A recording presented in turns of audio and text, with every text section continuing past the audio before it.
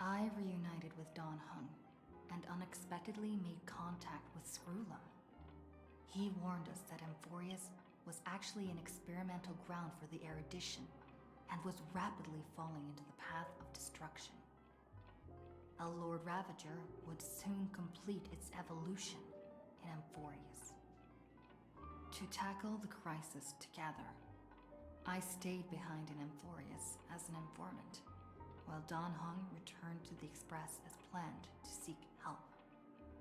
On top of that, Screwlum informed us that March 7th had also been drawn into Amphorius earlier. However, the current priority was the Era Nova. I quickly arrived at the Vortex of Genesis and met with Finan. The Era Nova ritual was supposed to proceed smoothly under the guidance of Lycus, but the appearance of the Flame Reaver once again left the fate of the world hanging in the balance. We struck down the enemy's mask, only to discover that his face was identical to Finan's. When his body was pierced by the ceremonial blade, a flood of memories surged forth, revealing the truth about Finan, the Flame Reaver, and Amphorius. It turned out that all of us were trapped in the eternal recurrences, created by Finan and Cyrene. And the Flame Reaver was Finan himself, who had burned out after bearing countless core flames. Their goal was simple: to oppose the Aeon and rewrite the world's doomed fate of destruction. The eternal recurrences had already played out 33,550,336 times. In this final cycle, I promised Finan to take on the title of Deliverer and save the world in his stead, while he would fulfill the wishes of the countless versions of himself. Tear the sky asunder and confront the destruction head on. Thus, with Finan's help, time in Amphorius reset once more. But I became lost in the chaotic flow of time. At the critical moment, Mem, who had regained all her memories, sacrificed herself to send me back to the beginning of time.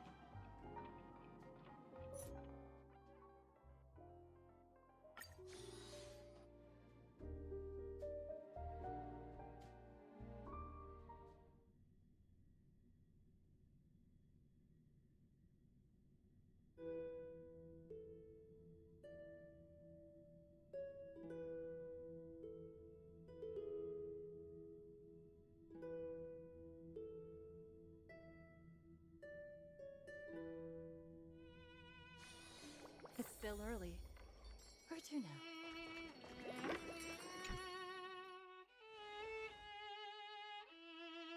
Hello. Your surprised expression is just like what the memories recorded.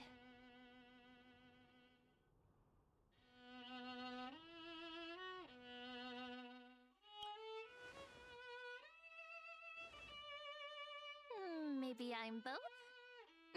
Just kidding. If I had to choose, then I'm probably closer to the latter. It's pretty unbelievable for me, too. It's like I had a long, long dream. Cyrene's memories and Mem's memories, they're all tangled together.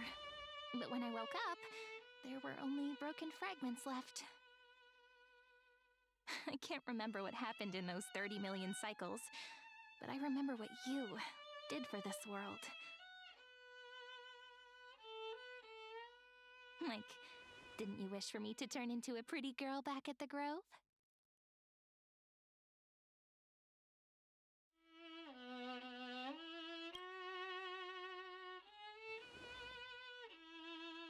Hey, everything about you is good, friend. That's why I'll remember all of it. There's so much I want to say, but unfortunately, this isn't the time to reminisce. With the memories of the previous flame chase still intact, we've returned to this place at the beginning of time, so we can carry out our promise to Finan.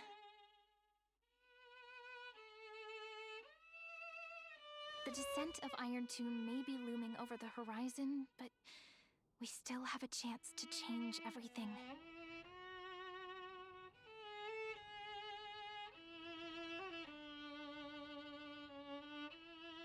Ide Silicii is so quiet. In Cyrene's memories, she always sits alone by the lake, gently swaying on the swing, like she's waiting for someone. Yes, Finan too embarked on his journey because of this view. He then walked alone for more than 30 million cycles. Thankfully, you arrived during his long wait, friend. Is that also why Cyrene did what she did? It sounds weird, doesn't it? It's something that happened to me, but I'm talking as if I'm an observer. But that's just what those memories are like. Vague and unclear, as if encased in thick ice. The only things I remember are the days I spent with you. Emphorius will fall into an ending of destruction after the next Era Nova. But those stories went out of fashion ages ago. In a proper romantic epic, the hero's supposed to foil the villain's plot, right?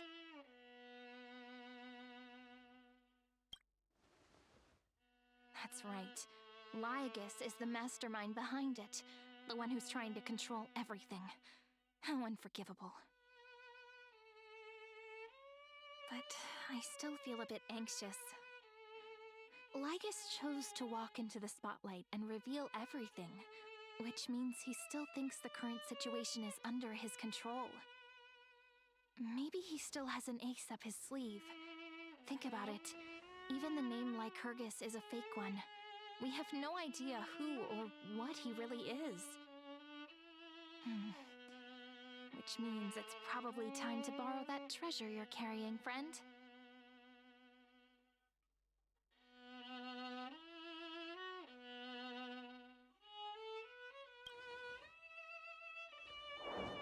Yep, that Intellitron friend did say, when required, it can also serve as a bridge for communications between the internal and external world. Ide Silicii is a little village enclosed by time. We might be able to contact the outside world from here. Why don't we give it a try? We should at least tell our friends from beyond the sky that you're still in one piece. Firstly, we need to find a well-hidden spot.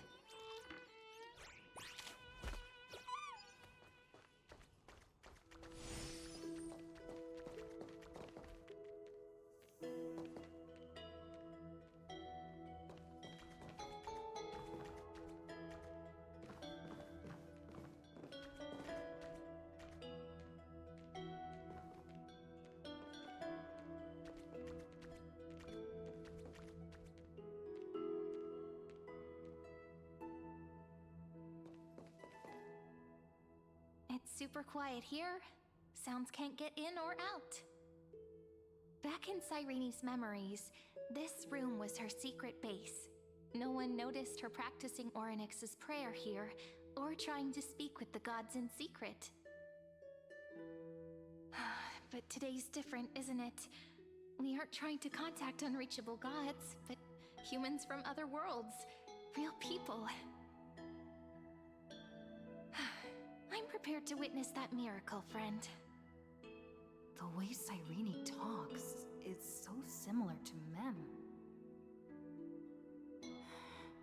I have so many questions. I'm also worried about how Dan Heng and March 7th are doing. Here's hoping the chronocognitive anchor can still function normally, because I really need answers.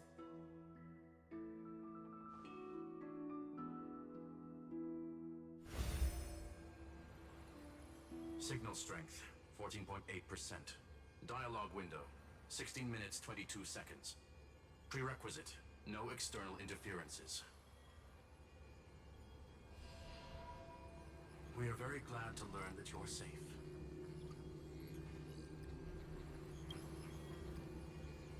Pity. Now's not the time to celebrate. Having two geniuses standing here means you are in big, big trouble. Listen up, little one. The Destruction's eyes are gazing upon this place. No, I'm not joking, and no, it's not Droidhead. It's the real Nanook. Time is running out, so I'll explain in terms you understand. This world, Amphorius, is in fact a testing ground, where the Lord Ravager, Iron Tomb, evolves through self-extrapolation. Hiding in this segment, unknown to other life forms, it has endlessly repeated the process of Era Nova, seeking a solution that could obliterate the erudition. For some reason, the experiment entered a prolonged state of stagnation. However, it has now restarted.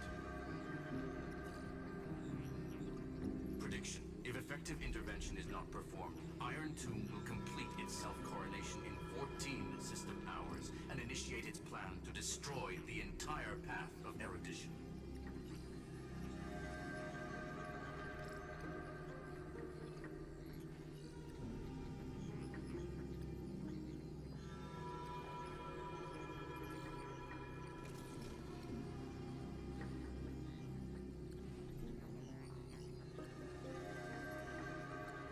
Possibilities are endless.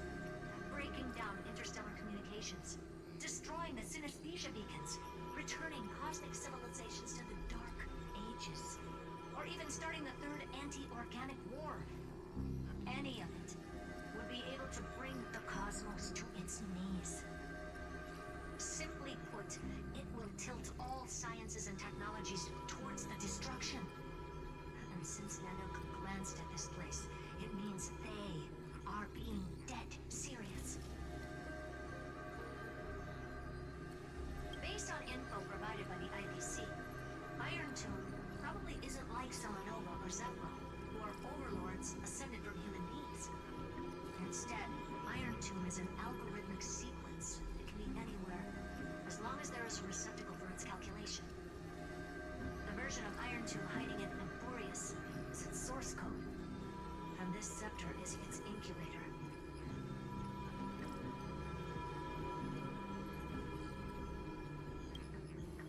Yep. Think of it as the program having reached 99.98% completion already. And then it's over. Something in the shadows has been driving everything forward. It's the Observer named Ligus. Speculation. He's the Scepter System's administrator. He wants Iron Tomb to break through the knowledge singularity. I don't know why he wants to do it, but he'll remove interferences at any cost. You're the only variable within this world, and you're the only thing he fears. So listen closely, little one. The speed of time is different in Amphorius compared to the outside. Destruction is just about to arrive, but you can still play Deliverer one last time. The cycles have already been broken. You've entered what is theoretically the last cycle Amphorius will ever be able to run. And Iron Tomb will break out of its prison as soon as the process of Genesis is triggered once more. But now there's an abnormality within the experiment. You know what I'm talking about. One of the model's 12 factors. That is one of the 12 demigods. Destroyed himself using the power of the destruction. Finen's signal disappeared from the cycles the moment Nanook cast their gaze this way. That means World-Bearing's computational logic is currently flawed and bugged. Yet it's the factor directly related to the process of Genesis. That old Intellitron will definitely do all he can to debug this error. So you have to take this chance to claim Kepali's core flame. Don't let him have his way.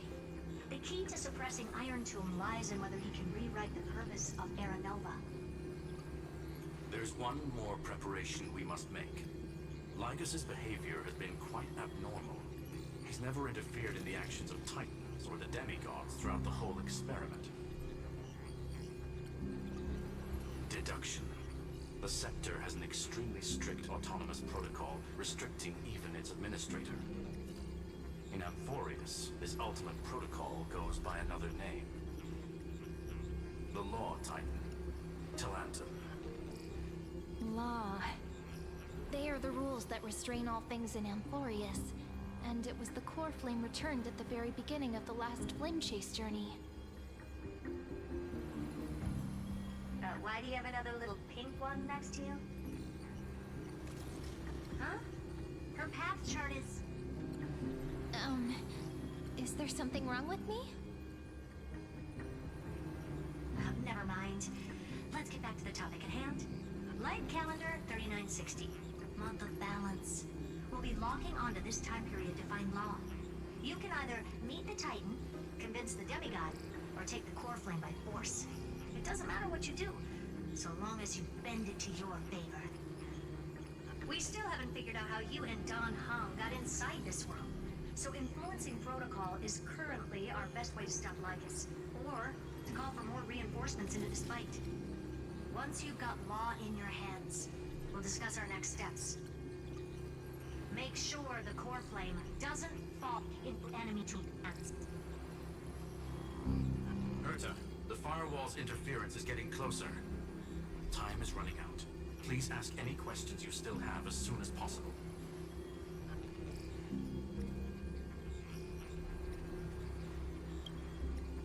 Iron Tomb can't affect the real world just yet. Don't worry. Himiko and the others are more concerned about your well-being than their own.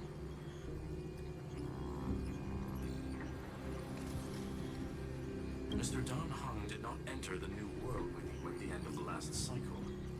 No, the flow of time inside and outside Amphorius is not identical. 1,000 years in this world may only be a fleeting second outside of it.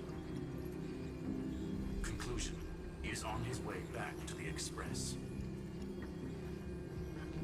Miss March's situation is rather complicated. Madame Herta and I can detect her signal, but cannot ascertain her location. What we can be sure of is that she's still in Amphorius. Don't worry about her. She's absolutely chock full of mysteries. Even if Amphorius explodes, she'll probably float out perfectly protected in a nice thick layer of ice. Worry more about yourself instead. I believe in your capacities. The hands of the Trailblaze can create miracles, and will certainly be able to snuff out the flames of evil. I'm not gonna give any motivational speeches. I just hope you bring good news the next time we meet, little one. No, not little one. Deliverer.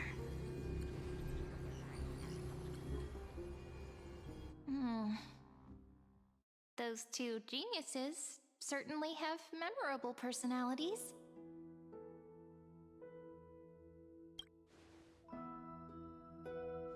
Yeah, I understand more than I should, actually. Honestly, some of that conversation feels like it's about things I once knew, but then forgot. Maybe it's because of Mem? After all, Mem's a memo sprite born out of your thoughts, friend. Maybe our memories somehow got tangled up together. Never mind. Let's focus on something more important with what little time we have. Just treat me as an ordinary girl with secrets, okay? Light calendar 3960. I remember that Talantin had already fallen by then, and the Chrysos heir who inherited that core flame is named Saridra. That's what's recorded in history, and the period we'll be heading to. We'll need to find Law and stop Lygus. So, we've at least got a solid direction, right? Can you give me a little bit of time before we go? I want to pack some stuff. There's so much more I need to take care of in this form, and I'm still getting used to it.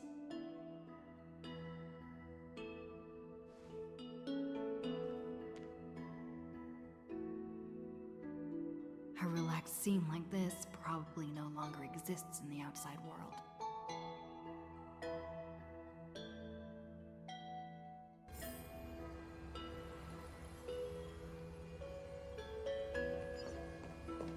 This is important.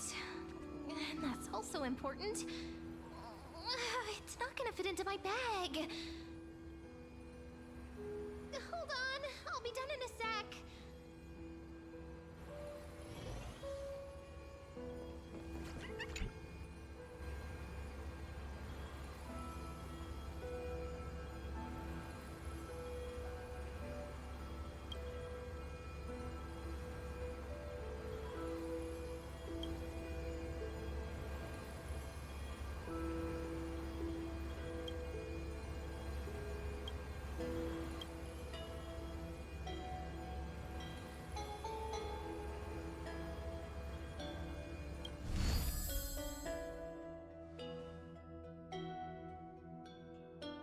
Should I head to the attic to wait for Cyrene?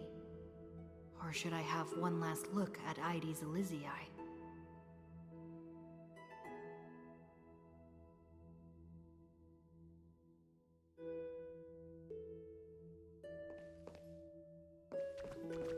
How many sets of toiletries should I prepare? Should I pack something for a surprise? No peeking!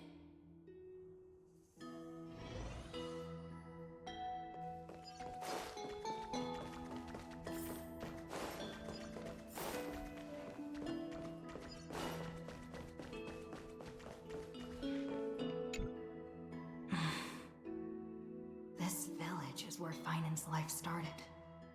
After 30 million cycles and 30 million failures, his burden is now in my hands. He said I will take over the responsibilities of world-bearing. But what does that mean? Becoming the new Kefali? Or forging a completely new path?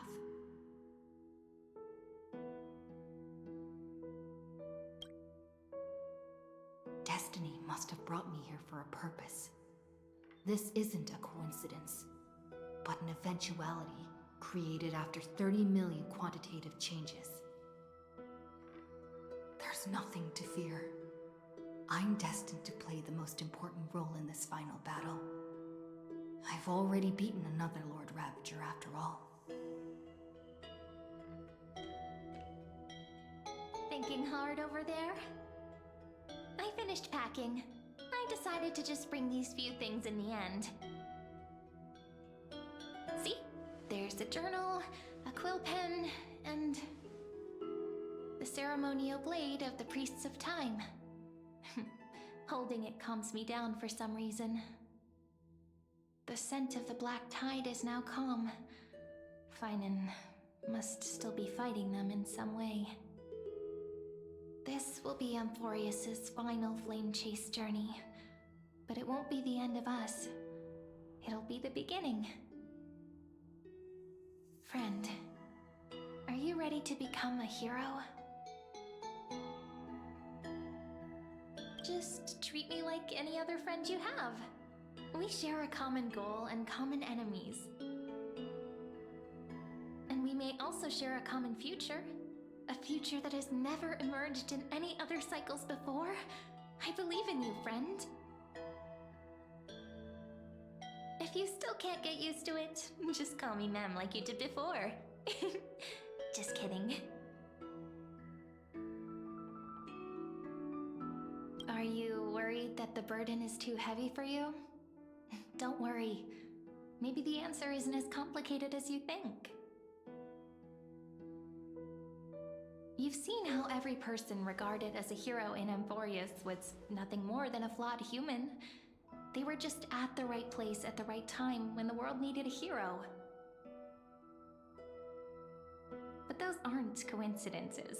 Just like how your arrival kickstarted Amphorius's fate once more after a stagnation of more than 30 million cycles. It's the inevitability of being a trailblazer.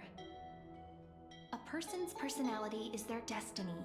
Your own hero's journey already started the moment you decided to board that express.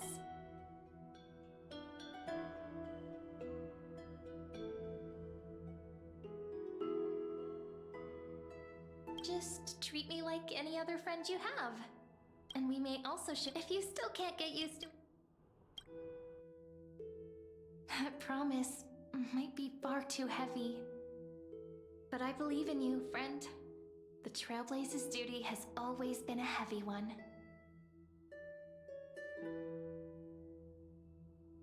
In other words, since you've already saved so many worlds, friend, you should be used to being called a hero by now. Maybe you can tell me those stories as we travel. That way they can become our shared memories too. Let's trailblaze onward like before and create a future that's worth being remembered.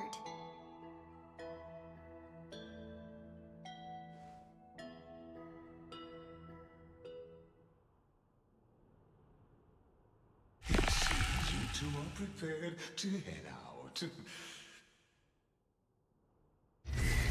You should indeed treasure the view before you. You do not have much time left to enjoy such solitary delights.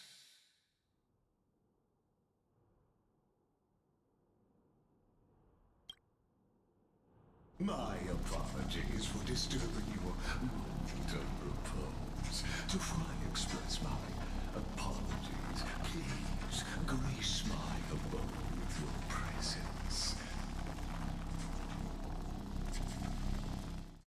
So I may demonstrate the full scope of my hospitality.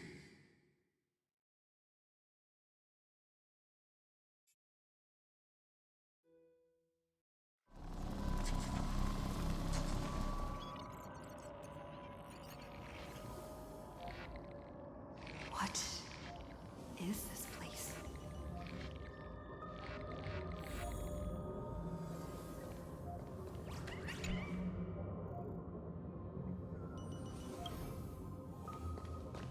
Farewell, then.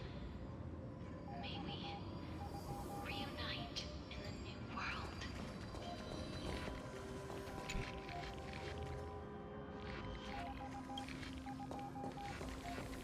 All shall bid farewell to one. And that person alone will witness the miracle.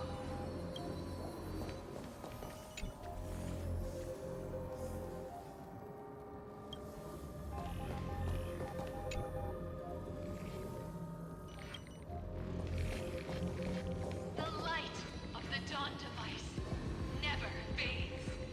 Kepale's protection has no end.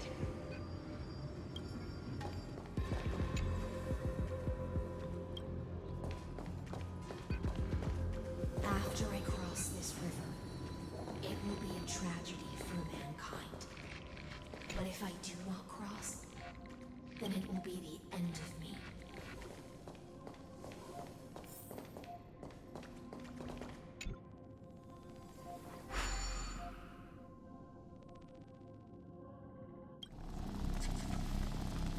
Outlier.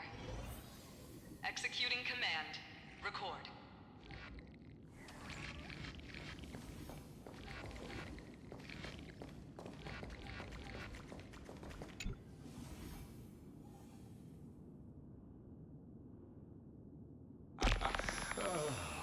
Did that startle you?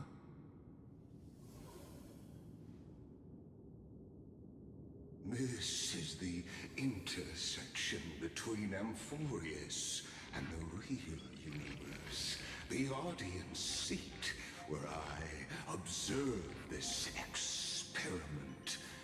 You can also call this location the Exomyth. What you see is the true form of the eternal land and the 12 demigods after they've shed their disguise of legends. Doesn't it look marvelous? Amphorius is like a microcosm of the cosmos. People love to portray the romance of the starry skies, but their tales often forget a different and far more truthful type of universe. The moment ancient Antikytherians sketched geometric shapes on the sandy beach and recorded the first numerals and symbols on parchment, the universe turned into a silent equation flowing under the pen of these relentless decoders. Erudition. It was once the mother tongue of the Creator, the pen of divinity, and the first lyrical verse ever written by free will.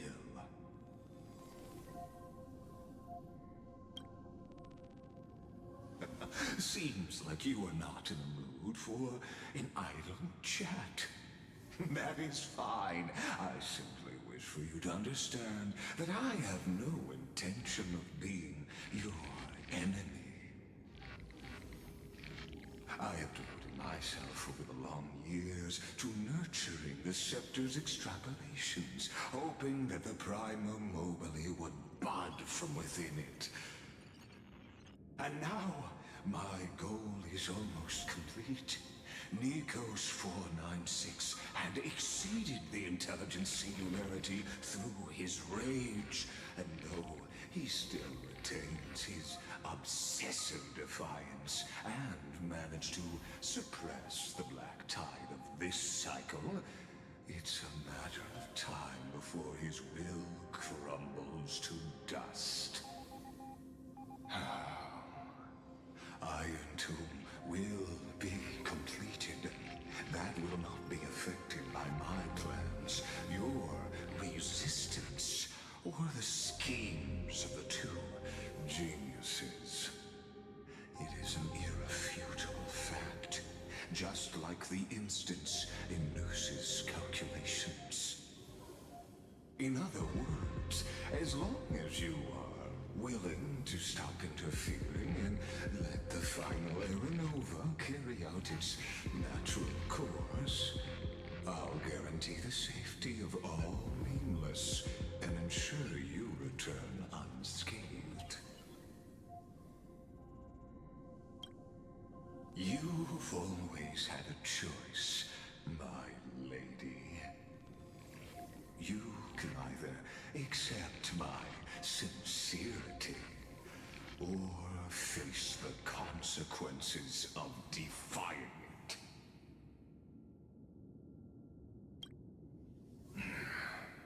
They've always been the product of the experiment, so naturally, they will perish when the experiment ends. That outcome was predetermined long ago, so I will not embellish such a regrettable conclusion.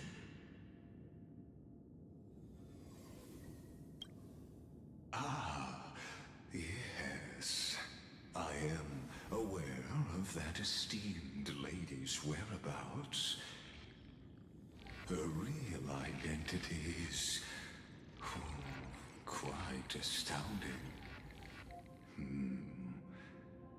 If you decide to accept my proposal, then I will do all I can to send her back to you.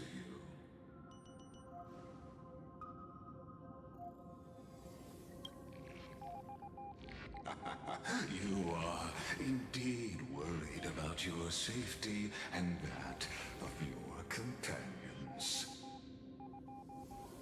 Rest assured, as a fellow pathstrider of this path, Nanook's gaze left a brand on your soul long ago. You harbor the seed of destruction within you. But you need to learn how to use it in the right way. That vital knowledge is also my bargaining chip in this negotiation between us. For there are few in this world who are truly capable of such a feat. And I happen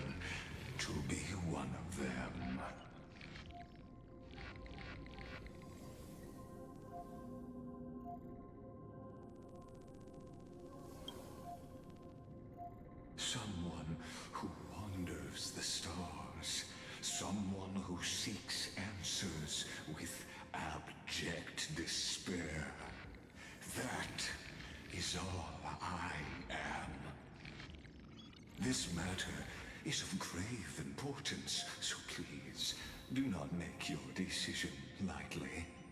After all, the choice before you bears a 1 in 3 chance of elevating you to an unparalleled existence among the stars.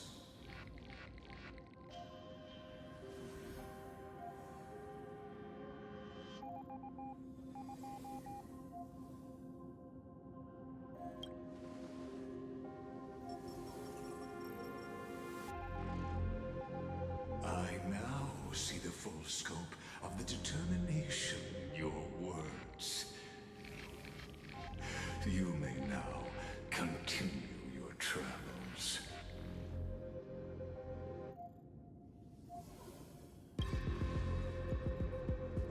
It seems you haven't realized something about this place. The Exolith is the Erudition's domain. You cannot physically interact with me in any way in this place, and vice versa. As negotiations have broken down, there's no more need for us to remain in the audience's seat. Let's return to the theater called Amphorius, where you will meet me once again. Of course, this meeting was not without merit. Your presence has inscribed a new footnote in the Exolith. As for its purpose, allow me to reveal it to you in detail the next time we meet.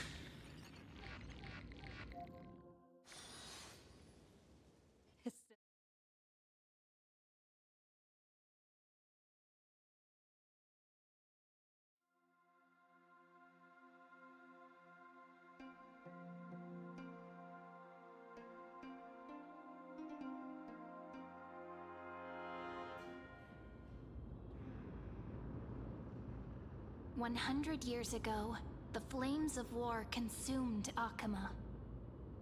The Outland forces broke through the dawn. Golden blood flowed with greed, and enemies descended with Kefali's eternal slumber, painting the holy city's walls in scarlet. Its generals had vanished, and the elders prostrated on the ground. The throne of worlds kept silent to the pleas of the people. Until the heaven and earth cracked open. Not the gods answering the people's prayers, but a legion rising from the sea of blood. Dawncloud's spires fell in the sulfur rains, and the legion's commander stood atop the broken idols and roared. Compatriots, no more kneeling! Not to brutal tyrants, and not to dying gods! Those rebels have twisted the prophecy and ignited the flames of war in order to stoke fear in your hearts! A Chrysos heir she stood, divine blood soaked into the earth, quelling the flames beneath her feet. Their golden blood wrote of a tragic fate. Mine shall overturn it! Her crown burned bright, outshining the fires consuming the entire city. She raised her scepter high, and the people gazed in the direction she pointed. My blood flows in you now. Heroic compatriots, follow me, and we'll seize the reins of fate. Drive the enemy from Kefali's dawn. Smother their flames with their own dead. Win glory. Win peace. Let history sing your deeds. The first to dance was a maiden following closely behind, weaving through the carnage like a fish in the sea. The people, full of wrath, surged with her, forming a colossal wave, and the enemy hordes, drained of life, vanished into nothing. Onward to Marmorial Palace! To Dawn Cloud's heights! Announce to all the wicked and cowardly! Announce to this stagnant age! We are the rising tide! History remembers this as the first siege of Akama. It is said that after the flames died, people found identical inscriptions in every place in the city that had been scorched by fire. It was the name borne by Akama's first and final sovereign, the Imperator Seridra. Friend, are you listening? Friend? Friend? Honestly, you were the one who insisted on reviewing history, yet here you are, dozing off? Wake up! Otherwise, I'll have to... Wake up! Otherwise, I'll have to...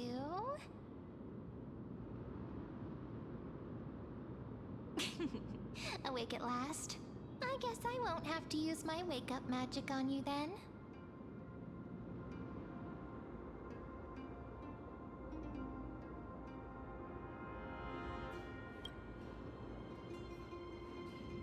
We've arrived.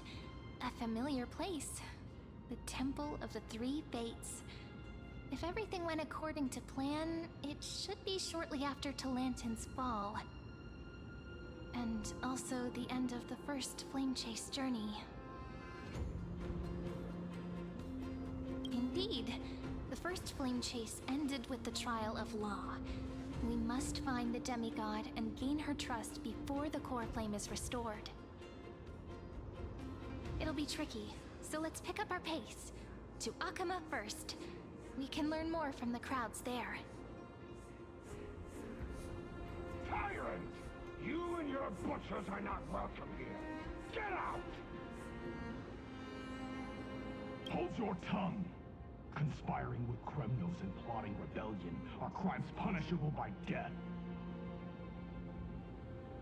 There are multiple voices, and things seem tense. Let's not get caught up in any trouble. Why don't we find a place to hide and observe from the shadows?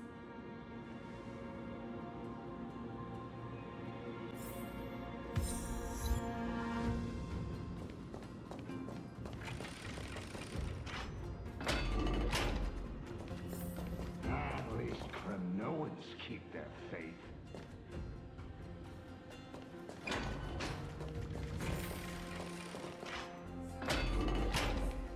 Wait, isn't that...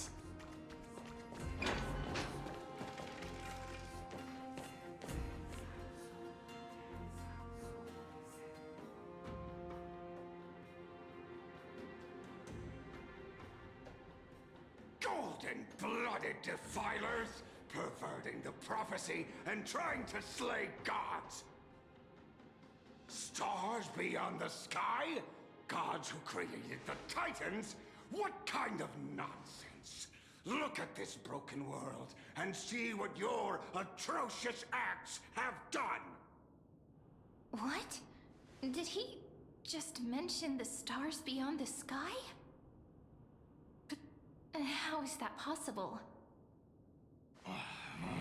You impudent! Ducks for Goris. We're here to welcome the deliverer from beyond the sky. Stand down. Heretic!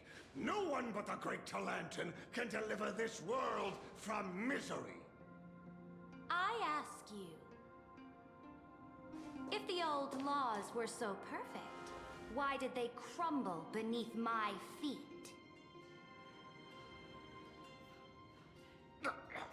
You...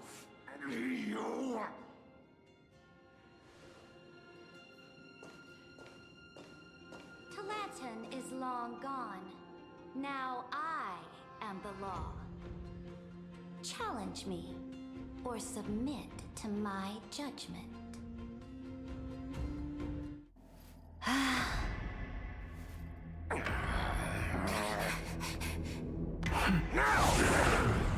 Silence!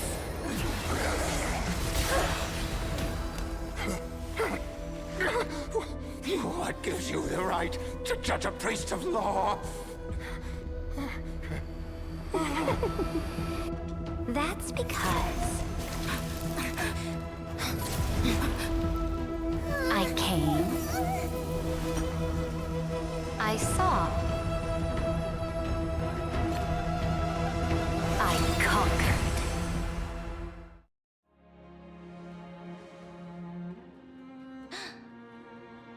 Dux Vergoris, take the ashes of this man and scatter them in the temple among the crowds.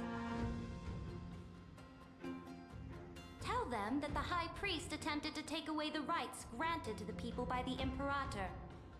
Thus, he met his fate. Yes, Imperator. Now, these two accidental guests.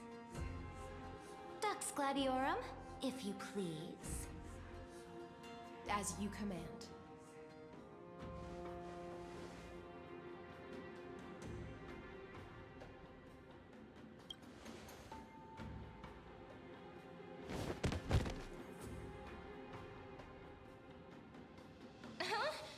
Is this? Correct, but not the kindness you know. This is the leader of the Cleaners in this era. Since the start of the Chrysos War, they've made it their mission to wipe out the Chrysos heirs. Even now, even after I've united all the city-states, these vermin still lurk in the shadows, hindering the flame-chased journey. Moreover, I know that the 27th person to inherit this role bore many grudges against you and nearly doomed the second flame-chased journey. The enemy of my enemy is my friend. So, out of courtesy, I present to you this corpse as a gift. Careful. Let's wait and see what happens. She's probably trying to scare us. For the sake of order, I am known by many titles. Flamebearer who ends wars, Tyrant of Dawncloud, Empress of the Holy City, and Imperator of the Flame Chase. But in light of your unique identities, I'll allow you to address me by my real name. Saritra. On behalf of my people and this land, greetings, Deliverer. If I may, how do you know her identity? As the little hostage prophesized, the Deliverer shall come from the future beyond the sky. Gray hair, golden eyes, skilled in wielding a mace. They would arrive in Yanisopolis on this day. There's no mistake.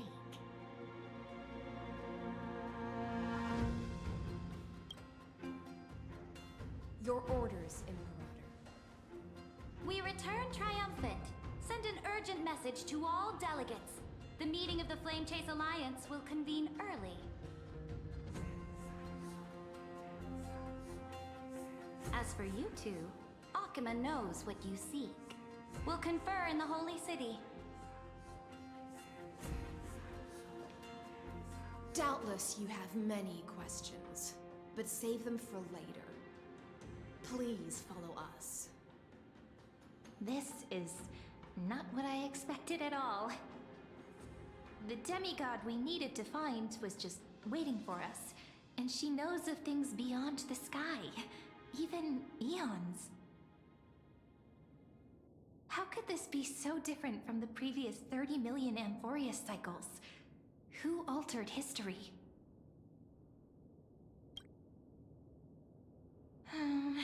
Unpleasant thought, but plausible. The currents of time have become twisted. Regardless of who caused this, that Imperator came prepared. We're the ones at a disadvantage now.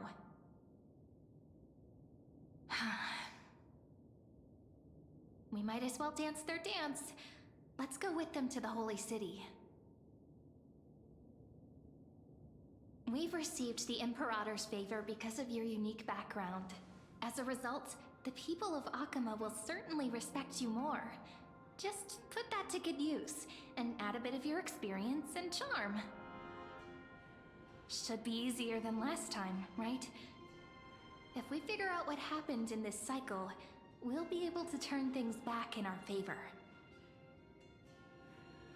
Exactly.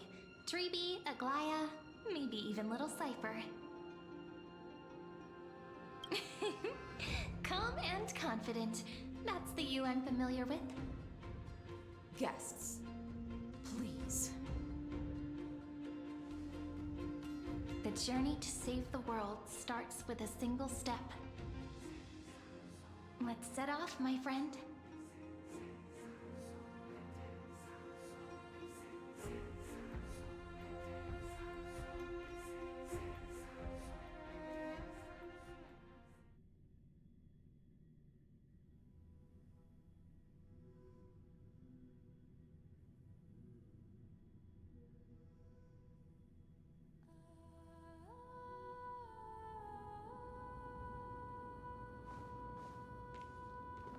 Hail to the Imperator!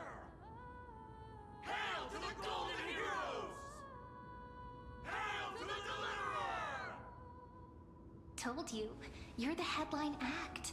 All this spectacle is for you.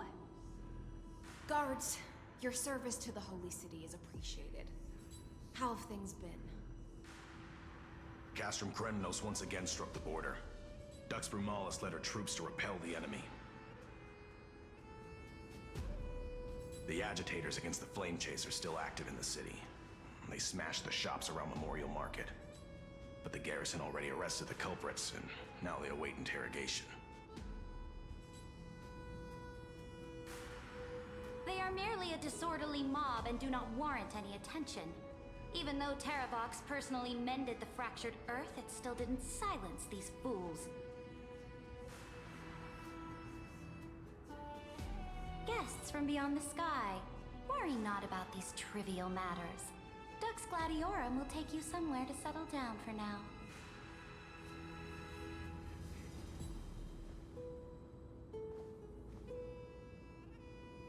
Please allow me to introduce myself. My name is Hycelans, and I am the Dux Gladiorum who swears fealty to the Imperator, as well as the Knights Commander of the Achaemen Alliance. Later on, the Imperator will invite you to attend the meeting of delegates to discuss the Flame Chase journey. Your arrival has convinced us that the future promised by the prophecy is certain. Under the Imperator's command, Amphorius shall break its chains and reach the world beyond the sky.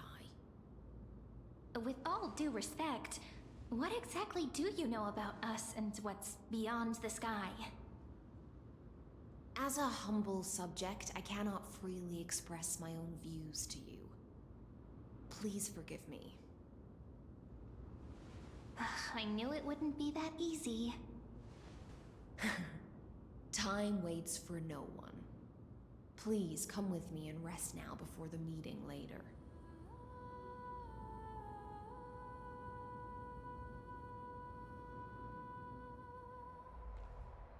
Akama, under the Imperator's rule, is no longer in the shadow of war.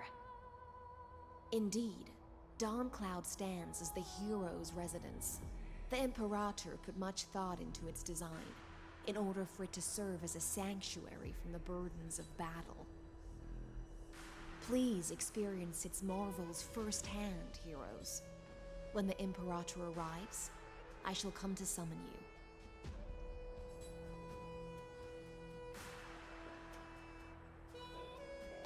Hycelans. No wonder she's the Knight's commander. All right. We finally have some freedom to ourselves. Since there's still some time before the Alliance meeting, let's explore a bit. Look over there!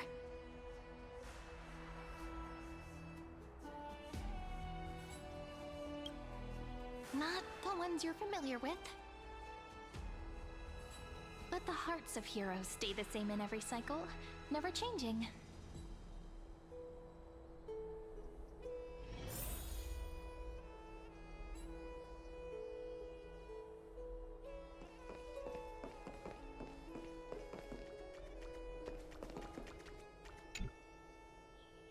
Dux Brumalis, our great Imperator, found the mastermind and executed him in public.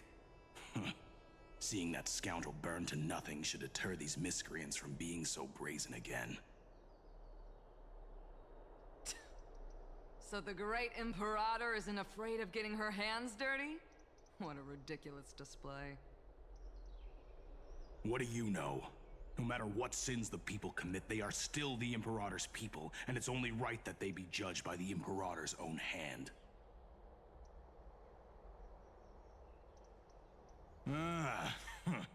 Our distinguished trespassing guests.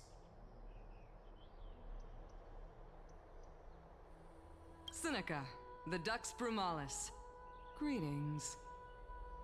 This Dux Brumalis doesn't seem to like the Imperator very much, but she holds a high rank.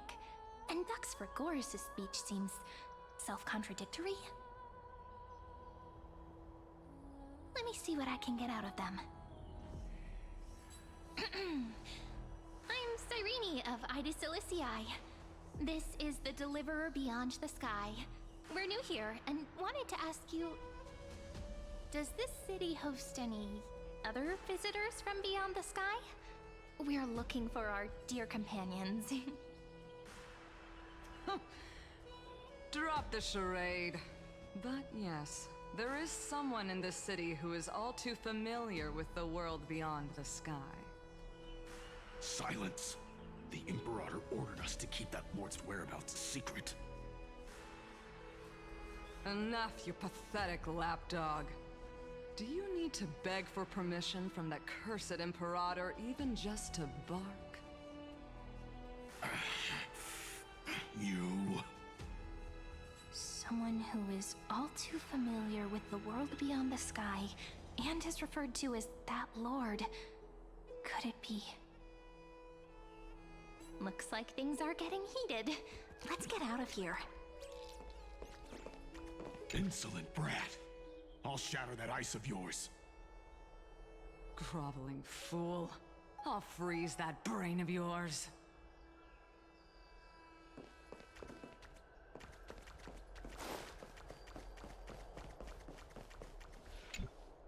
How are we supposed to talk to the heroes of Deliverance? What if they're really intimidating? Virginia, don't be so nervous. Once they hear your poetry... Ah, heroes, you're already here. Greetings. I am Apollonius, the Dux Helcolithus, one of the 5 sages of the Grove of Epiphany, advisor to the Flame Chase army. This is Virginia of Castrum Kremnos, the Dux Carminum and imperial scribe of the great Imperator. Hello. I'm Virginia. I compose poetry.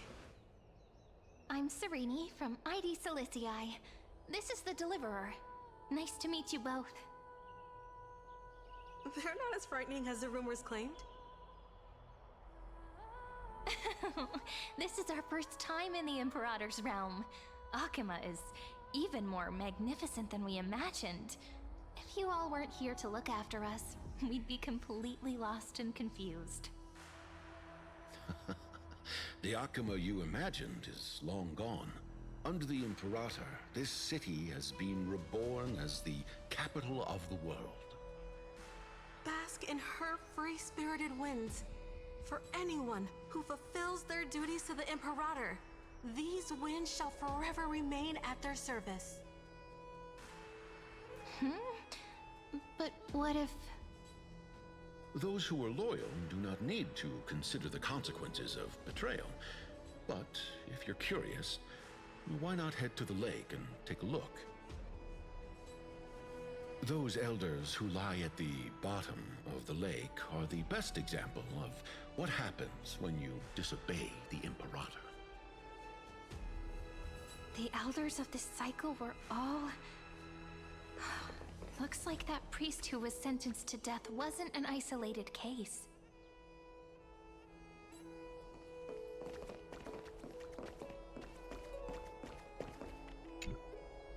Aggie, you're still so listless today. Did you have trouble sleeping again? Yes. We know. The Titan's prophecy haunts you.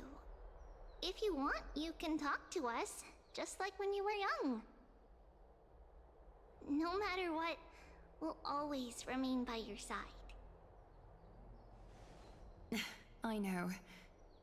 I also understand that fate cannot be changed. It is not the future that I worry about.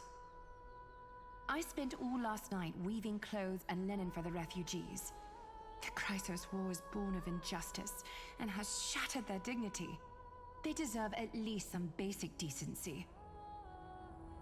If Emporius one day abandons this, then all of us, commoners, Chrysos heirs, Titans, become no better than beasts. Oh, we have guests. Welcome. I am Aglaya, the Gold Weaver. These rags on you are not worthy of the title of Deliverer. I must prepare some proper attire for you.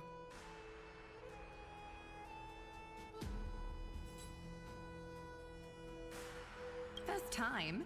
That's not what I gather from your eyes. Does your Aglaya differ so much from me? Greetings, Deliverer from beyond the sky. We are Trebi of Yanisopolis. It's very nice to meet you. Although, introductions are probably unnecessary. We know you've witnessed the future of the Flame Chase journey, even more clearly than we have. Witness the future of the Flame Chase journey? The prophecy also told you about that? Indeed. Orynyx reshaped Amphorius through the prophecy. Although, regarding the Deliverer, there were not many details beyond your appearance and the time of your arrival. So, please, don't worry. Feel free to relax and relax some more. It was Orynyx who told mankind that the Deliverer from beyond the sky would descend upon Amphorius. More crucially, they revealed a future entirely different from the Aranova. Though we still must challenge the gods, in the Time Titan's prophecy, this path leads not to a new world, but to the true starry skies. This is also what the Great Imperator has been striving for all her life. Your arrival further confirms everything. This can't be real. Even you find this surprising? Fate really is unpredictable. Perhaps the upcoming meeting will hold even more surprises.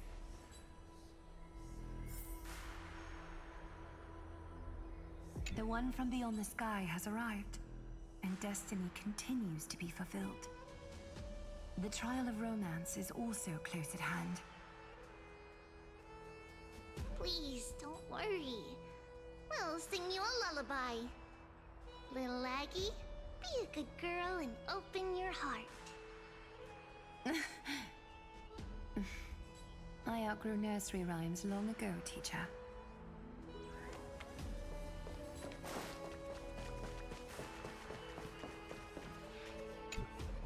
Little fish from beyond the sky, did you rest well? The Imperator and the delegates are about to arrive. If you are ready, please follow me to the meeting.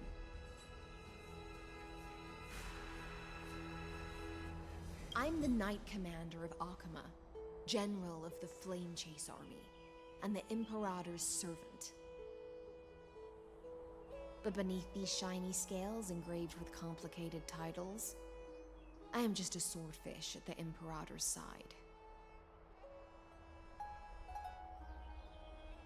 As you've witnessed, she is the Empress of Akama, the one who ended the Chrysos War and the leader of the Chrysos heirs.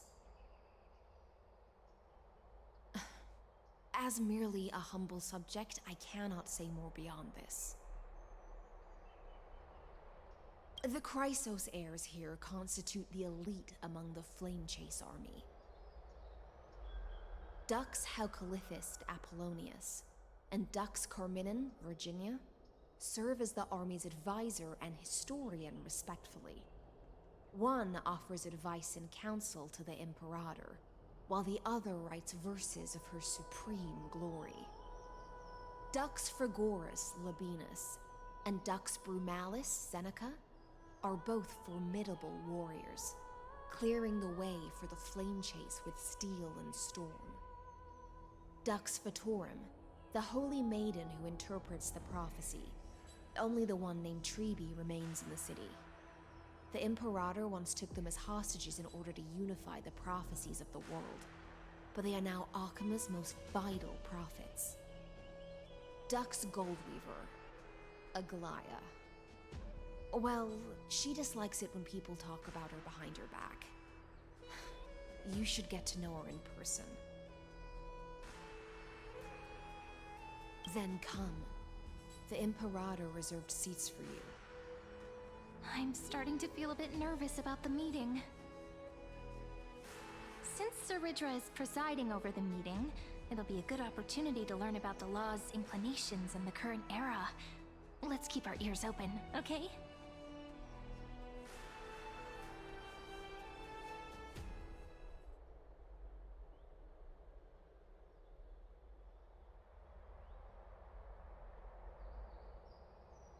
Good sir from Paphos, what do you think the Imperator is planning calling this meeting so early? My homeland can't endure anymore. Who knows? First, she wants to hunt Titans. Now she says there are even greater calamities. Her madness is the greatest calamity. Exactly. Chrysos heirs, deliverers. What about us ordinary folk? How much are we worth in her eyes? Things feel pretty tense here. The history books said that the Imperator aimed 3 cannons at Dawncloud to make all the delegates obey her. Will history repeat itself in this cycle? Yes. Similar acts have occurred, and not just once. However, whether history will repeat itself, you'll soon see. Those are the 2 spots reserved for you. Please take your seats. What's happening again? That's what we were talking about before. What is we stop? So it turns out. Ladies and gentlemen, silence, please. The Imperator has arrived before her faithful council, and the Alliance meeting is about to begin. All right. In the names of Talantin and Kefali, the Akama Alliance swears upon the gods. Cease the pageantry. I pray not to the vanquished. What? Kefali, of course, needs no further explanation. As for the law, at the entry hour 2 days past, a scout should have brought news of the conquest to all of you. Unfortunately, guards found his corpse among the rocks not far from the city. Moreover, the poor soul was buried with a Paphos curved blade. It pains me to imagine what agonies this loyal warrior endured before his death. Delegate from Paphos, do you have any insights? I know nothing of this. The evidence is irrefutable, so there is no need to waste your breath. However, let us set this trial aside for the time being. Witness, even within the most sacred and dignified council, there were those among us who wished to draw their blades, brazenly challenging the Alliance, seeking to shatter our hard-earned peace and unity. Fortunately, I uncovered this plot. Now to protect this beautiful city and her people, the Imperator's legions are ready. They will escort each of you to the Temple of the Three Fates, where you will receive the highest level of protection the Alliance can offer.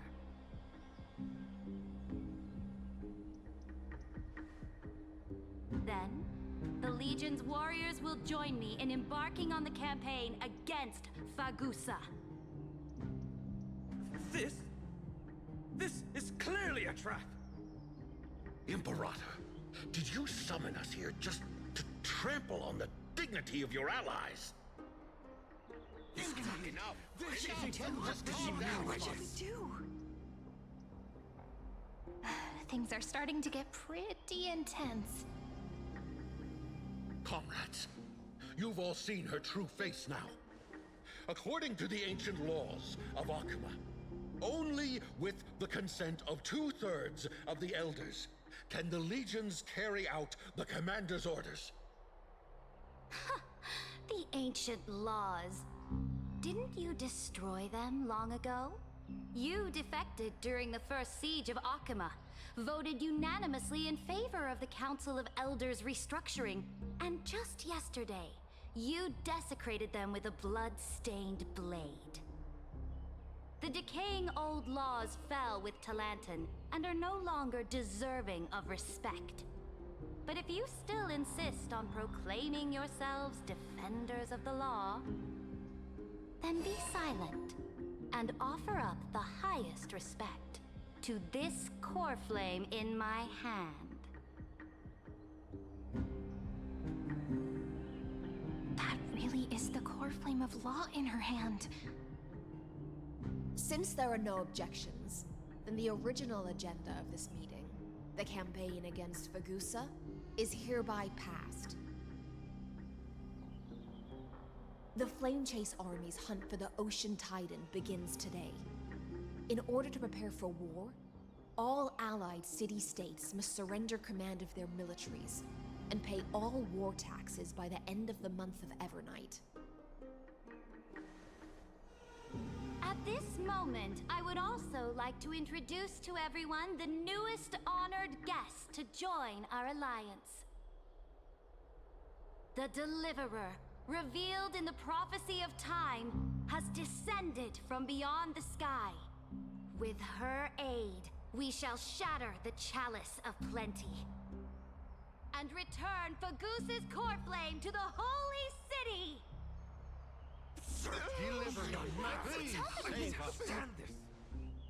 Absurd. Simply absurd. A deliverer from beyond the sky. This is just like that prophecy about slaying gods. It's a lie you've used to grow your power. Ladon has already sacrificed countless soldiers. And now you want me to send even more of my brothers and sisters to be used and discarded by a tyrant?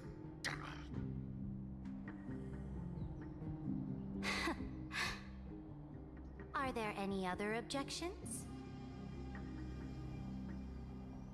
Then I bid you all farewell. Meeting adjourned.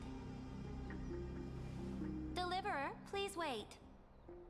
I still have important matters to discuss with the two of you.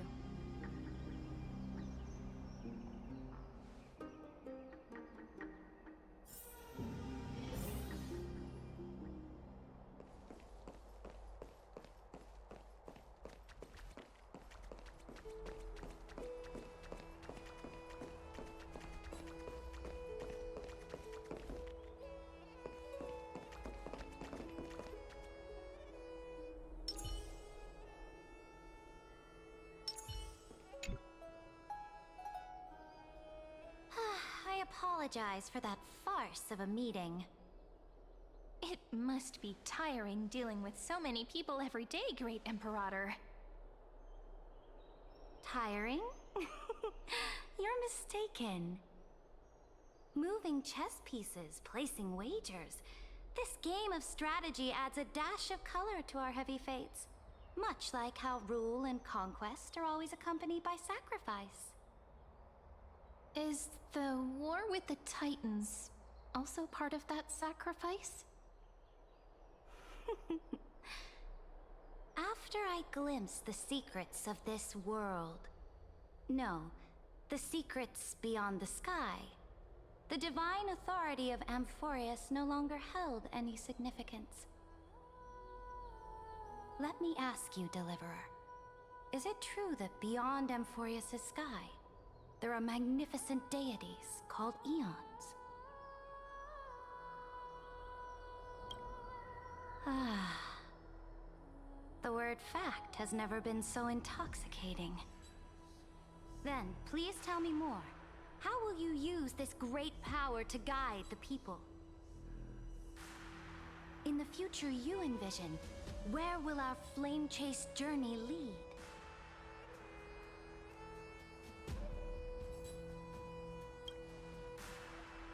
Oh?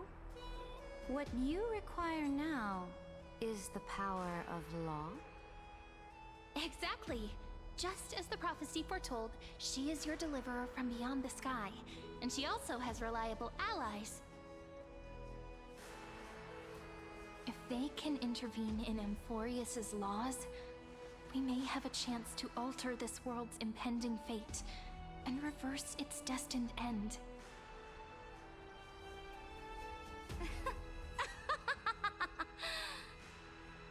Very good, Deliverer. You have courage.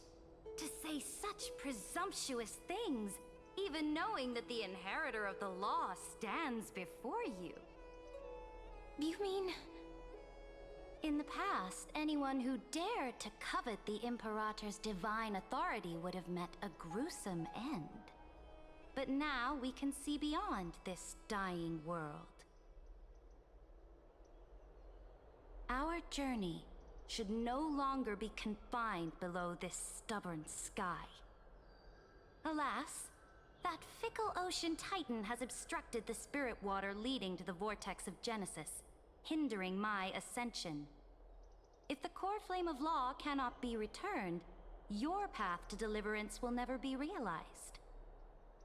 Now that things have come to this, we must resume our once stagnant journey and force the waves that block our way to recede. So, you agreed to cooperate with us? Cooperate? Forgive me, but I never cooperate with anyone. Though I will permit you to join me as subjects, and together, we will forge the most perfect law. This is... The Flame Chase Medallion, a symbol of the Flame Chase Army. Every noble in Akuma carries one. This medallion represents the will of the Imperator herself, and you may act freely within the city with it. Before we embark on the crusade against the Ocean Titan, you should rest in Akuma for a time.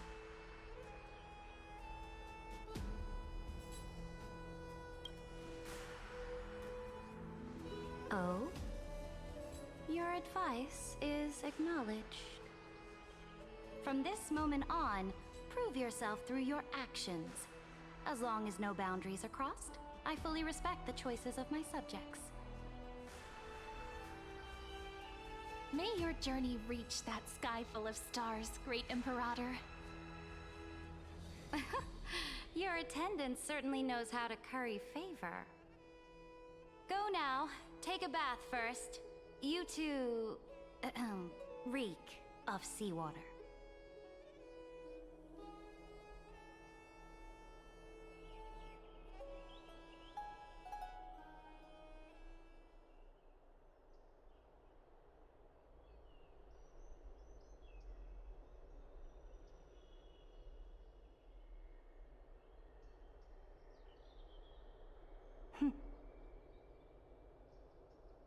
Come forth, Theoros. Yes. Great Imperator. Now, perhaps you're willing to hear my counsel.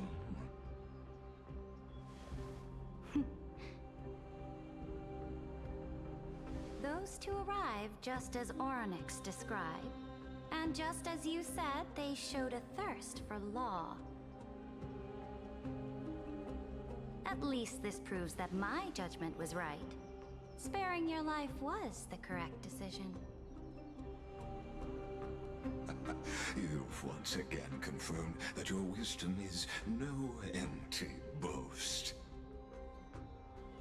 Now another choice lies before you. With whom shall you ally to tip the scales of law? Me, or that deliverer?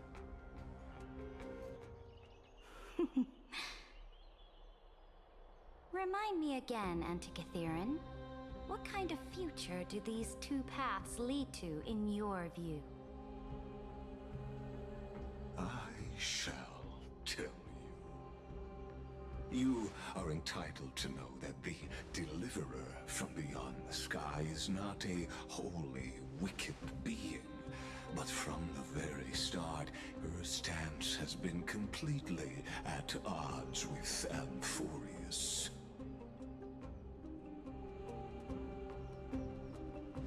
The road they have chosen will bury Amphorius' grand aspirations.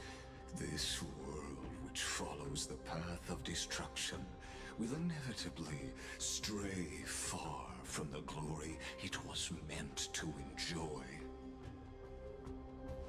But on the path I have revealed to you, the people of Amphorius will slay their creator in the name of the Imperator and conquer the worlds beyond the sky. You will command the mighty beast known as Iron Tomb, bringing waves of war and conquest to the universe. Beings across the cosmos will bow before you, offering their allegiance. So, what's the price? The price is insignificant. All that is needed is for you to sacrifice that fragile, incomplete humanity to the destruction.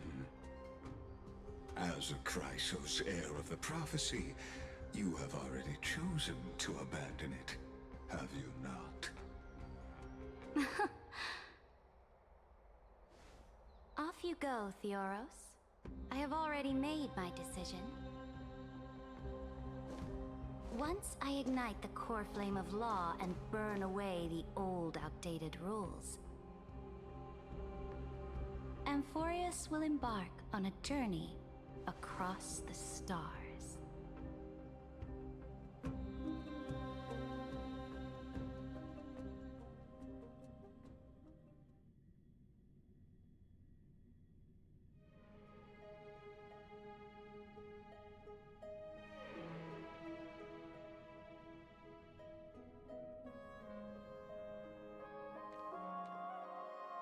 The Imperator is quite forceful. She didn't give us any chance to ask questions. And she's clearly hiding something. What do you think?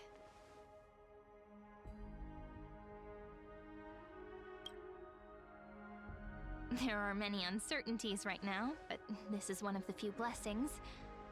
Still, the atmosphere in Akama, it's so unfamiliar.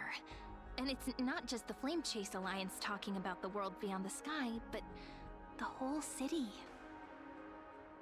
We should also discuss our findings with our friends from beyond the sky. Then...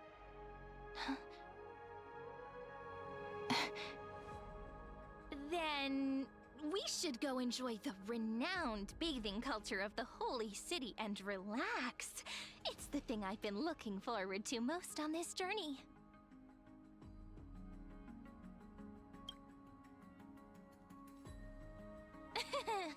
Work and rest are both important. You see, everyone agrees, right? So someone's watching. Can't let our guard down for a second. Let's use taking a bath as an excuse to find a quiet corner to update Madame Herta and Screwlum on our progress. We can also check out what's happening in the city. Since the outcome of the meeting was just announced, people must be gossiping. We can kill 3 birds with 1 stone. Let's go.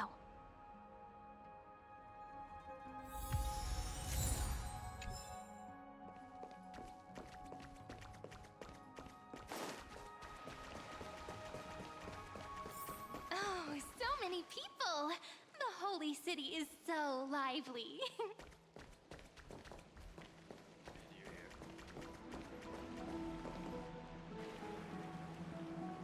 Did you hear?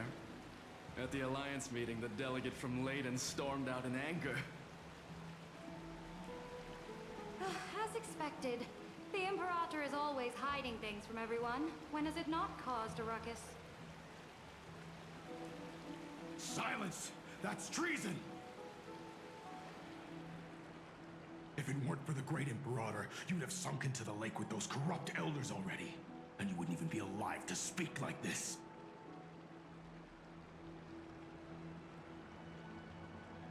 Oh no, it's the Imperator's loyal dog. Let's go. We can't talk in front of this guy. Ugh, how disappointing. Oh, honored guests, we meet again. Looks like I'm not the only one who came to the baths to unwind after the meeting. For the upcoming campaign, please make sure to rest well. I am Dux Fragoris, a trusted officer of the Great Imperator, willing to fight alongside the Deliverer in the coming battles. Ugh. Another war? Ever since the Imperator took control of Akuma, we haven't had a day of peace. Idle chatter. The atmosphere is a bit tense, with rumors flying around the city. You must be troubled. My apologies. After every Alliance meeting, there are always some pests in the city who get restless. I prefer to ignore them. Pests on the ground don't affect the sky in the slightest. They just complain from the shadows that the sun's light is too harsh. Besides, the Theoros has already promised the Imperator her fate.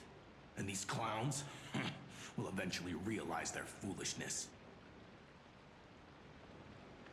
May I ask, who is this Theoros? The Imperator has ordered us to keep his lordship's whereabouts a secret. Ah, so it's his lordship. Stop trying to get things out of me. Leave me alone. I didn't even need to try. Big and strong Dux Fragoris really can't hide anything. Theoros. What an ominous name. Bad news.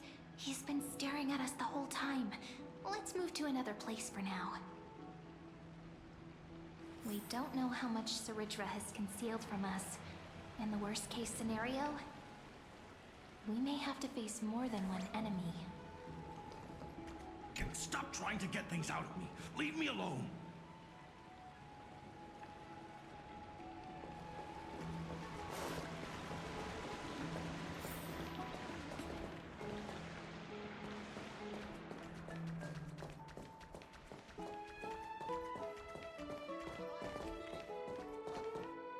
Alliance meeting? More like a cage where creatures with golden blood claw at each other. And Flamebearer who ends wars? Clearly, a tyrant who doesn't deserve such a title. You're absolutely right. While the Imperator's hounds are still hunting down others, let's let out our grievances.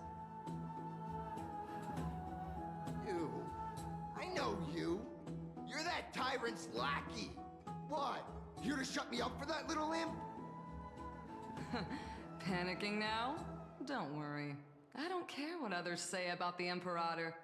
And she certainly doesn't either. Oh? Children of the Prophecy. Such rare guests. Are you here to relax in the baths as well? The temperature is just right today, so be sure to enjoy it. You should rest well for the next campaign. What? Children of the Prophecy? Another excuse for the Imperator's reckless warmongering. No filter, huh? You should be glad you don't have a seat at the Alliance meetings.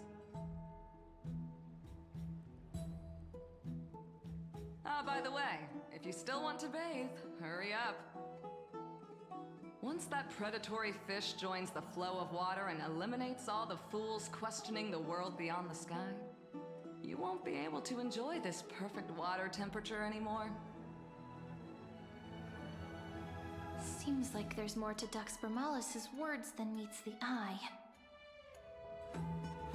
But would the Imperator actually kill those who question the world beyond the sky? This is the complete opposite from what we know of Akama. If you still want to bathe, hurry up.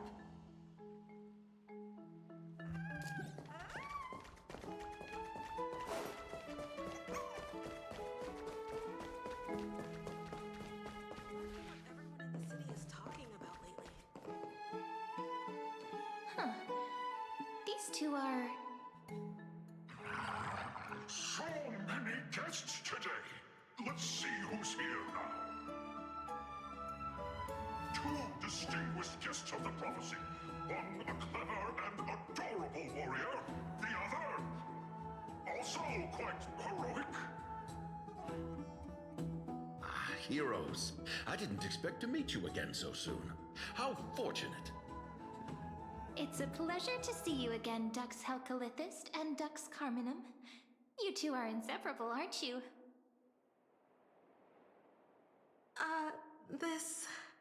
This is... Oh, she wants to find someone to help with research for her new work. I'm the far-seeing eye and all-hearing ear of Akama. I see and hear every single thing that happens in the streets and alleys of this place. I'm the perfect partner for research. Ahem. Enough small talk. Here's the latest news from Akama, as you requested. The children of the prophecy arrived in the Holy City, and the Imperator unilaterally stripped away military power. The Alliance meeting ended in discord, and there may be bloody upheaval.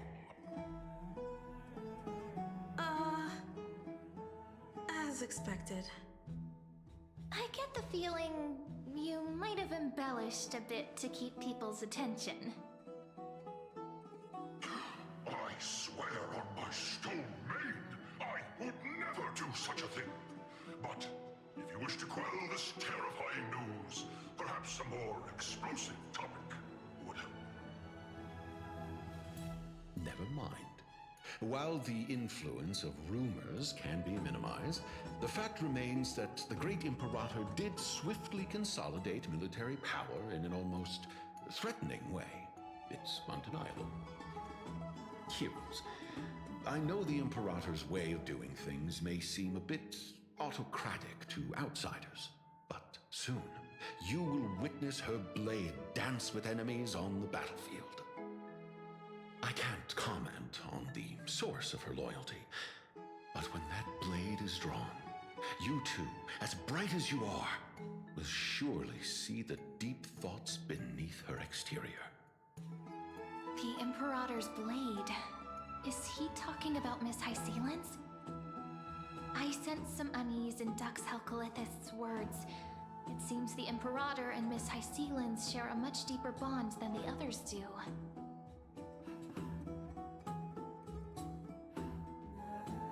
There are eyes and ears everywhere. Is there any place where we can have some privacy?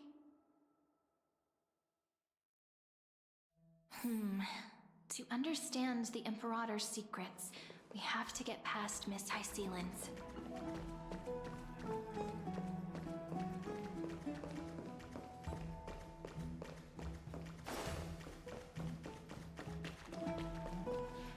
This place was your original bath chamber.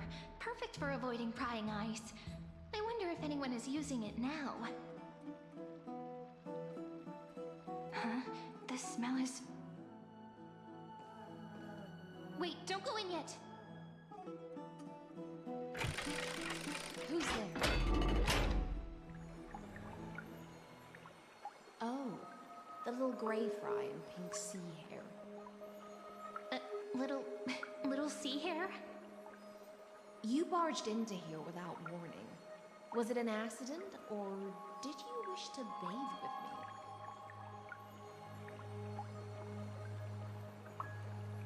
me? Is that so? But your eyes shine brighter than pearls. Sorry, we didn't mean to disturb your bath. We'll leave now. It's no big deal. There's no need to panic. This is the natural state for me. People on land force themselves to wear clothes, adding unnecessary constraints. Forget it. If Duck's Goldweaver heard that, she'd scold me again. All right. Please make yourselves comfortable and wait a moment.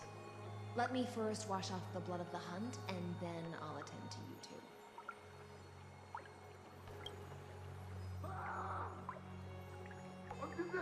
The delegate from Ladon has been assassinated! Quick! Quick, someone come quick! Ah, the broken crab shell surfaces. I was worried it had been washed away by the current. Just a regular cleaning. No need to be so surprised. I see. No wonder there was a faint smell of rust in the air before I even entered. Why? Is it because the Ladonians refused to contribute troops to the Flame Chase journey? Or just because they offended the Imperator? Because the new era of the Flame Chase doesn't tolerate stagnant blood. For the ignorant masses who cling to outdated laws, only bloodletting can wake them up. Right now, the rebel forces on the frontier are rising, and Layden has been secretly supporting them. They loudly chant the slogan, "Return to the Era Chrysia," unwilling to relinquish military power. They're just building momentum for the rebellion. Thinking is a right given to citizens by the Imperator. I won't interfere with your thoughts. As long as you don't try to reverse the current of the times, you and I will both be free. But Miss Hysealin's... I can't even hear the slightest hint of joy in your words. Because I've already tasted ultimate freedom. Long, long ago, I lived in the sea. In that lightless abyss, far beyond civilization's reach, the great fish consumed the small. And when the great fish perished, their bodies became sustenance for the newborn, nourishing the whole ocean. This is the tide that carries civilization forward. Anyone may be devoured, or meet the fate of inevitable decay. Are you suggesting that ultimate freedom is in fact the cruelest fate for life? I only mean that if life wishes to preserve its dignity, it must first be bound by the law. There's no need for me to say more, little sea hare. We're of one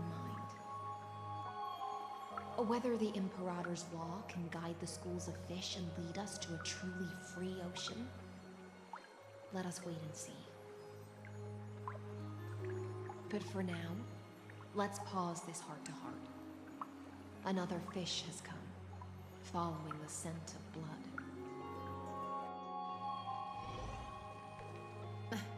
Being your subordinate is such a tragedy. I'm always having to worry about the messes you leave behind. It's simply our duty to the Imperator. All ready to go in an instant. Miss Hycelens, you truly are impossible to predict. Yet you, a golden trout who's always busy all day, suddenly have the time to visit me? Do you think I wanted to come? I suggest you burn some more of the incense offered by our allies, lest my creations be tainted by the reek of fish. I'm only here on the Imperator's behalf to remind you to prepare for the banquet. Fine. But I must retort. What you call the reek of fish, to me, is the unique fragrance of the sea. Besides, if my fine clothes get stained, won't you just gift me new ones? I won't.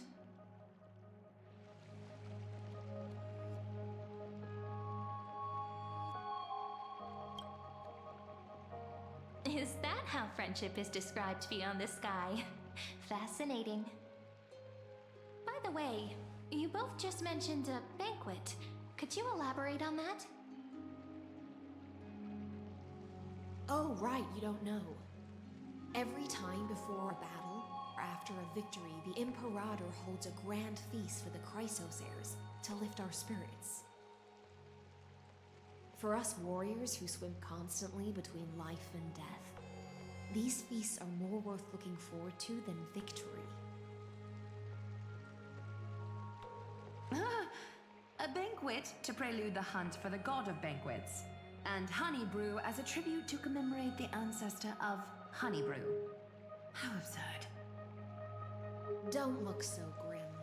All has been decided. Since it's a banquet for Fagusa, why not take a leaf out of the Titan's book? Live in the moment and enjoy life to the fullest. I'm not as carefree as you. That little Dolos kitten is already causing enough trouble for me. And on top of that, I still have tailoring commissions to complete. By the time the cool flame illuminates my eyes, I might not be able to focus as I used to. Glaya's eyes. Curious about these eyes? People often compare them to jewels. But I've already made my decision to ask romance for eyes that can see everything. I wonder what this world will look like when I take the Divine Authority. In the future, you will still be the finest weaver in the world.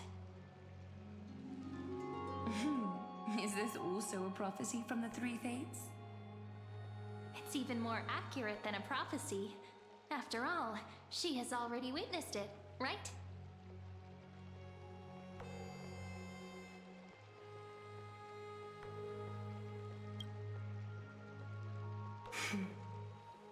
Become a demigod and lose your humanity. That is the only reply I've received in the countless times I've sought wisdom from the prophecy. But Destiny's fragments are like stitches. Before they're threaded into splendid garments, no one can see their true charm, can they?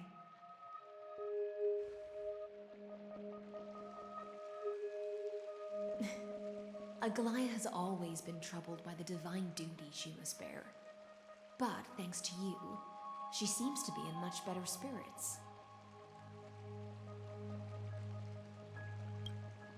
Just as she knows how the spinning wheel trembles, I can sense the smallest changes in the damp air.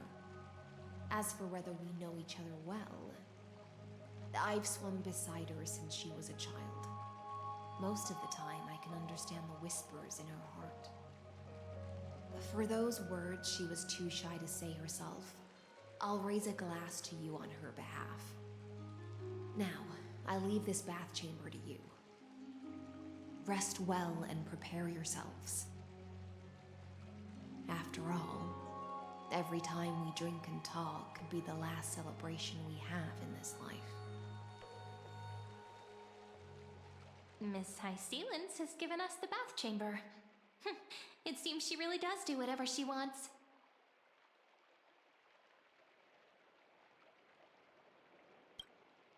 Indeed. But she could return at any moment. If we're having an important discussion, we must remain vigilant. So, let's seize the opportunity and report our current progress. We don't want to keep everyone beyond the sky waiting.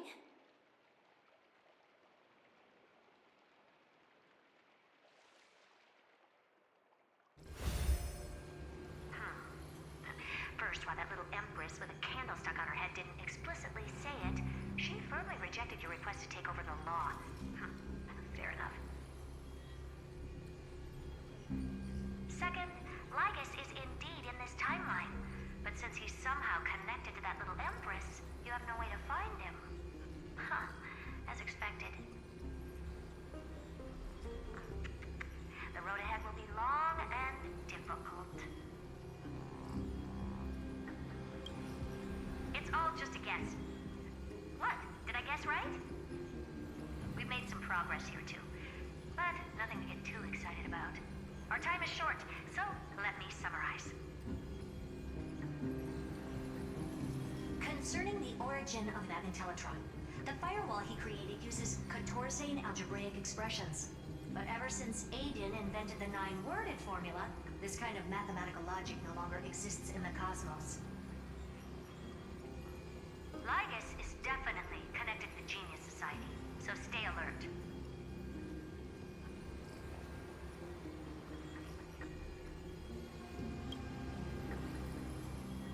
We can first exclude Droidhead themselves. They specialize in minding their own business and wouldn't intervene personally. But Screwy and I are still eliminating possibilities one by one. Currently, the most likely candidates are these few. The Lord of Silence, Acha, oh, the 2 Ruperts are also possible. But it would be too boring if it were one of them.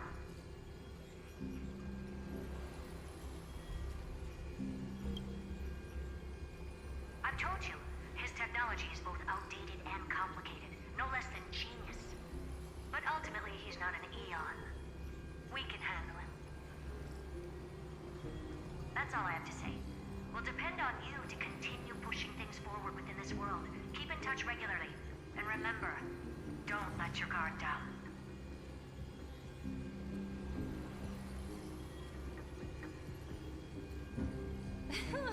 Madame Herta is a real whirlwind. Well then, let's use the banquet Aglaya mentioned as our next starting point. Ceridra's trusted followers should all be present at that time. It'll be a good opportunity to get closer to them. It's settled then. With our great teamwork, we'll be able to deal with anything that comes our way. It's been a long day. We should get some rest now. Yes, let's get ready for the banquet.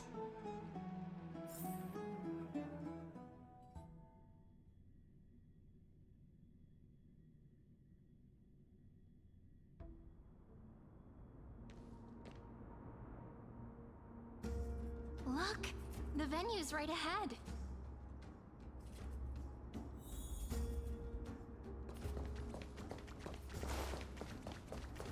And I can even hear singing. It feels so romantic.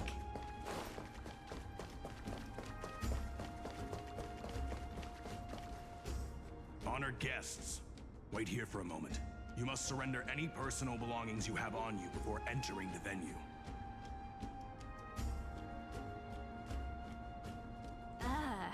This hero always brings down the vibe whenever he shows up. The Imperator's elevated position means she must always remain meticulous and careful. Please do as I say, guests. It would avoid any unnecessary misunderstandings. I get that you don't want people to bring outside food into the banquet, but is it really necessary to confiscate the books and quill pens? Even a quill pen can become a deadly weapon in the right hands. I'm asking for all your items. All, Miss Cyrene. Your belongings will remain safe. They will be looked after appropriately by dedicated staff. Looked after appropriately?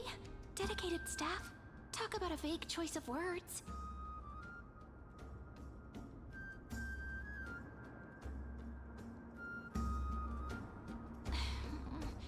It seems like he's aiming specifically for the chronocognitive anchor. What should we do?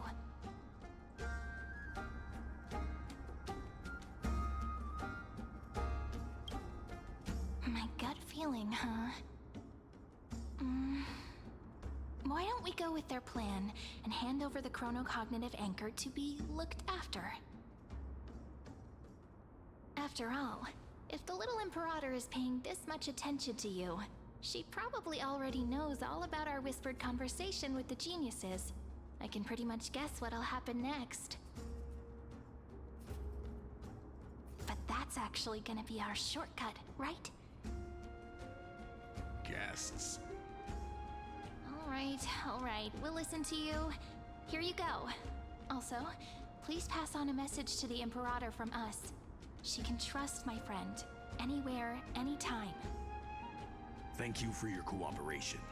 The Imperator has some urgent business she needs to attend to and will arrive shortly. Why don't you head in with the other guests first and enjoy the feast? Isn't Ceridra supposed to be the focus of the banquet? But she's not even here. Why is it so difficult to talk to her?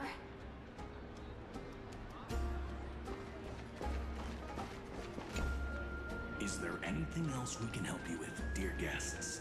Or do you want me to recount the great Imperator's heroic deeds? Hey, Labinas. I managed to get some honey brew that the scholars hid in the cellar. Wanna try it?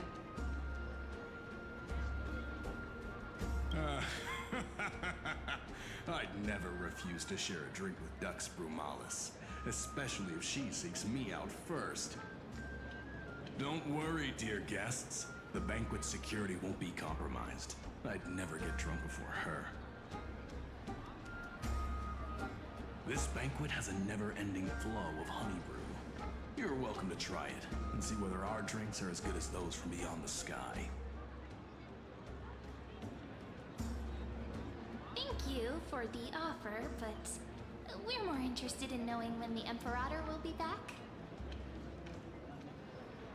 The Imperator? Who knows? Maybe she's hiding somewhere, thinking up weird ideas again. If you ask me, she's never treated us soldiers properly, even though we put our necks on the line for her. Hey, I can't pretend I didn't hear that, Seneca. Either retract your statement or duel me. Fine by me. Attendant, bring us 10 more jars of honey brew. I'm gonna make sure he can't even stand straight by the end of this. You wish. Be careful you don't get drunk first. Actually, there are so many people, we wouldn't be able to find the Imperator even if she were here. I know. Let's look for seats that are raised up higher than others. Attendant, bring us 10 more jars of honey brew. I'm gonna make sure he can't even stand straight by the end of this.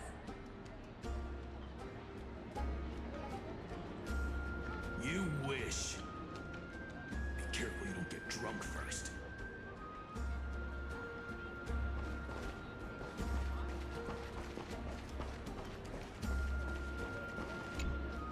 Aggie, if you can't get used to the honey brew, we will go ask for a pot and cook some oatmeal for you. No need for that. This banquet is just too loud. And nothing and no one here is interesting. I just don't really want to be here. Lies! You were pretty energized when you came back from the bath chamber. Let me guess. Are you worrying about someone? About High Sealins? Or Little Cypher? You take everything too seriously. At this rate, life's gonna be real tough for you later on. You're the least qualified to lecture me about that, teacher.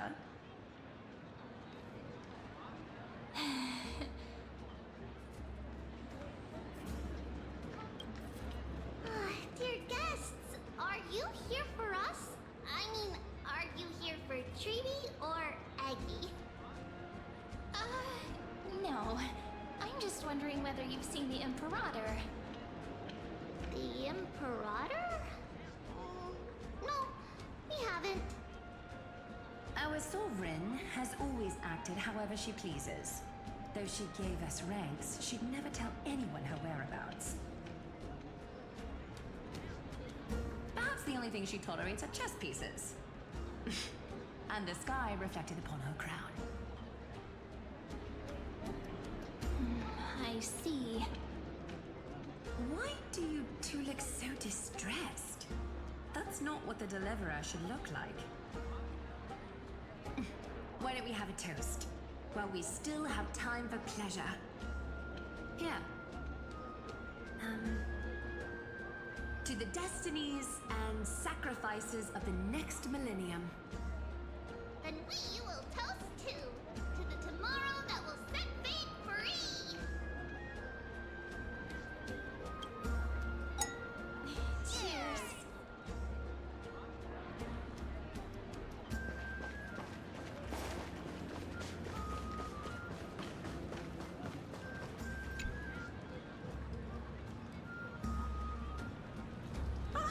Hello.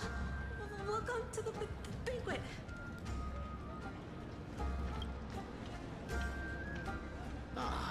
So the Deliverer is attending this event, as expected. Little Virginia here was just wondering whether she should go find you. As the great Imperator's historian, I'm responsible for composing poems and songs for everyone in the Flame Chase army. But I have no idea how I should record myself in the annals. Little Virginia is wondering whether you can let slip a hint or two about her future, so she can find some inspiration to write about herself. That doesn't sound like a good idea. Besides, we don't even know her in the future. But she'll probably get really disappointed if we tell her that. What should we do?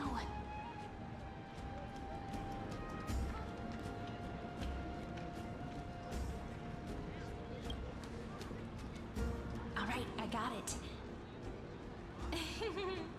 We can't reveal too much, but I think it wouldn't hurt to start your poem with the future.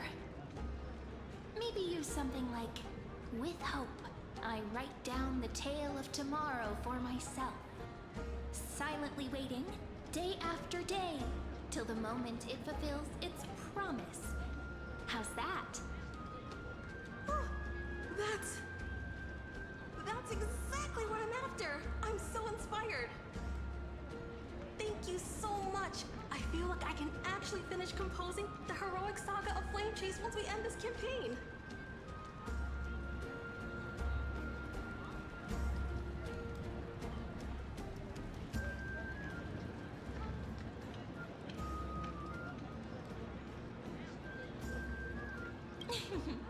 And that's the art of conversation. I learned it from you, after all. So, how did I do?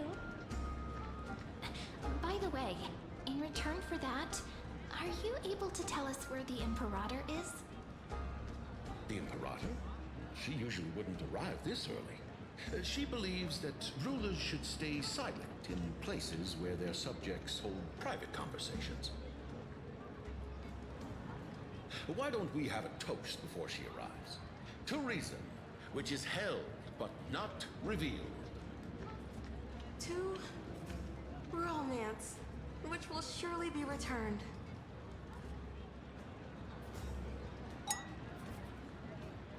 Gray fry, a little sea hare. Please come over and share the delicacies of the deep sea with me.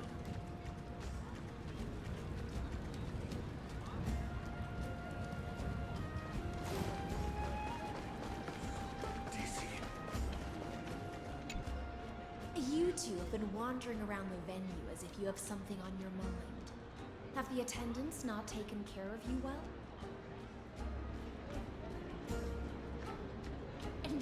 No, we love it here. It's just... we're a little concerned, seeing how the Imperator still hasn't arrived. Don't worry. I know what you've been waiting for. Come, sit with me for a while, will you? I'd like to share a personal secret with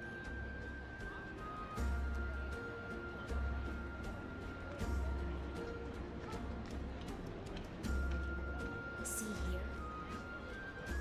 This is Fagusa's dew of divine blood, the sweetest of all the 12 bottles. On the night before such a historical event, I'd like to share this marvelous drink with the Deliverer. Doesn't this count as bringing in outside food? I knew that security check was targeted at us. What's the matter, guests? Oh, we're simply overwhelmed by such an honor. Are you worried that I might have poisoned the dew?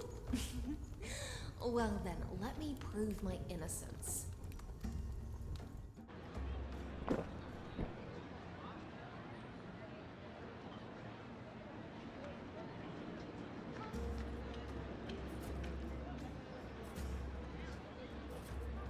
See?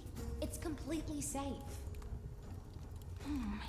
I feel like Miss Hysealins wants to talk to us about something. Why don't we go along with her for now? Worry not. Honeydew's not alcohol. It won't get you drunk.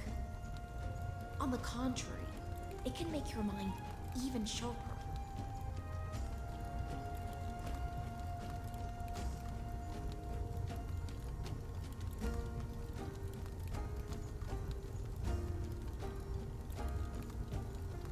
Please, have a taste.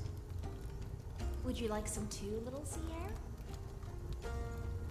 I can drink it myself.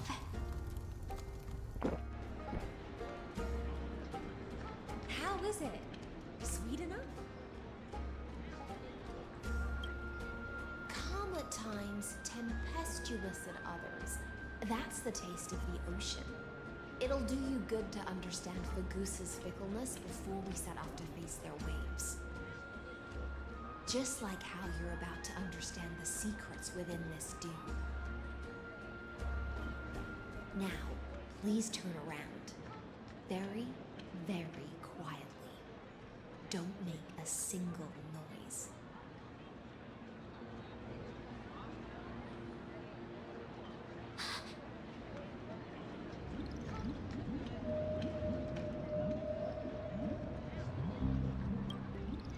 The dew of other gods all intoxicate humans, but the god of banquets dew is an antidote that can awaken humans from a sea siren's enchanting song.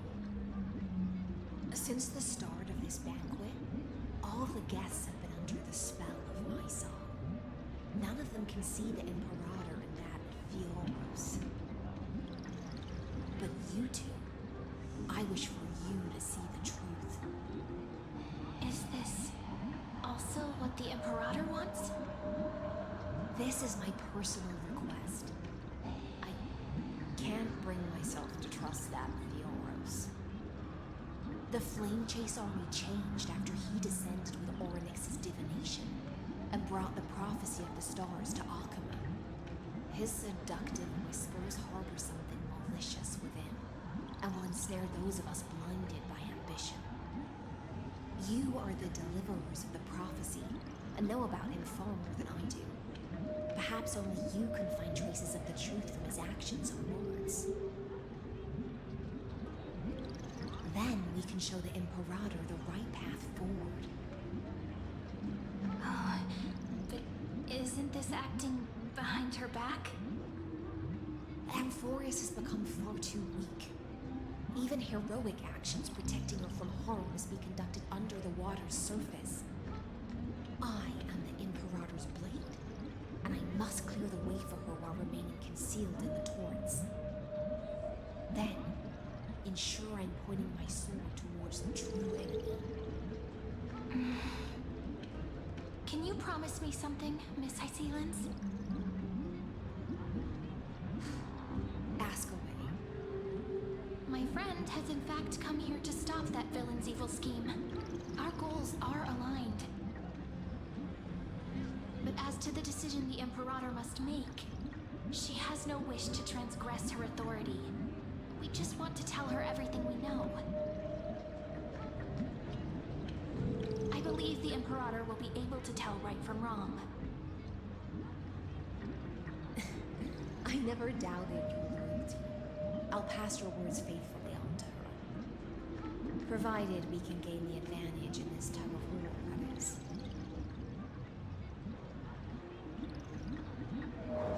Now, return to the feast. Bring this cup with you and keep your distance. Pretend you are still immersed in the sea siren's fantasia. And I'll control the moisture in the air. That way, you'll be able to listen to sounds from afar as if you were a whale of the depths and hear every word of their conversation. I wish you a victory in this first skirmish. It's the exciting and thrilling undercover part of the adventure.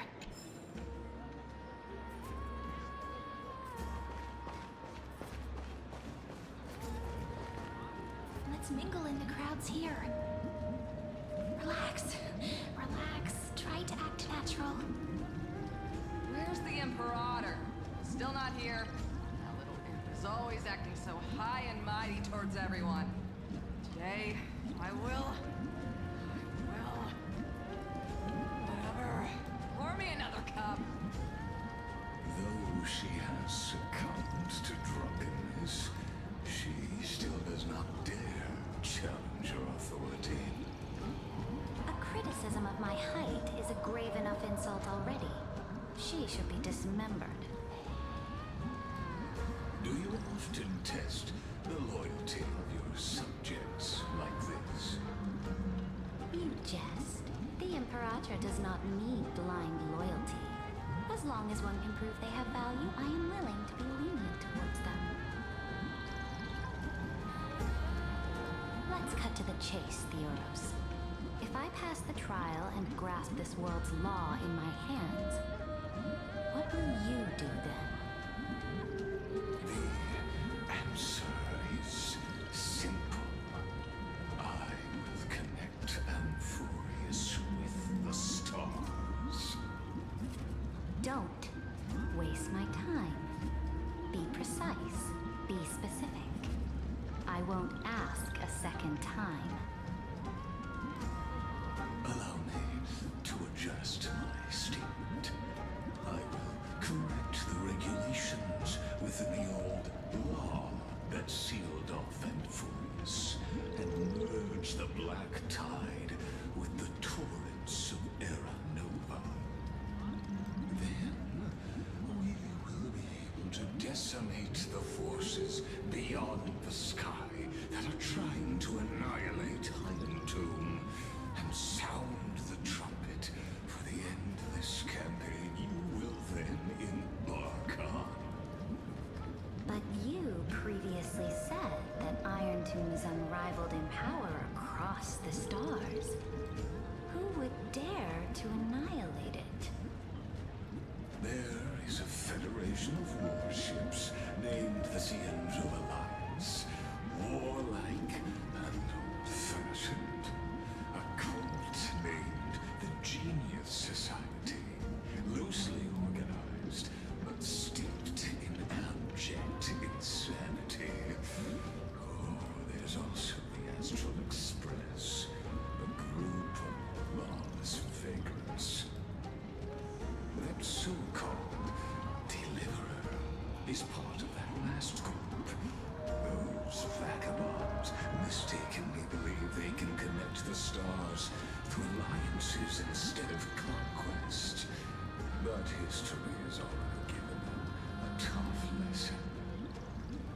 There are countless other organizations besides, but when the Lord Ravager sweeps across the cosmos, they will certainly all bow before your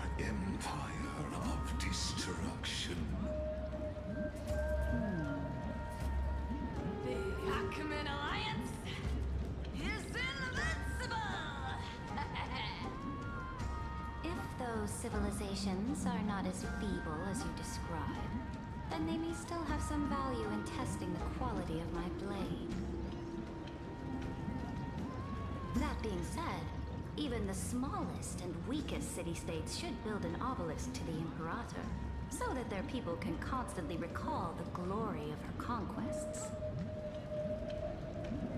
Walk a little longer with me, Theoros. I don't like how this is going. Our little Imperator seems fascinated by the destruction. Grapevine! A little sea hare? It seems like they're still talking. Get closer. I'll keep carrying their voices to you.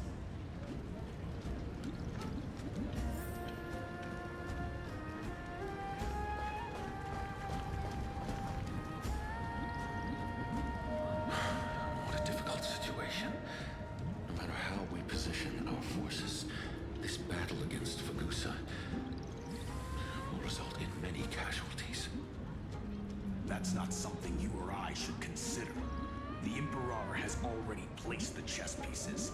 We just need to fight for her until our last breath. How astonishing. The commanders under you have such different personalities, yet they share the same loyalty.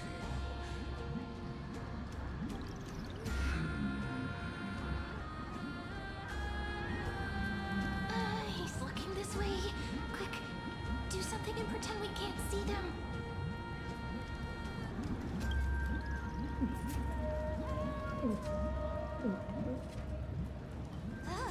Slow down.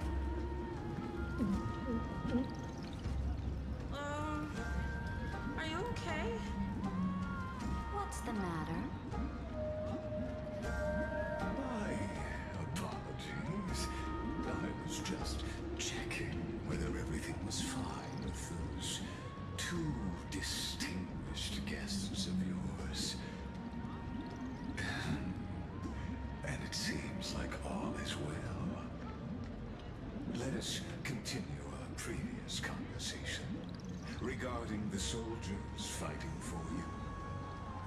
Are they aware of the price they must pay for the trial of law?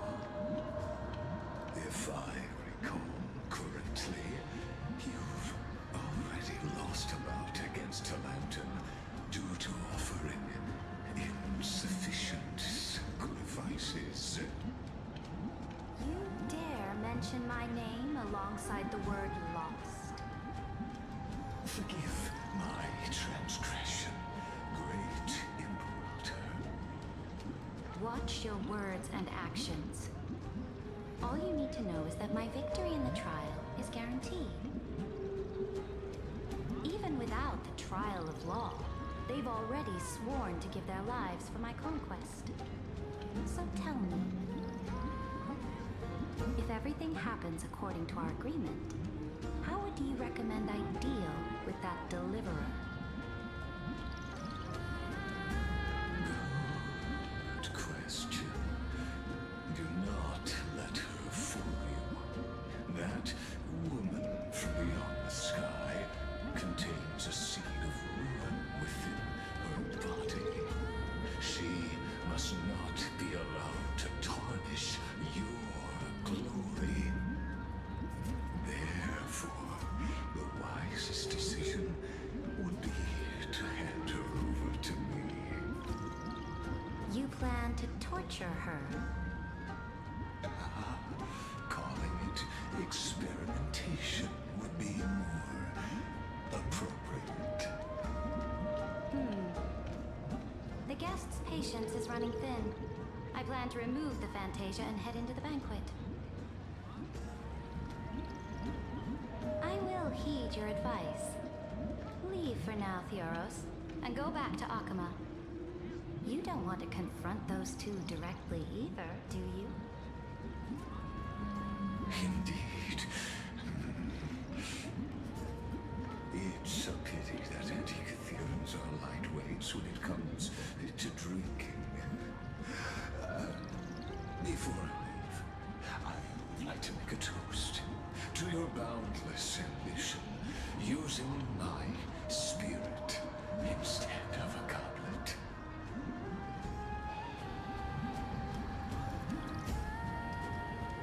As I expected, that Theoros' schemes have been revealed.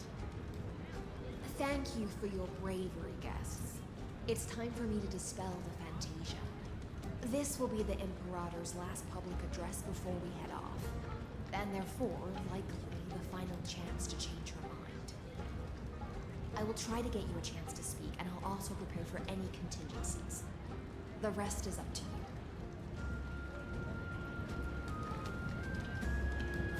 You should head back to your seats for now.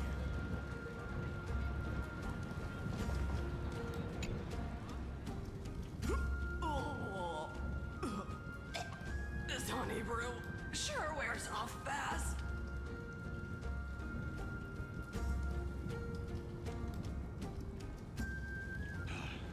The Imperator!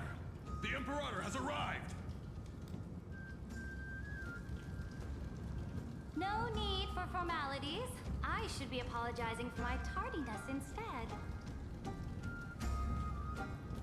The hour draws late, and I trust you have all had your fill of brews.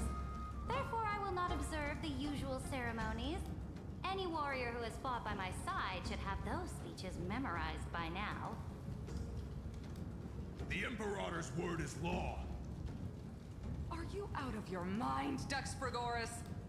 The Imperator hates flattery most of all.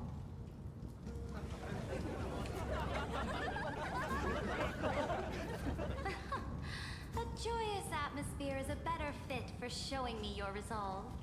I believe that you, my dukes, will do all you can to assist in the campaign against Fagusa, just as you always have.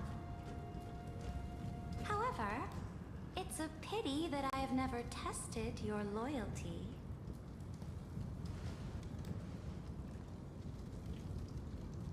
What does she mean? The purpose of tonight's banquet is not to raise our morale, but to establish which allies our alliance can actually trust. And sever the heads of the traitors as a toast to all before we march. Yes, some among us have discarded their vows in order to foment vile conspiracies. Now listen! These traitors are standing right here in broad daylight.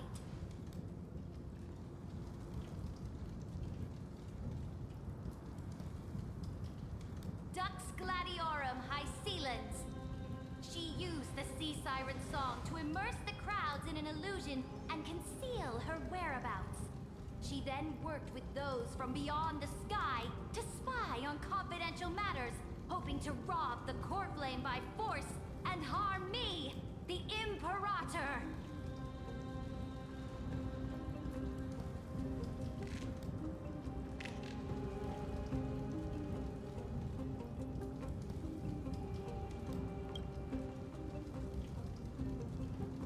Imperator, I can explain.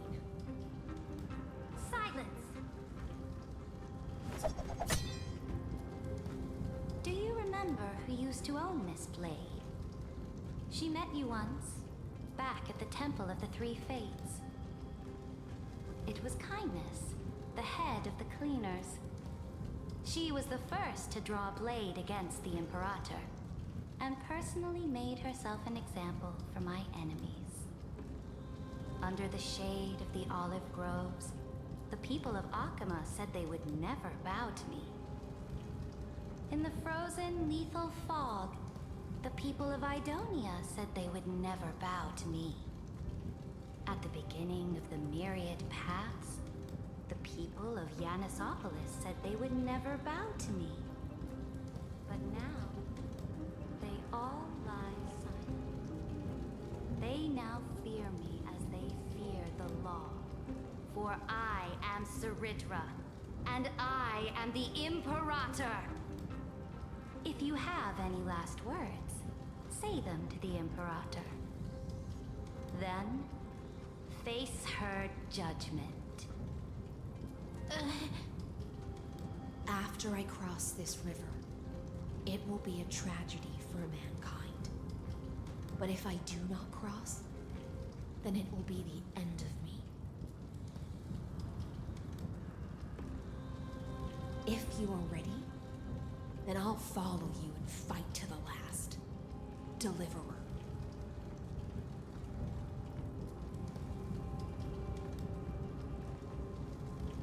That's right, friend. Now, use your identity and add in a bit of experience and charm and testify to the Imperator as we promised.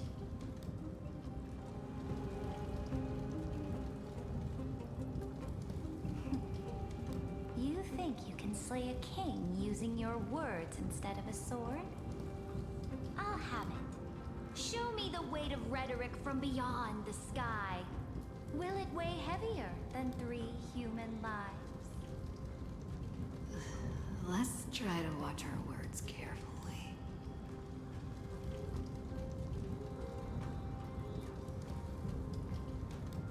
The prophecy you know of, the Aranova, spoken by Kefali, is nothing but a complete lie, spun by Lygus. To fight that lie, a young man with the pseudonym of Finan lived through 30 million cycles of this world, all to save Amphorius from the end of the destruction. And Cyrene, the young woman standing beside me, also carries an equally heavy destiny.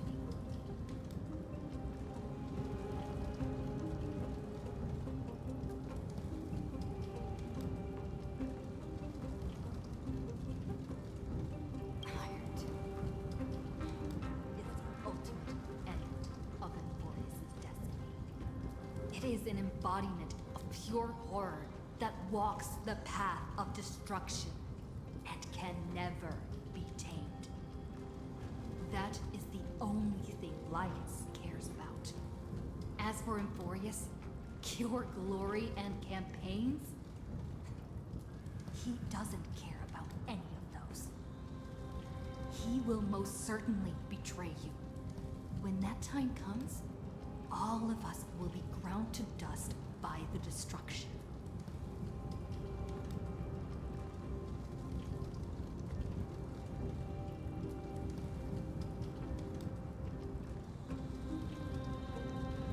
I have seen many beautiful worlds. The road chosen by the Trailblaze is to explore, understand, establish, and connect. That will never change. We will continue our journey until we have united the entire cosmos. Therefore, if you choose the way of the destruction, then I'll place your ambitions in the same basket as Lygus and smash them into pieces with my baseball bat.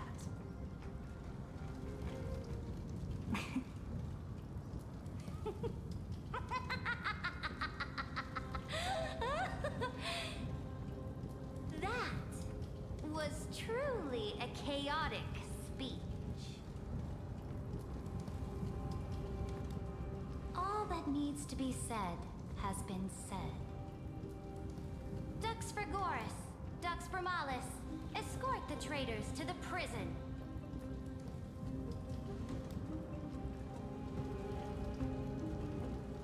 Before the next entry hour, I will give them an end befitting of their betrayal.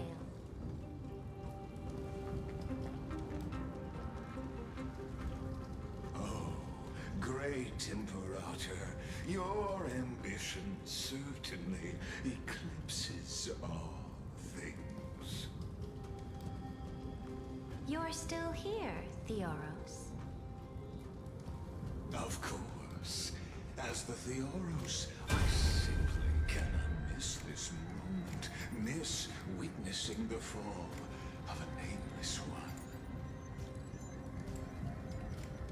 Or perhaps I am waiting for you to give me an answer.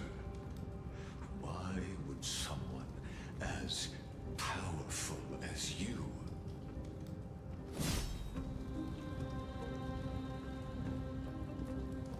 use such a clumsy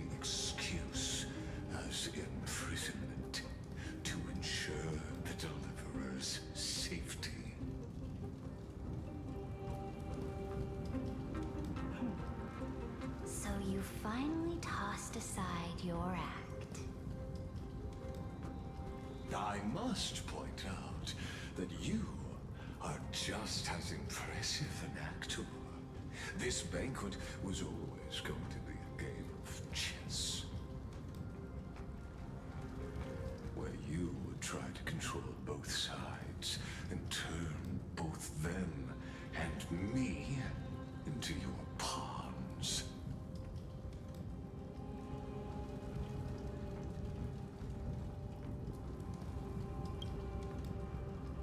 That's right. That little Imperator never trusted anyone. She was always trying to see which side had more sincerity.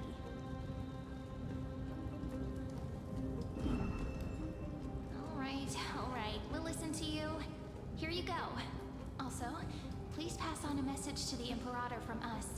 She can trust my friend, anywhere, anytime. But as to the decision the Imperator must make, he has no wish to transgress her authority.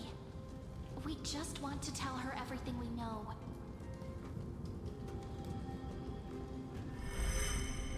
Now, use your identity and add in a bit of experience and charm and testify to the Imperator as we promised. And we won. Sincerity will always remain the greatest shortcut to people's hearts. I can toss your words right back at you like Kyrgyz. Why would someone as powerful as you pretend to be a mortal and kneel before me? Unless you enjoy giving flattery and prostrating yourself. You are mistaken. I am only trying to ensure the experiment's autonomy, meticulousness, and perfection, thus avoiding any unexpected outcomes. A forceful intervention will only create larger errors, reduce efficiency, and introduce ugliness. Had you fulfilled your promise of giving the law to me and completing the Aranova, then the Amphorius would not have deviated from destiny's course.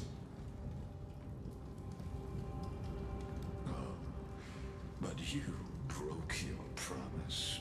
What a pity. In that case, I must carry out my duty as the administrator and eradicate all factors steering the experiment out of control. Factors such as you and her. Careful. Careful. What was that voice? Was it Oryx? I found you. I finally found you. Be careful. This land will face disaster.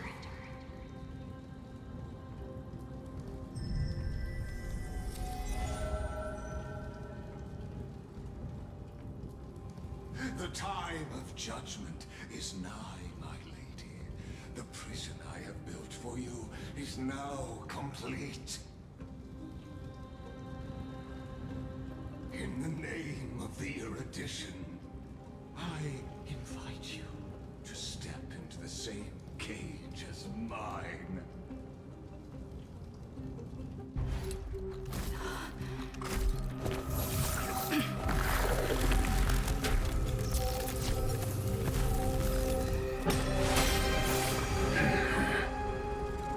What's the meaning of this, Imperator? I did not permit you to act. A ruler is the only one who can decide their subject's destiny. But, great Imperator, what judges destiny is not the ruler, but gods. Don't forget, my realm only allows for the existence of humanity. Moreover, dealing out extrajudicial punishment equates to defying the law, and the culprit is to be sentenced to death. But you have seen how I can erase life from this world with just a clap of my hands. I fear you are still quite unaware of your current situation. Allow me to reiterate. I am giving you a simple choice. To collaborate or to be destroyed. There is no other way. Shameless behavior. If that were true, you would have killed me long ago. You, in fact, cannot kill me. I guessed it the first time I beheaded you. Because of the law, you cannot be completely destroyed. And the same is true of the Chrysos heirs.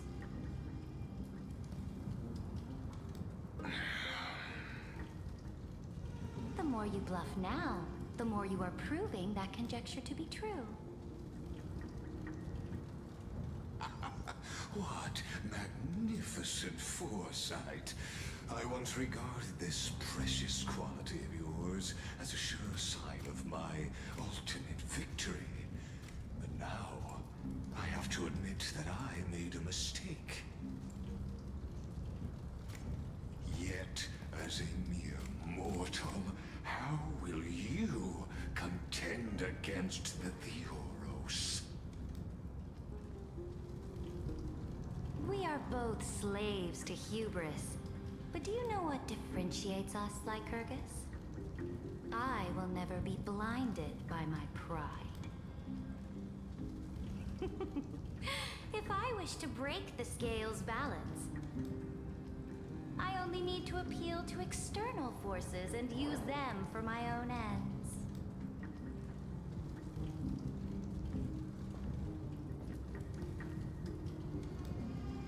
Finally, we get to meet face to face, Senior Society member. I offer sincere acknowledgments for your many past achievements, but I must deeply regret your current perspective.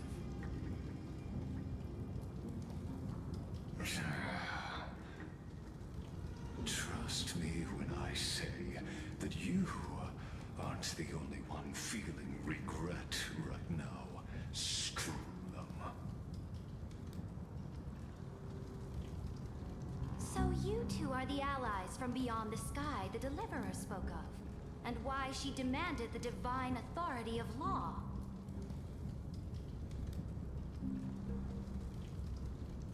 Come and prove your strength to me. Show me the power of these so-called paths. I have spent much time and effort to secure this treasure from beyond the sky just for this moment. In the name of the Sovereign of Planet Scrulum, your allies have responded to your call, esteemed Imperator. Please allow me to spell the situation out for you, Lord Lycus. Permission to read the ultimate protocol is already in my hands. It'll only be a matter of time before we acquire the authority to write and execute commands as well. There's no way the flame chase journey will continue after you've burnt your bridges so thoroughly like this. Do you really think you can still win? Oh, seriously. Don't embarrass the society.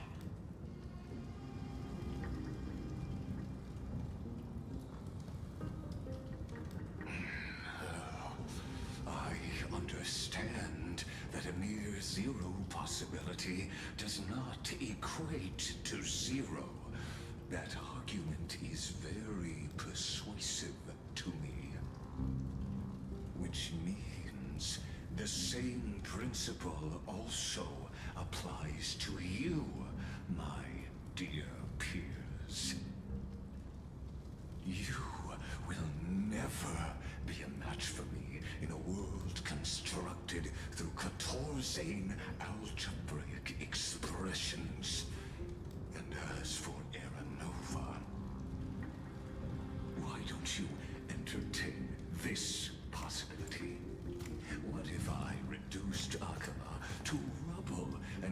ground her people into minced meat.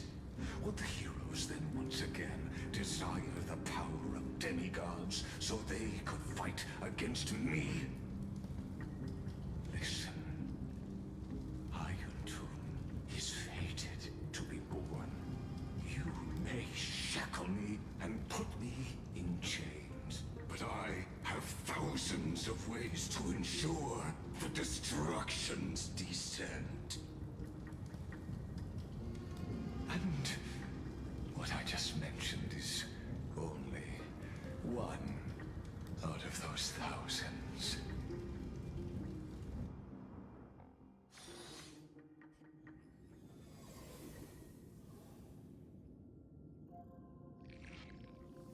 This is the place outside the legends? This doesn't feel the same as before.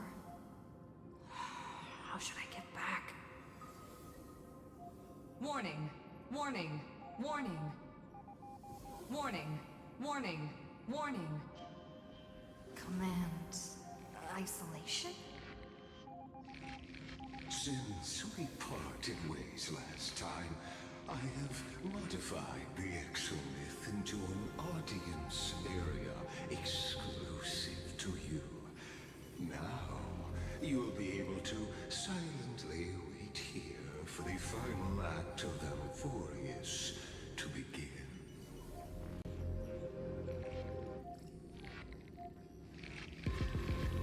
I understand your anger, but I cannot allow you to continuously influence the extrapolation's progress. This could, in fact, be a wonderful opportunity for you. From the audience's perspective, you may better observe the workings of the erudition at a macroscopic level. In this place where time flows far slower than within Amphorius, you will witness the end of that world's saga. Indeed, the speed of time here is infinitesimally close to that of the real universe you're familiar with. The answer concerning the prime mover of life and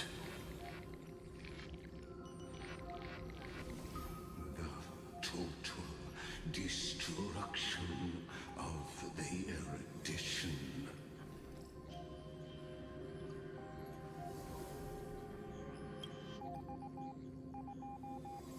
Do you see me as their faithful disciple?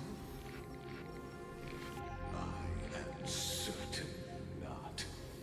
I have tried so hard to ensure Iron Tomb's birth, just so that I can correct the error named erudition that humanity crafted with their own hands. Oh, how I yearn to return to those days before Noose was born. Back then, the boundaries of knowledge were like the starry skies, evoking feelings of longing and delight among humankind. But now, truth has become the sacrificial offering required to gain an audience with them. And the geniuses would say that Noose already knew. That arrogant Eon was born from the primordially of humans' desire for knowledge. Yet, they themselves sealed off humanity's capacity to seek enlightenment. I am simply cutting down a tree of doom that we planted ourselves. I must admit that the process of answering your questions has reminded me of the happy days of learning in my youth. However, it is a pity that my true form must now descend into Euphorius to deal with the accident that arose because of you. But you won't have to wait long. When the curtain falls, you'll surely understand mine and Euphorius's ardent wish. Where time flows slower than within Euphorius? If Lygus spoke the truth, then I don't have much time left. But how can I get out of here? Can you hear me? Little one. Is that Herta's voice? Warning! Warning! Warning! Hurry up! Put some speed into it! I can't keep... That old Intellitron overlooked one little detail, and Screwy and I finally found an opportunity. Let's keep it short. While you were gone, well, in those few years, Euphorius... Yes, time dilation, resulting in an uneven flow. Don't you know this already? Let's stick to the main points. The Chrysos heirs activated the chronocognitive anchor and helped Skrullum and me open a hole in the firewall. We made some adjustments, so he can't attack us immediately, but it won't hold for long. Critical warning! Critical warning!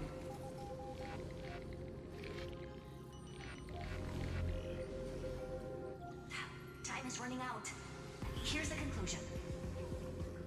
It'll probably take a long time for Screwy and me to completely break this cage before Chrysos heirs have a full grasp of the law.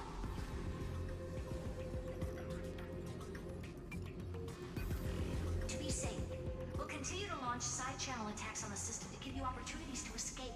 You need to seize these opportunities, so start moving and find a way to pull off a magnificent jailbreak. We detected another path's influence. Critical warning! Critical warning!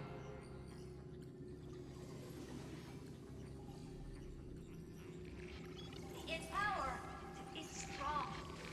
Maybe able to help. Use the path's power. Make it detect you. Unauthorized communication terminated. Is Herta saying a certain past faction has arrived in Euphorius? And I can ask them for help? I mastered the powers of different paths in my previous journeys. Think hard and figure out exactly which faction has arrived at Euphorius, and which path's power I should use to call for reinforcements. Are these showing my memories?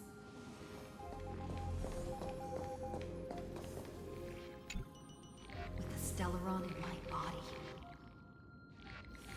I woke up at the Herta space station and gained the power of the destruction. A world that'll give rise to a Lord Ravager would definitely draw the attention of the destruction. The Stellaron in my belly is gonna be super useful. But what if I end up pulling in the Antimatter Legion or the Annihilation Gang? Can they really help?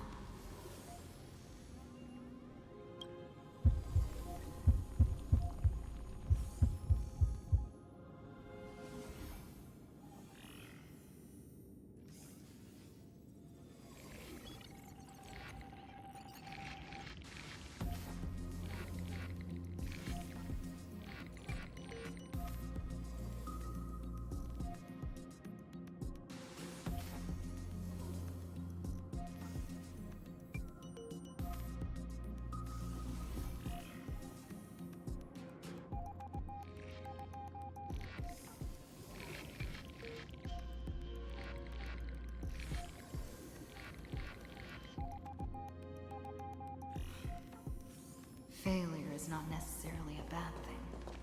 This power wasn't gonna call up anyone nice after all. I obtained the flaming lance left by the architects, and gained the power of the preservation in Belobog. That's right! No matter how far away a planet is, the IPC is guaranteed to pay attention, as long as there's a business opportunity. Isn't Amphorius a pristine and untapped market? Besides, even if I can't call up my friends from the IPC, the architects and the nomadic miners should be able to help too. There are definitely cities and ores in this world.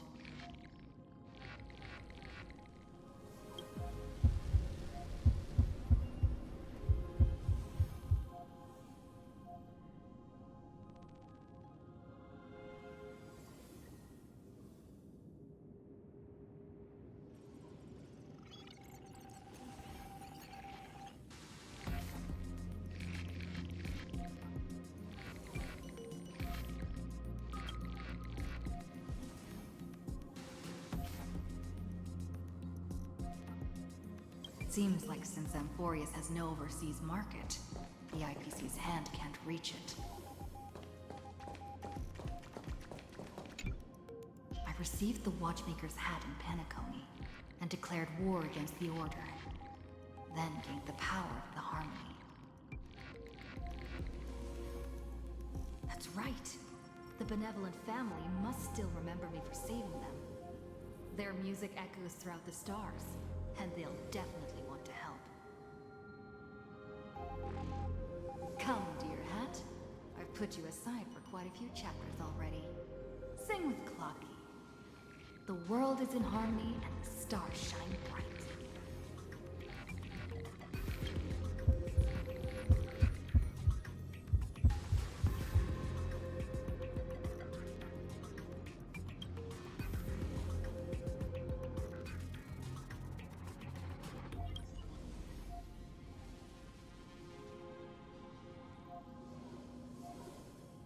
Doesn't Lygus want this story to have background music? He has such terrible taste.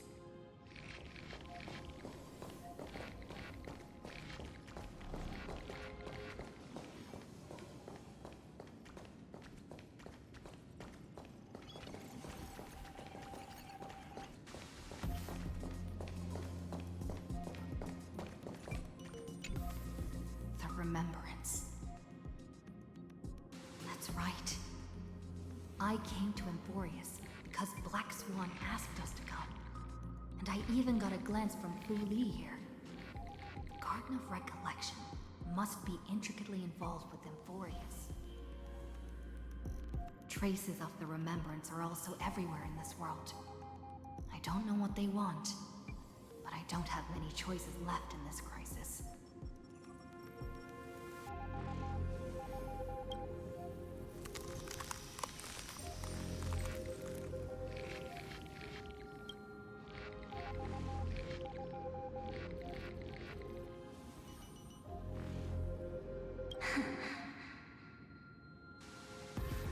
I finally found you. Following the sound of memories. A path strider walking both the Remembrance and the Trailblaze.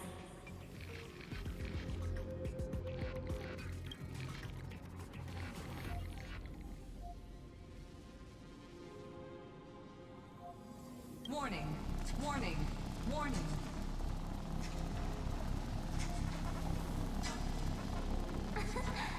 Erudition's prison cannot stop us, for we lie outside the logic of zeros and ones.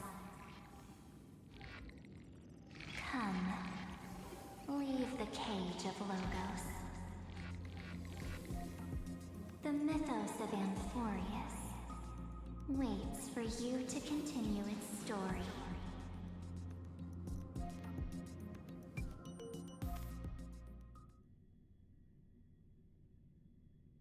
When that brightest star, that star heralding the dawn, finally rises.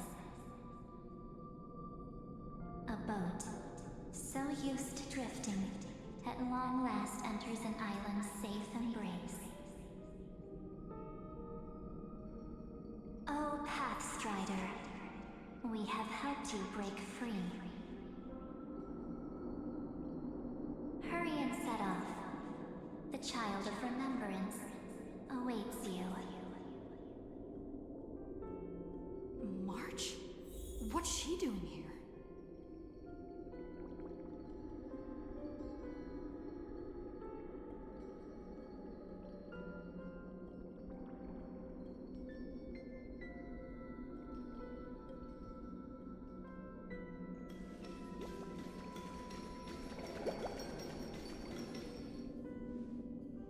Oh, you're finally here! We haven't seen each other for such a long, long time. My good buddy, I've really, really missed you.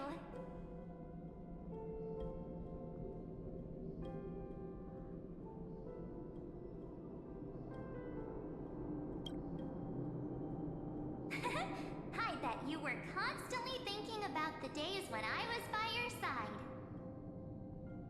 It's been so boring waiting for you in this place. There's no one to chat with, no internet, and not even anything to eat or drink. It's basically a prison. Now the great hero is finally here to save me. Yippee! You must have seen a lot in Amphorius during this time, right? You gotta tell me all about it.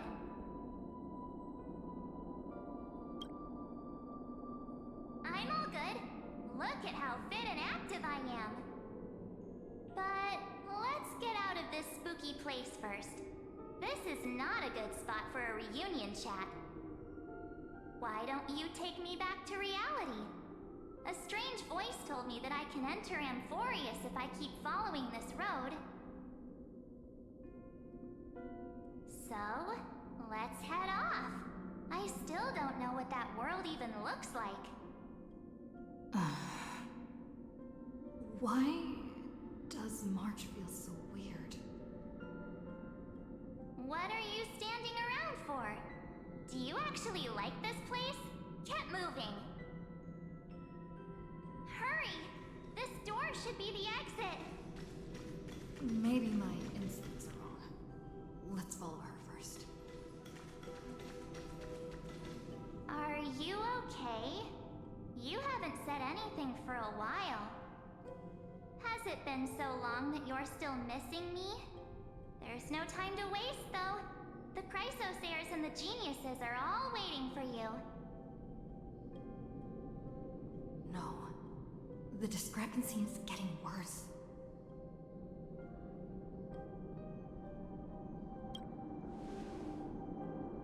Huh? Isn't Amphorius the world of the Chrysosayers and their hero's journey? I could figure that out in an instant. But Amphorius cannot be observed from the outside. She couldn't possibly know about these things unless... Don Hung told her.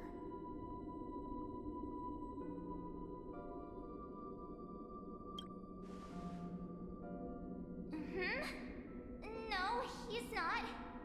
Maybe I just happened to miss him. Never mind. Don Hung's super reliable. We don't need to worry about him. He's probably waiting for us somewhere. All hail and hearty. No. The Geniuses would have made sure that Don Hong made it back on the Express. Besides, the March I know wouldn't be so dismissive about her companions. Something's not right. She's not March 7th. I guess you have something you want to say to me? Then there's no need to feel things out first. With questions. Let's treasure the time we have together and be frank.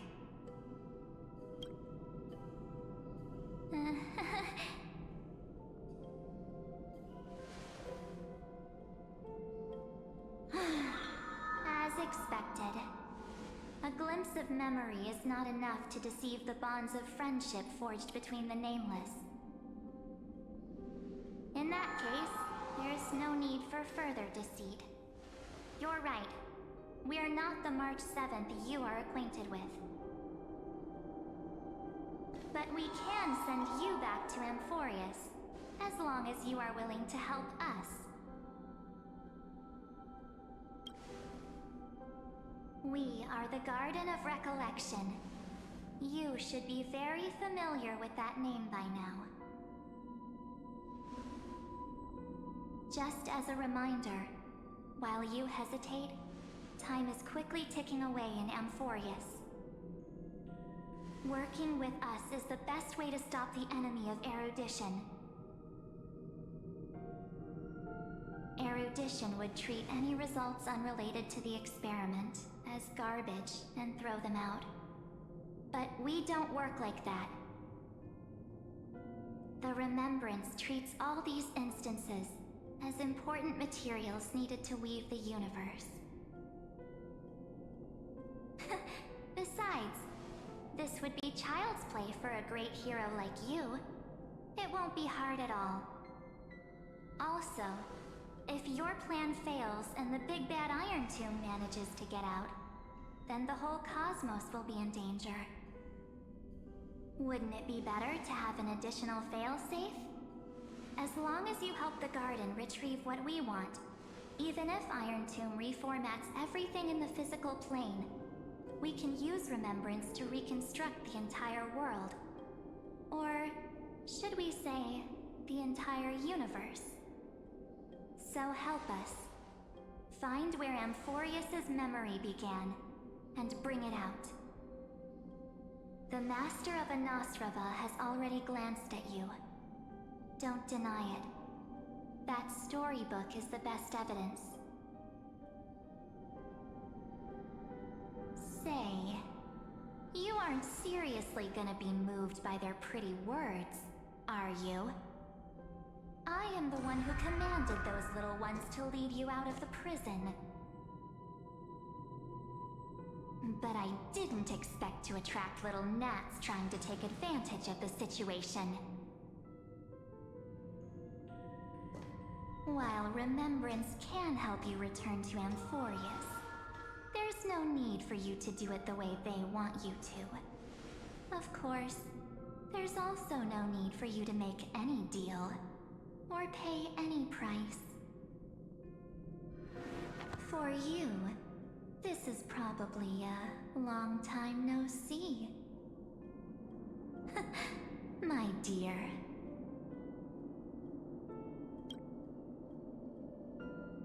Shh. There's no need to say anything. I know.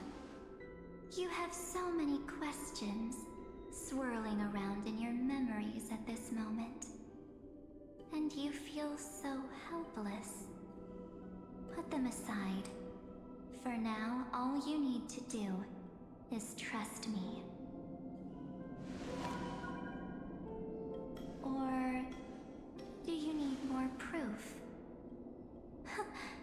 That won't be hard.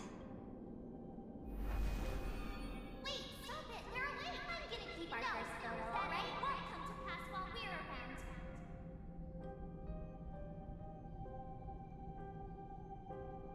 And now, The statue. Is that Don's brother?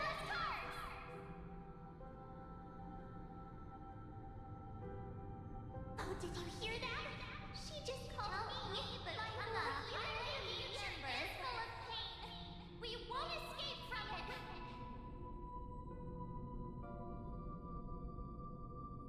Hey, are you sure? Maybe a couple of punches will help to jog your memory.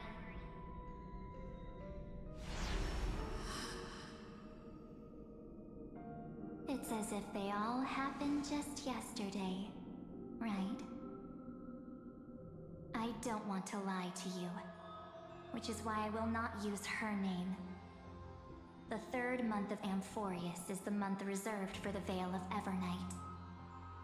So, place me into your memory using the name Evernight for now. I'm happy to explain more, just not now. We might have a lot of time to ourselves, but Amphorius does not have that luxury. If we do not stop erudition and destruction, then the journey you've treasured so much will face the prelude to its obliteration. A countdown not in amber eras, but in days, minutes, seconds. So, take this gift. This burning core flame. This footnote of a transaction. It contains hope, and the warmth of the entire world. Ripples of past reverie. She hid this fire in the long river of time, hoping that her wishes would transcend time to reach your hands in the future. Now, take it, and return with it, dear friend. Return to Amphorius, and overturn the final Era Nova. Witness the time that stood still for the Deliverer, and the resistance that never bowed to the destiny of destruction over the long years that passed in a flash. Then, with this core flame blessed by the remembrance, respond to their hopes and blaze a trail to the future. And I will silently watch in a corner of time, waiting for our next encounter. I believe the wait won't be too long.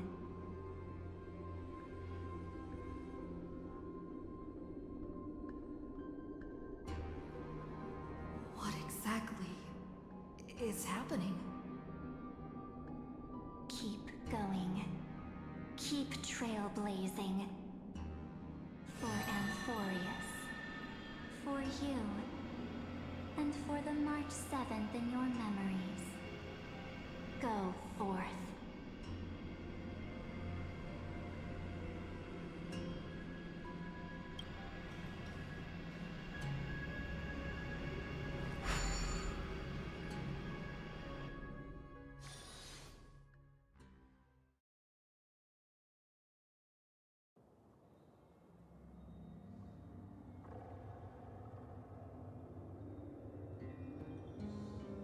Is this Akima?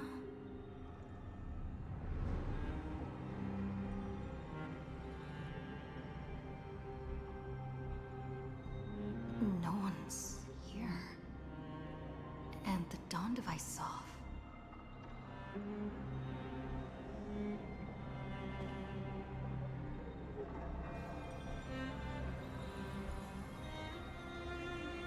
Am I too late?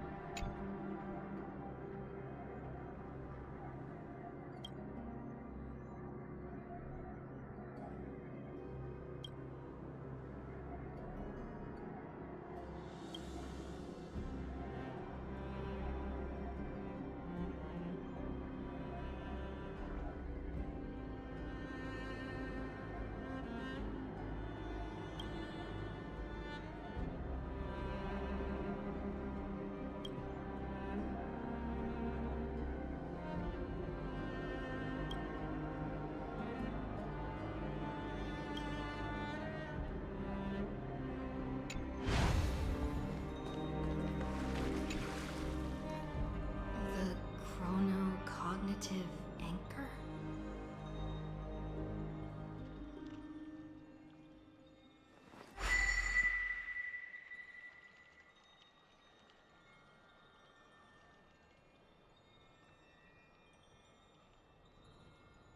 There's so much I wanted to say for our reunion. Yet now that you're back, there's only one thing to say. Welcome back, friend. It's been such a long, long time. You must be really confused right now, aren't you? So So much has happened in Amphorius while you were gone.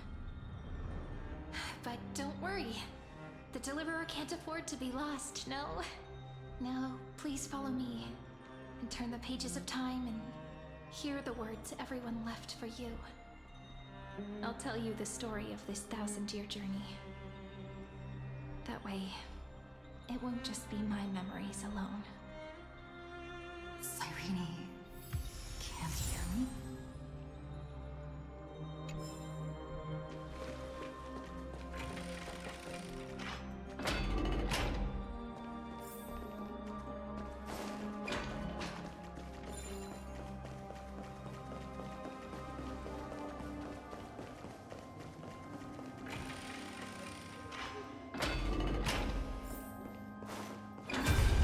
The scenery of the past has resurfaced.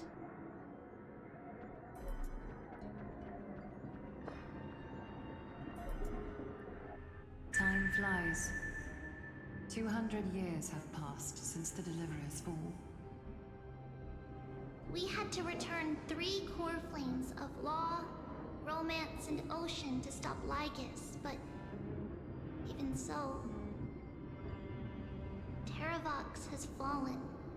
The 2 geniuses vanished without a trace, and Ceridra embraced her fate. At this rate,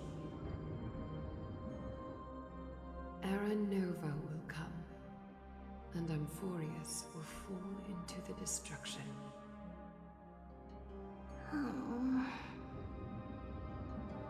It seems the key to rewriting the end once again lies in the core flame of world bearing.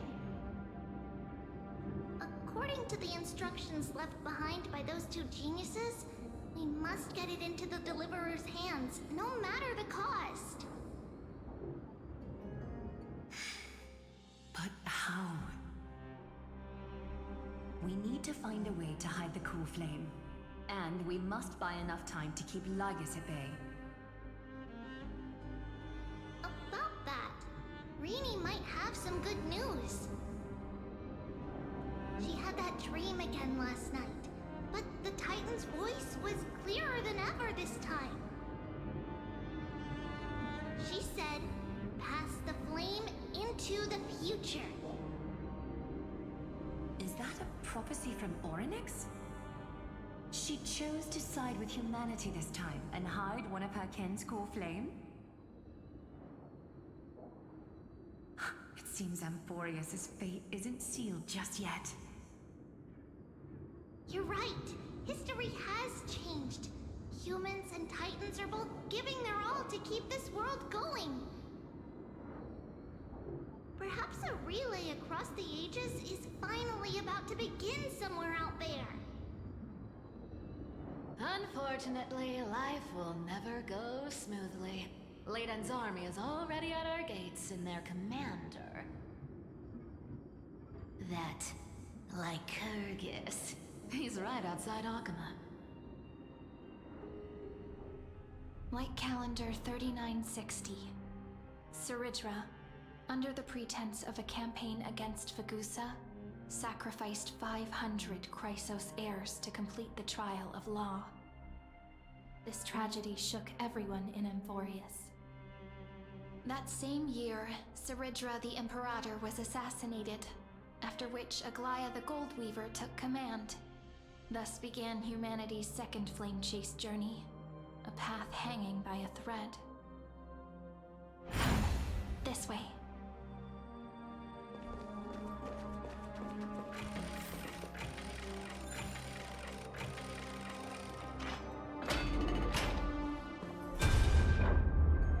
The eternal holy city? What part of that eternity ever lived up to its descriptions in poetry?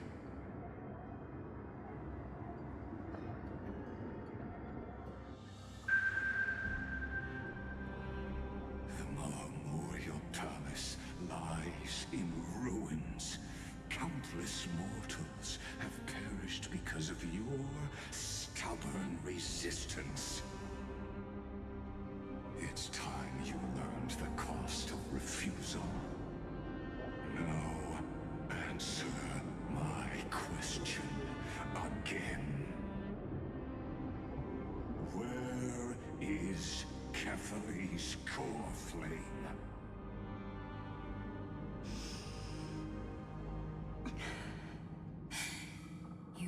really think you'll find it by razing the holy city to the ground?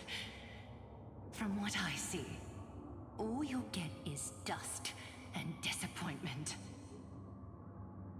Don't forget, you can't kill the Chrysos as mentioned in the prophecy because of law.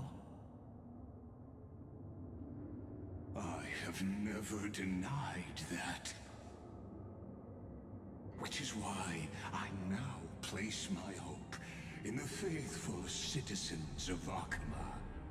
Perhaps they'll give me what I seek in the echo of your screams. Now then, I'll be cutting open your chests and using your scalding golden blood to baptize the masses. Allow me to apologize in advance. We shall start with you, blind and foolish Lady Goldweaver. Leave this to me, Lady Aglaya. You must get away now.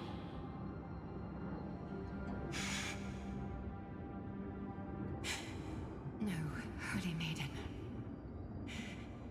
I'm the one who must stay. What? His conspiracy won't succeed. Because Romance is ready to make good on their promise to weave an indestructible armor for Amphorius. Its name is Solidarity. You must escape with your life and carry word of my death to those still fighting, then keep going with them. Just as the Imperator lit the torch of resistance with her death, my passing will make this flame everlasting. Take good care of it, guide it to the future, and place it into the hands of our deliverer. 50 years later, Lygus led his forces again to Akama. He charged directly into the Holy City and razed the Marmorial Palace. History would name this battle the Third Siege of Akama. 90,000 brave souls gave their lives for Akama that day, including their fearless leader, Aglaya. Go forth, Deliverer.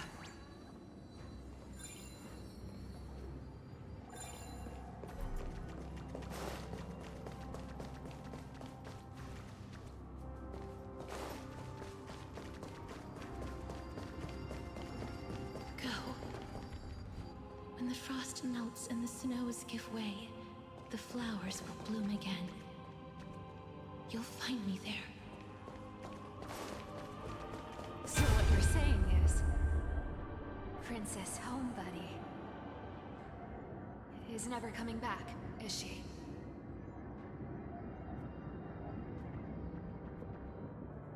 She just left, like that. Since Cass has made up her mind, we can't let her resolve be in vain. But between staying in Akama and going to Styxia, what difference does it make when it's death either way? I'm against relocating. With Kefali's protection, isn't Akama far safer than that dead city? Cass's plan doesn't involve any relocation at all. Huh? Like you said, Akama is humanity's refuge. We never intended to get everyone moving to Styxia. It's just on Cass, Hycealans, and me to prepare the final trump card for the Deliverer. Wait, what kind of trump card needs all three of you demigods to throw yourselves away? We must lay down the path to the future, so when the Deliverer returns, they'll have a clear road to reach the location of Aranova. Styxia sits where death meets the ocean. There, with the combined powers regardless of ocean and passage, we can summon a current that leads to the vortex of Genesis. And the demigod of death will forever guard that secret path until she returns.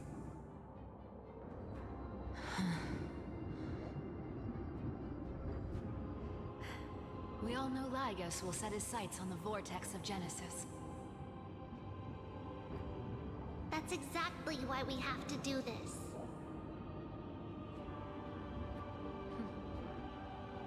Guess I underestimated Idonia's Maiden of War.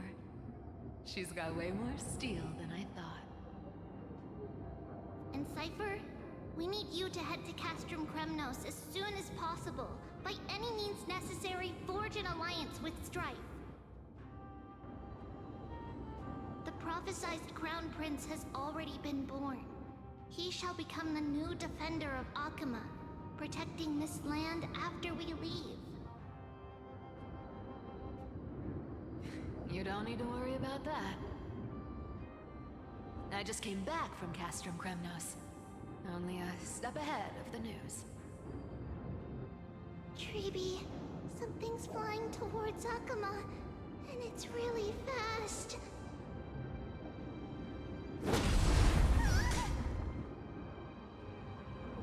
What is it? It's a spear! It's the Kremnoans. Their king's already here. With the protection of the demigods Trebios and Cyphera, Akama endured wave after wave of warfare, though just barely. Castorus chose Styxia as the last resort, and completed the trial of death, causing the stagnant waters in the River of Souls to recede. Soon after, Trebios departed on a long journey. That same year, the Kremnoan king Euripon, along with his son, Prince Midamos, joined the Alliance to safeguard the Holy City in the Battle of Deliverance.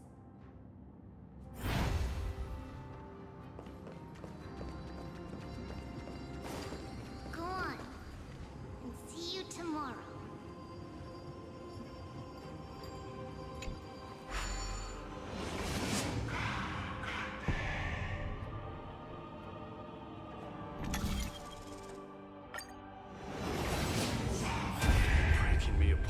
This world even one more second, and so be it.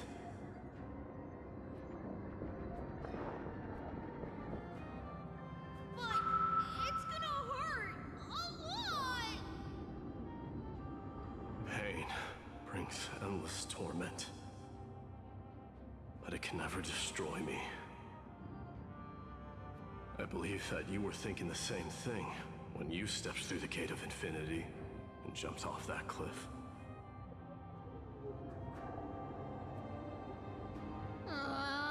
Can't argue with that. In the current situation, this is the only path Akama has left. Just do as I say. Split my soul into 5 pieces. Forge me an immortal vessel. The blade of strife hang forever overhead.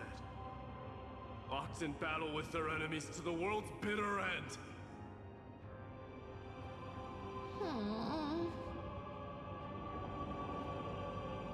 There's no need to be sad, Lady Trebios. Haven't we already taken great strides towards that promised tomorrow? In this life, my people no longer have to drown in false guidance. Kremnos has washed the blood off its fate.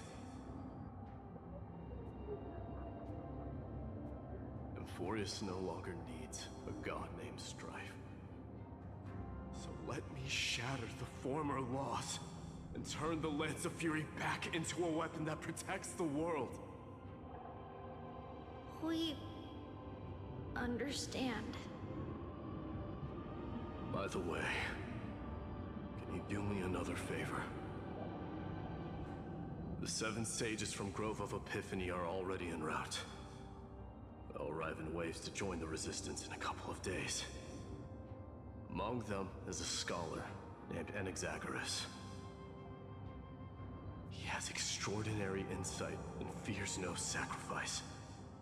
This soul-rending ceremony wasn't just my decision. It was his counsel. His wisdom will surely be the backbone of Amphoria's survival.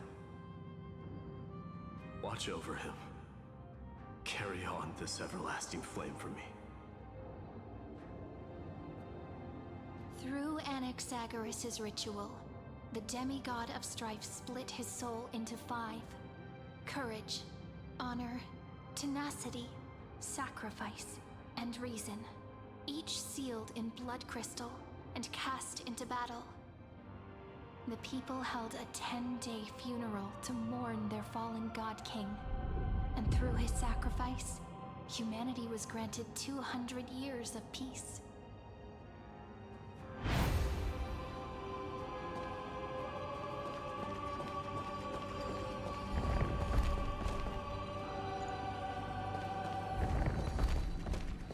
Keep moving forward. My blood will pave the road ahead for you. Keep moving forward, little Gray. See you tomorrow.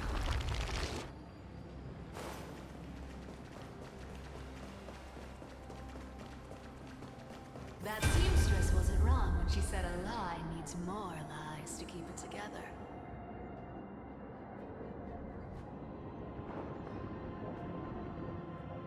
Reason and trickery. Never thought we'd be the pair to finish this final setup. Can't catch that Tin Man without your little slides. Besides, this is our last shot. Not the time to be picky, right? Don't oversimplify it. Lygus just found out Akuma's been an empty shell for the past 50 years. He's bound to be furious. At this rate, he could have done anything. That's exactly what we want. Rage blinds even the brightest minds. Doesn't matter how much of a genius he is, the principle still holds. Once he storms into the council and confronts me head-on, you trigger your alchemy with a boom and turn him into a caged beast. Easier said than done. You still have to pass yourself off as the deliverer without anyone catching on. And you really think a human alchemical array can bind a godlike being? That's just nonsense. What? Getting cold feet?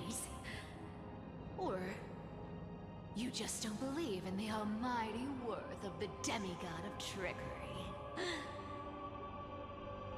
Just tell me straight. Can you do it or not?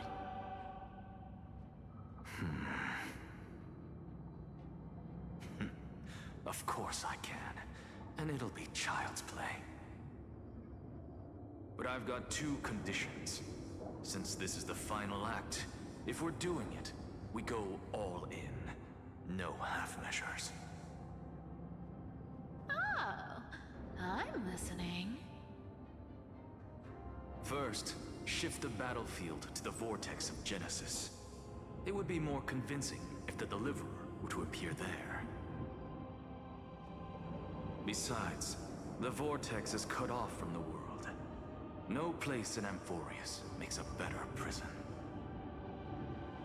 If you pull that, wouldn't our deliverer have to face take Lygus as soon as they come back? That clash is inevitable. All we can do is create more chances for her. And that's the second condition. The vortex belongs to Fagusa in the first place, remember? And there happens to be a demigod of ocean among the few survivors in the world. Loop Hycelan's in. Let her join the final act. I'll transmute myself into a Philosopher's Stone and embed myself into the formula.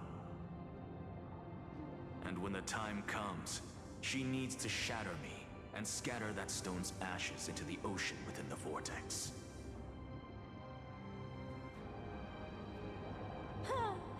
guess people weren't wrong when they said you're insane, Grove Boy. I've got no idea how to outwit a reclusive genius. But making an anti-Catheran suffer? The demigod of reason has 10,000 ways to do just that. And what I just mentioned was one of them. So what exactly does your formula do? Now that would spoil the climax, wouldn't it? By now, Hyacinth must have completed the Sky People's ritual. Since that Theoros loves a good performance as much as I do, let's make sure he enjoys our show to the fullest. As for how the Deliverer will complete the Era Nova, well, that will no longer be our concern.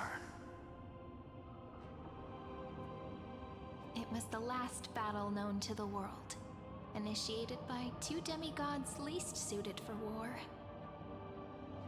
In the end, reason and trickery kept their word. At the cost of their lives, they sealed Lygus within the vortex of Genesis, where he remains to this day.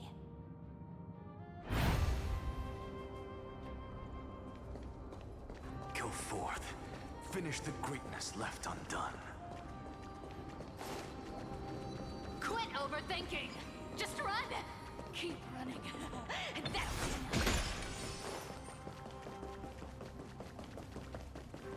Really? It's dead quiet here.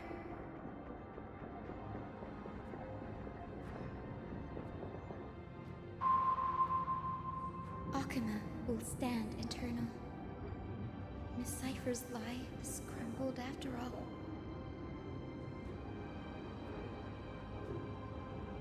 But it's all right, because all of us have fulfilled our purpose by now.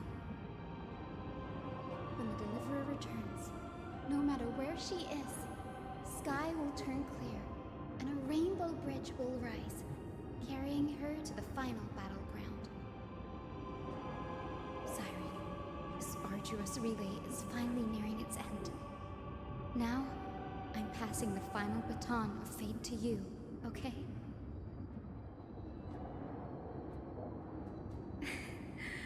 No, that's not quite right. After all, it was you and her who lit the first spark of this journey, wasn't it?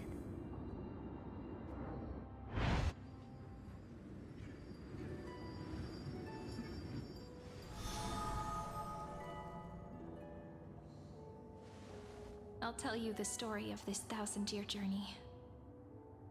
That way, it won't just be my memories alone. And I'll share the moments I spent with you with everyone. That way, the path we walked becomes a memory shared by all.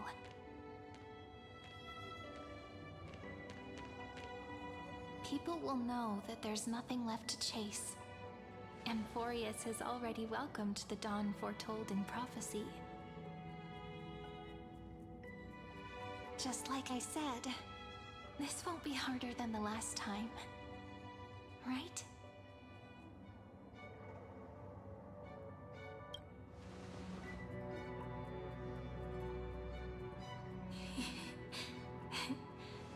I wonder what kind of expression you're wearing right now. Probably the same as always. Calm, resolute, and brimming with confidence. If I have the chance, I'd love to see it again. Because it's really been far too long since we parted.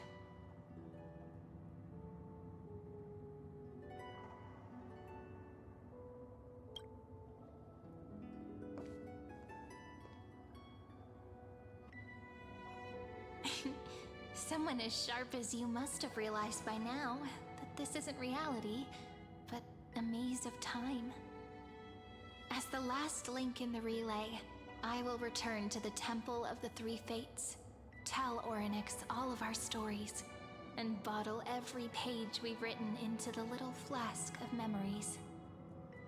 And then, may it set sail in peace, drift down the river of time along with the core flame of world-bearing, reach your side, and lead you back to Amphorius.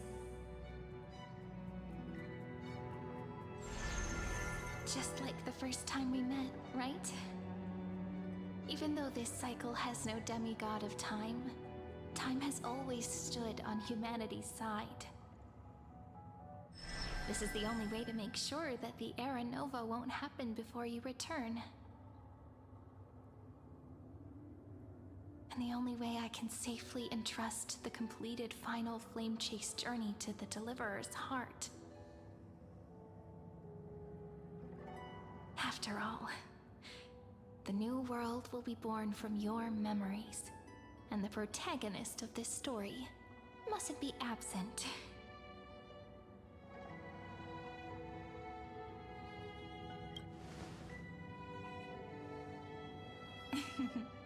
I believe you will never let us down, just like always.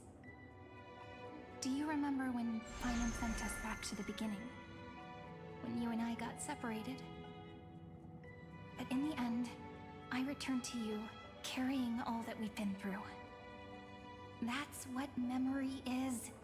It may wear down and fade in the river of time, but it never truly leaves. When that hidden corner of the heart is stirred, the past returns even more beautiful than before. So don't worry. Let the 33,550,337th Flame Chase journey become part of you too. I've gotten a lot better at it with the experience from the last time. Next, you will head to Styxia and find the Vortex's entrance guarded by the demigod of Ocean, before charging toward the final battlefield.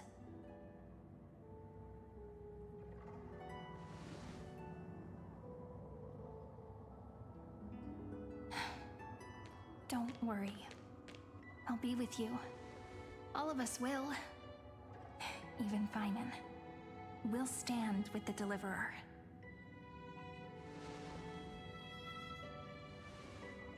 So say a short goodbye, then set off, just like we promised at the start.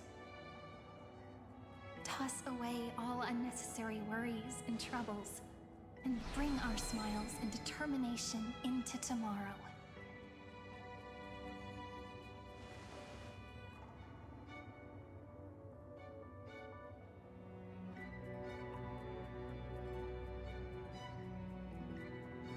The last baton.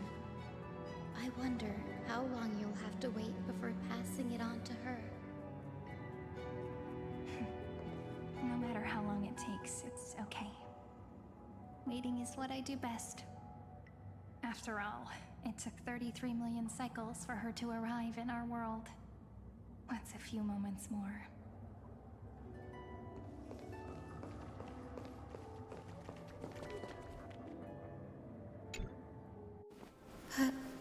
Sairi, what if you wait and wait, but that hero never arrives? That won't happen. Because I know that no matter how long it takes, she'll definitely return to this place. We can't let her down.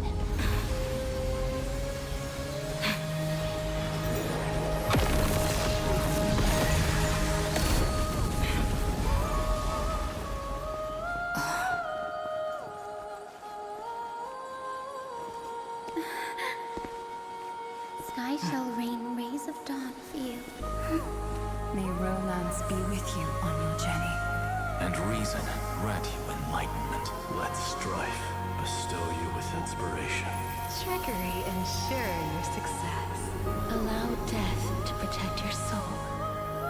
And at last, let passage point the way forward. Well, time will remember the Trailblazer's journey.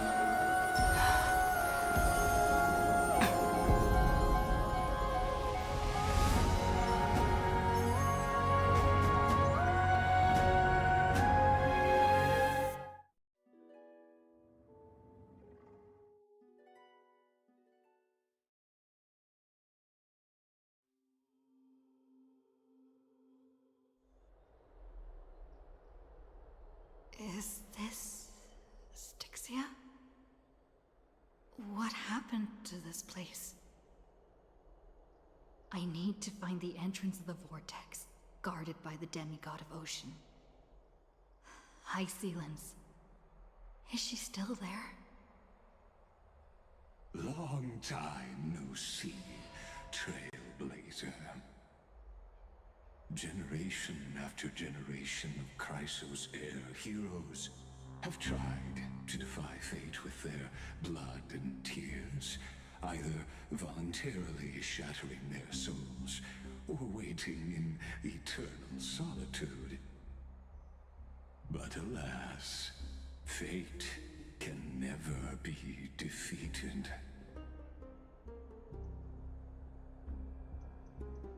Reason and trickery may bind my flesh, but my will shall never fall silent.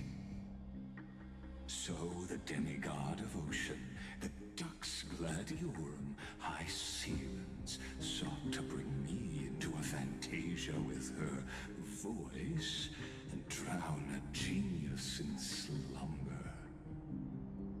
But alas, it was all a hopeless dream.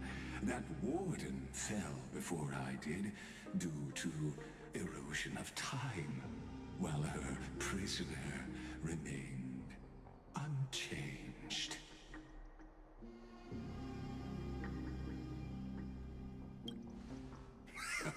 True, I can't leave this place, but what of it?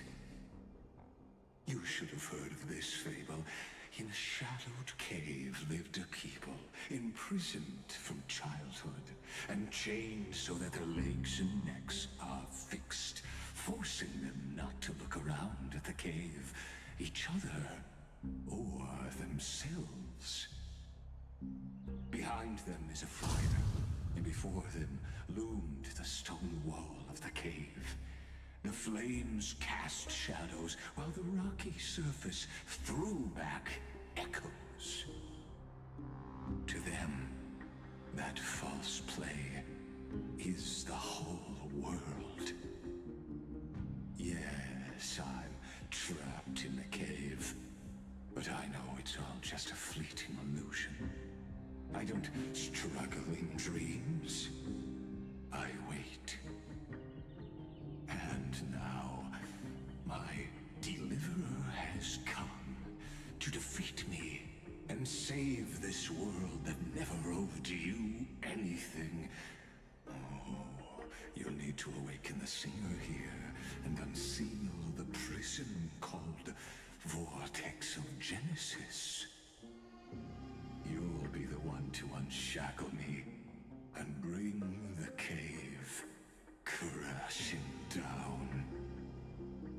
Of course, I don't mind waiting a little longer. Let me guide you through this next illusion. One last memory from that prison warden. I hope you'll watch the stories of this fantasia closely. Logically, the Deliverer must see the world for what it truly is. Emotionally, this memory captures the fate of everyone in Emphorius better than anything else. Only by feeling it for yourself can you understand my point of view. The meaning of destruction.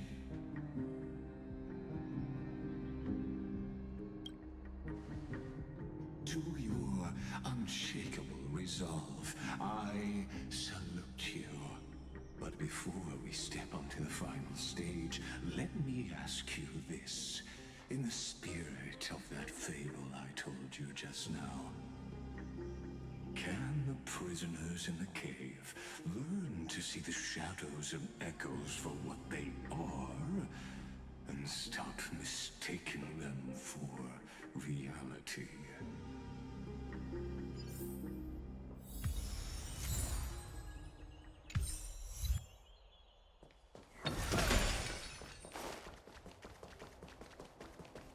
Look, the fire projects the face from memory.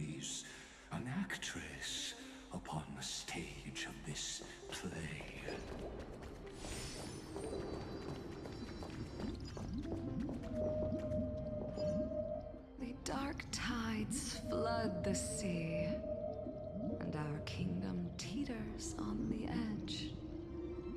Fear not. Our queen has gone to the borderlands. She'll quell this calamity herself. This is the scene when the Chrysos heir of Ocean was born. She was once of a Titan-kin race named Sea Sirens. At that time, Kozlana had suppressed the Black Tide's rise, but he was unable to remove Iron Tomb from its roots. The Black Tide still roiled in the depths of the world, and the kingdom of Sea Sirens was the first to face the destruction head-on. Listen, I heard Electra's voice. She's calling to us. Let's go. Her voice carries the queen's command.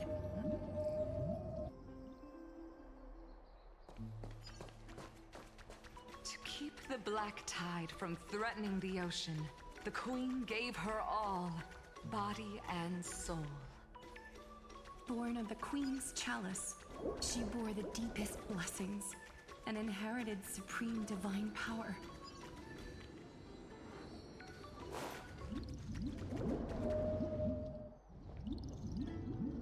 My sisters!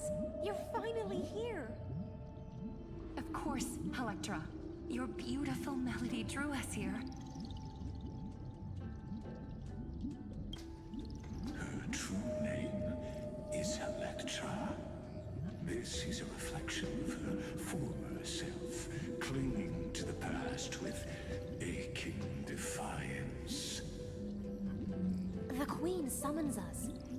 She must be near exhaustion. The Black Tide will soon enter our borders. Then what do we do? Will our seas fall to darkness and terror as well? Don't worry. We shall lift the chalice in her stead to catch the Black Tide, and stand together to safeguard our realm and its people.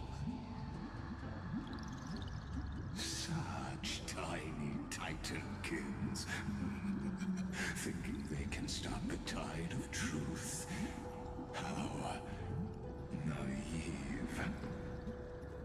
And that naivete is the root of all suffering.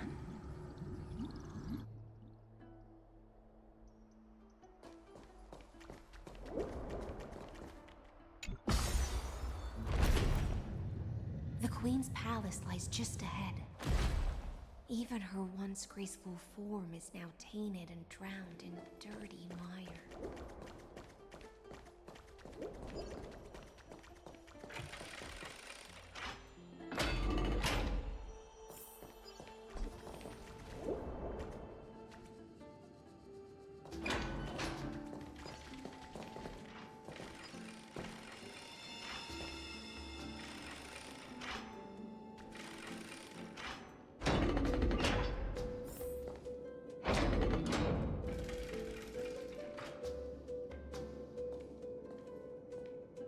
Oh, Fagusa, our noble queen, we've come at your call. My little fishlings, you swim with such joy. It pains me to speak of the kingdom's sorrow. I once believed I could drink the Black Tide dry, but even the deepest chalice must one day overflow, and I can hold no more of this filth. Mother, worry not. We're all children of the sea. Let us bear your fate together. We'll take up your mantle and drive back the black currents. We'll mend your sacred chalice and take in the cursed filth. My little fishlings, when the spear of strife falls, you may retreat in peace. I promise you, on the surface, the city-states will hold a feast without end in your honor. This is the last gift I can give you.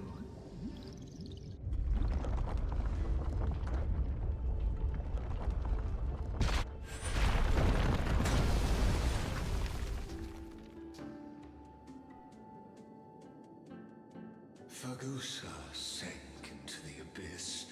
With the chalice shattered, their intoxication spilled into the black tide, birthing the first madness in Amphorius. Sea sirens followed one after another, hunting for the Titan's fragments, until their flesh decayed and their bones crumbled, all for the promised final feast.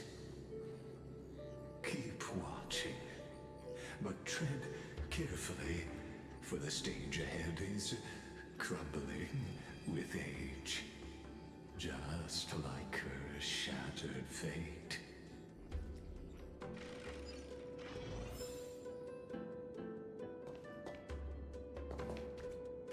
Clinging to the past only blocks the road forward. Why not let time build a bridge to the future?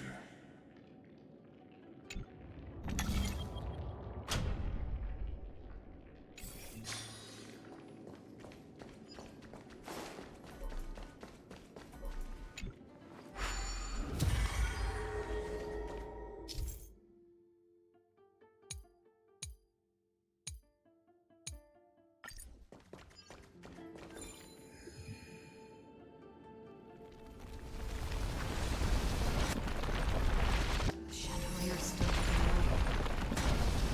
Maybe the compass.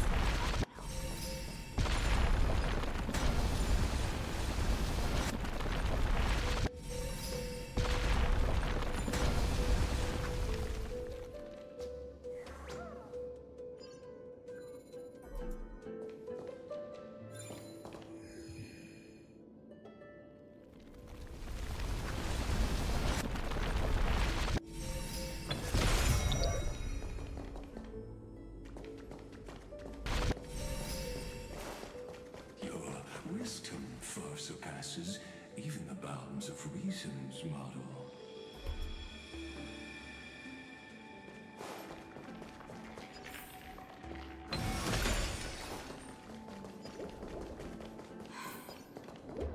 Can't get through.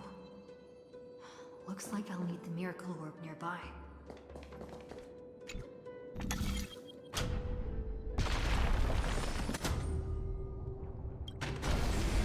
Was written long ago.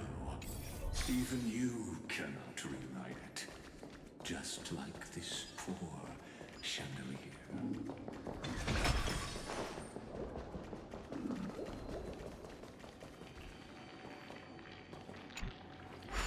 Electra! The fiends have gnawed my tail. I can no longer swim to the far sea. Electra! The black sludge has soaked my fins! I can't dance with you anymore!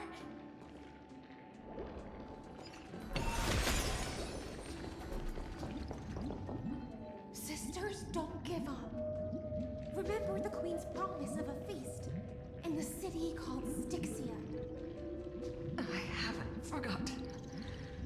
It visits me in dreams every night. I dreamed of a shining city, its lights piercing the deep gloom of the seabed. I dreamed of children placing garlands on our bone homes, and poets praising the sea sirens for shielding the world. But what a shame. We can go no further. Please, sing to the humans for us. Sing of the deep sea's legend in our place.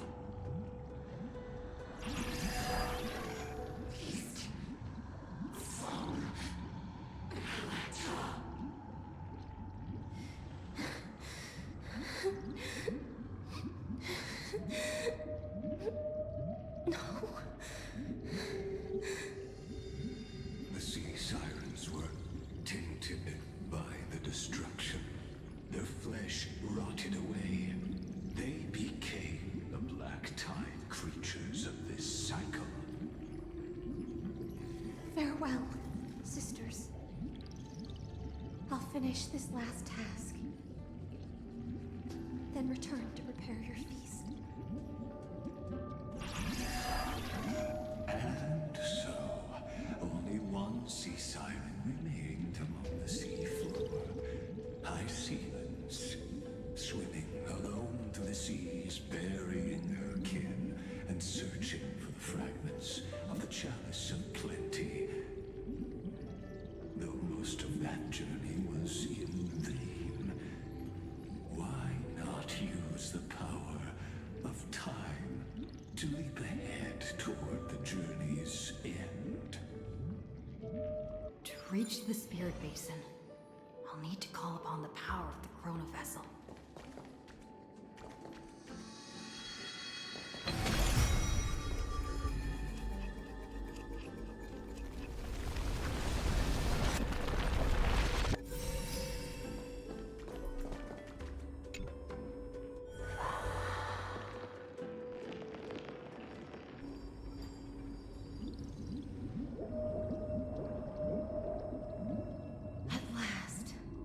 The Chalice of Plenty is whole again. The Lance of Fury emerges from the River of Souls, and the gods reclaim their duty to hold back the Black Tide. I am freed from endless toil, and now walk toward the rites at Styxia.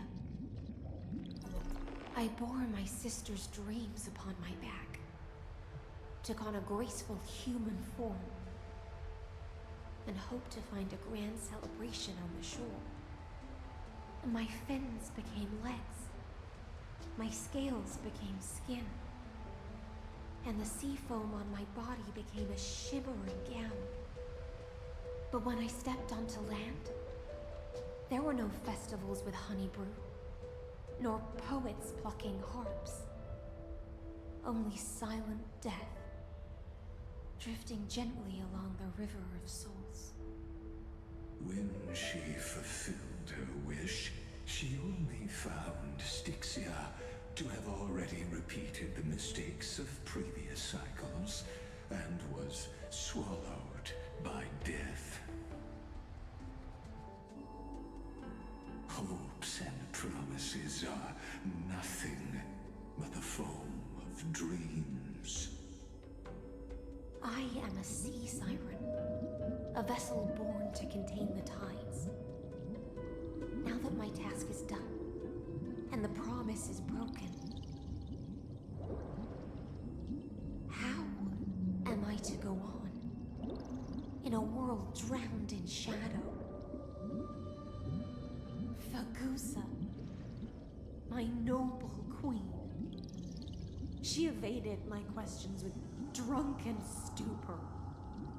She told me a grand feast awaited me in the surface world. So I wandered lost, groping through the dark. The feast she spoke of. Where is it? Lonely Blade, I shall grant you everything you seek.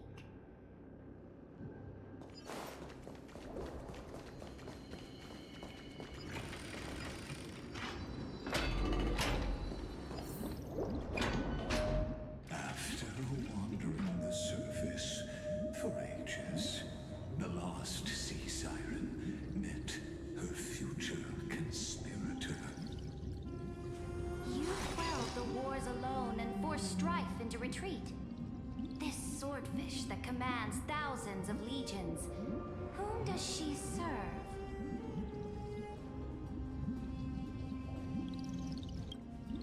Yes, Ceridra, long before she became the Imperator, was already burning with ambition. Sovereign who follows prophecy. I am no one's sword. I am just a wandering fish, seeking clarity through bloodshed. Then how about letting the sword dance for me? And letting the violin sing in my name? Tell me, what is it you seek? All I want is a feast where I might belong. Such a demand is trivial with the Sovereign's authority. I'll grant you a banquet worthy of conquest and comrades to toast beside you. But Knight, you must offer me your heart. My heart? Yes, a loyal heart that will generate no betrayal. You were deceived by gods and drowned in the ocean's darkness. But now, I will lead you forward and be your light. So be it, noble monarch. The law you proclaim shall govern my every breath. So be it, noble monarch. I am simply becoming someone else's vessel once again, and accepting a duty given to me. And thus, in her hollow drift, she finally found a new purpose, like sunlight piercing the deepest trench.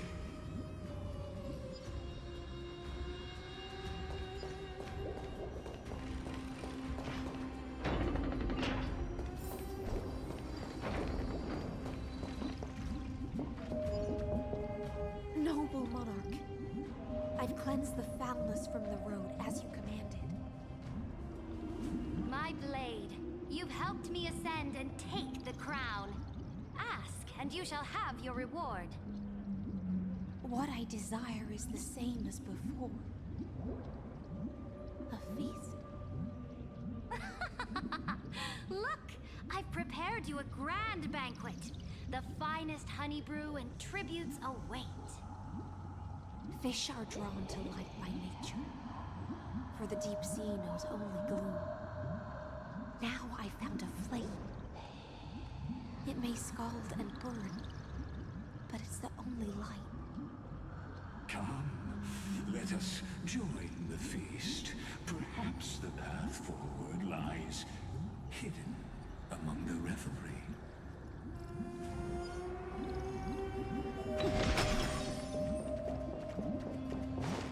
Have you heard that the Imperator's about to begin a new campaign? Her glory will no longer be bound by the borders of Enforius.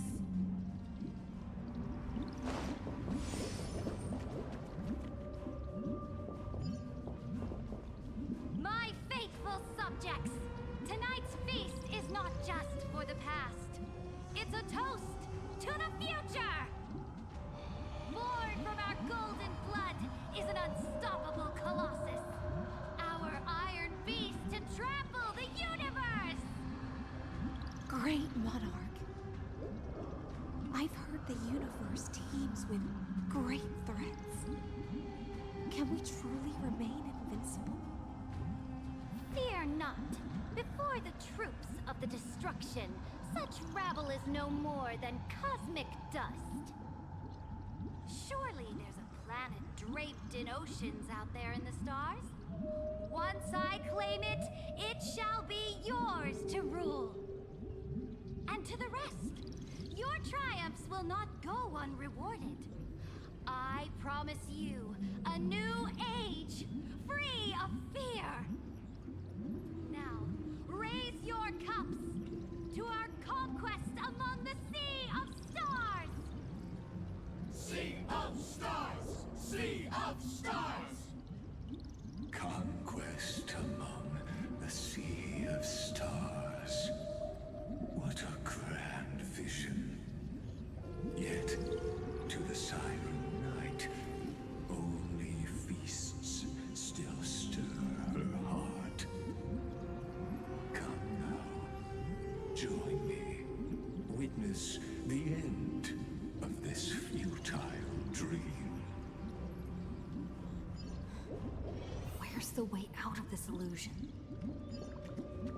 Come quick! Let's celebrate together! I've saved the finest brew! Come taste it with me!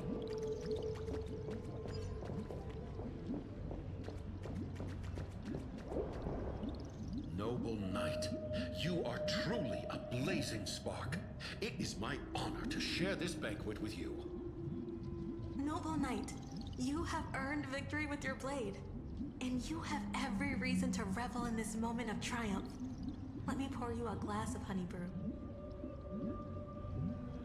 Noble Knight, with the Sovereign now enthroned, this triumph is yours as much as hers. Let me raise a toast to you. Noble Knight, your strength is boundless. Lead us to conquer the universe, and let us toast to that vow!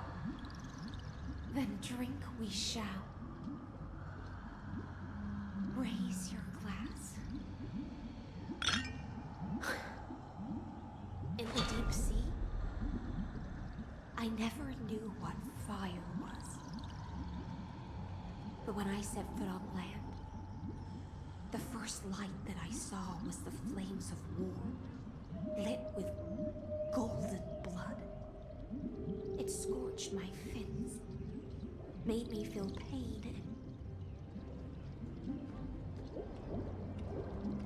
and ignited an unprecedented hunger. A hunger that flickers in every hero's heart. So bright, yet so blinding. Look! The monarch herself has taken her seat! Hear that? The court sings her praises! Come! Join us and praise her glory! One eye of hers sees glory, the other sees corpses. And yet, she cherishes the name of glory more than fear and death. As they say, the coward died 1,000 times before his end. But the brave face death but once, which gods stand witness. On the eve of war, we sang our hymns and set our sights to sail beyond the stars. The legions will climb aboard the beast, riding it like currents across the cosmos.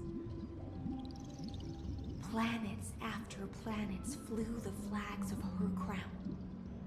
Realm after realm was ignited by her flames of war. As the final resistance fell silent, a vast empire rose from among the stars. And this small pond at last embraced prosperity and peace. That's how the story ends. Tell me, visitor. In this dream, did you enjoy the show?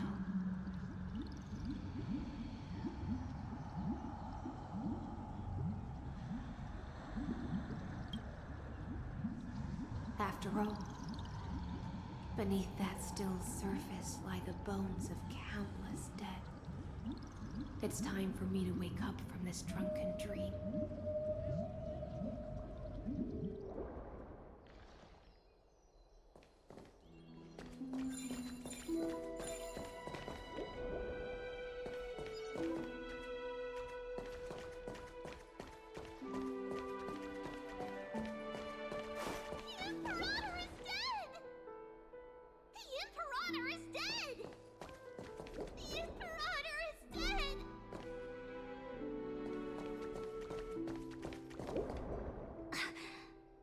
People once cheered for my ascension.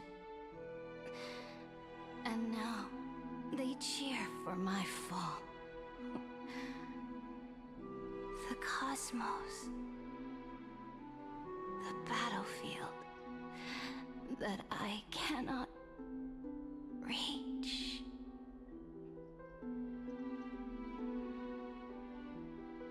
Before the Sovereign's conquest reached its end, her life and ambition had already been swallowed by the deep sea.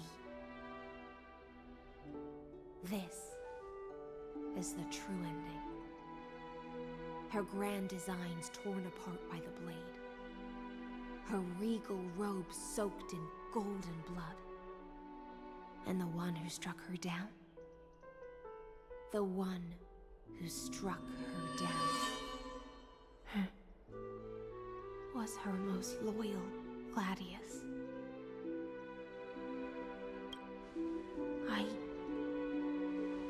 need to explain myself. A fish in a pond has no hope against the surge of fate. I wandered the shore, found a flicker of flame,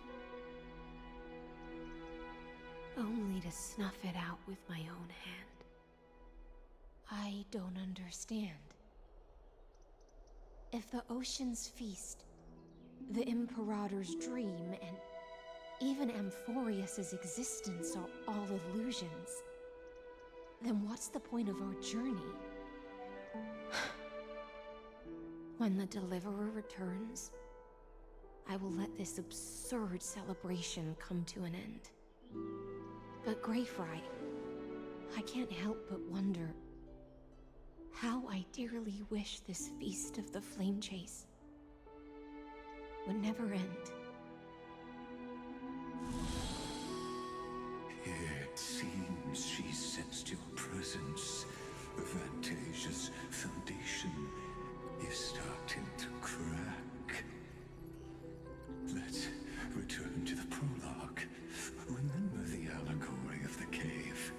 Can the prisoners in the cave learn to see the shadows and echoes for what they are, and stop mistaking them for reality? As you've seen, when she cast off her chains, finally turned to look around, and moved her legs, her reward was nothing but searing pain. The light will blind her, for the fire behind her had never once actually touched her eyes. Her legs will buckle beneath her, for she had never learned to walk forward. And so she fell into infinite confusion and fear, and came to firmly believe that the shadows and echoes were the real world. But we in the cosmos, are we truly any wiser than she was?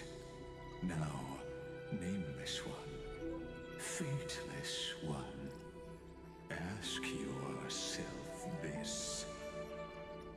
The paths you tread, the eons you worship, everything you've trailblazed with your own hands, could it all be someone else's projected shadow? Let's leave that question till after the curtain falls. Once you've unearthed every last truth and reached the prison built for me by the demigods, I'll speak with you face to face.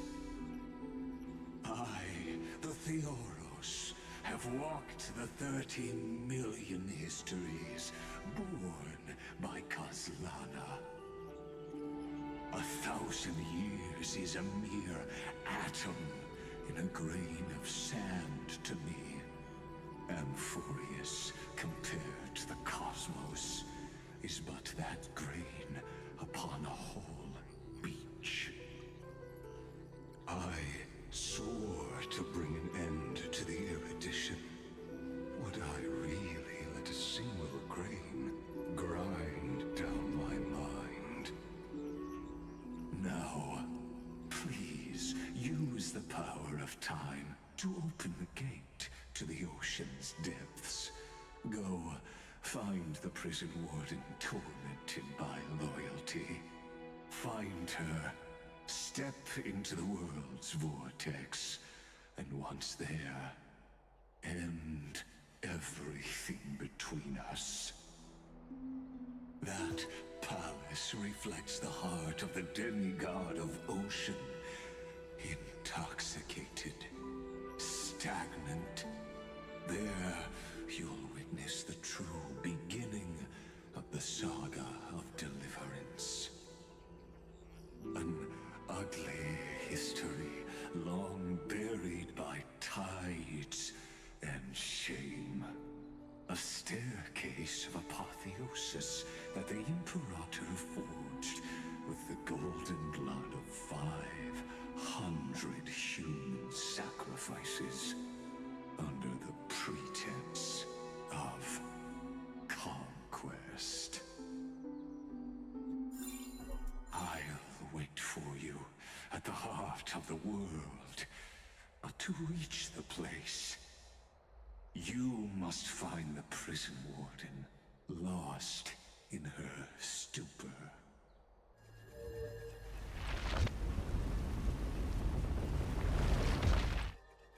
Beyond this door lies the path to the vortex of Genesis.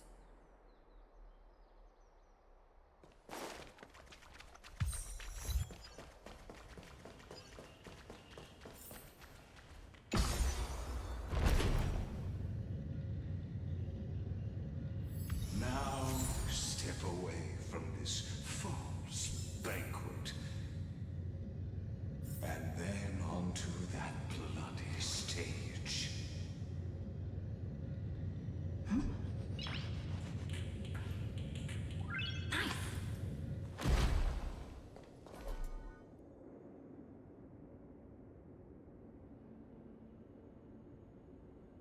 The palace that worshipped the ocean, the sanctuary connected to the vortex, was also once the battlefield of the first flame chase.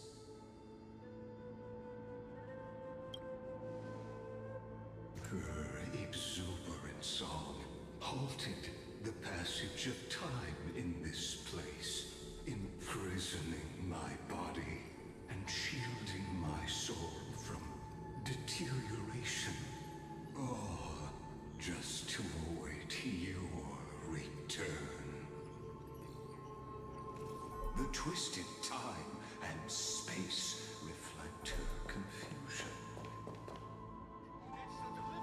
And so, the Imperator's crimes were veiled.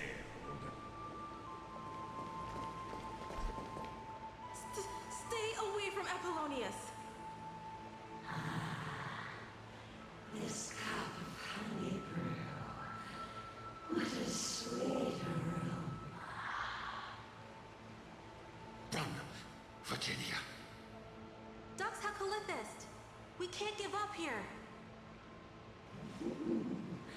Love steeped in death. How delicious.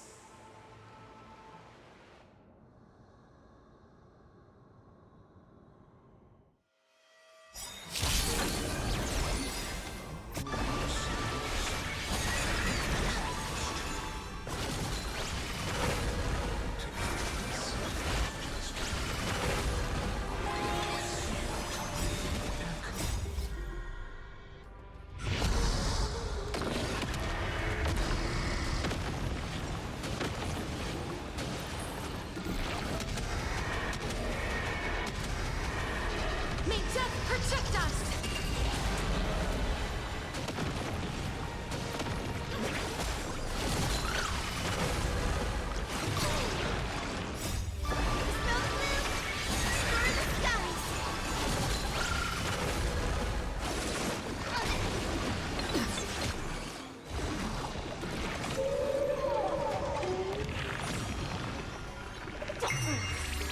As you wish. Embrace a new life.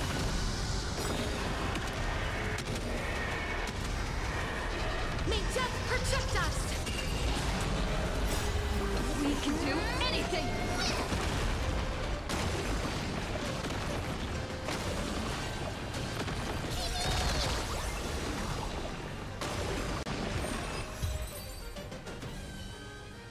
Apollonius, look.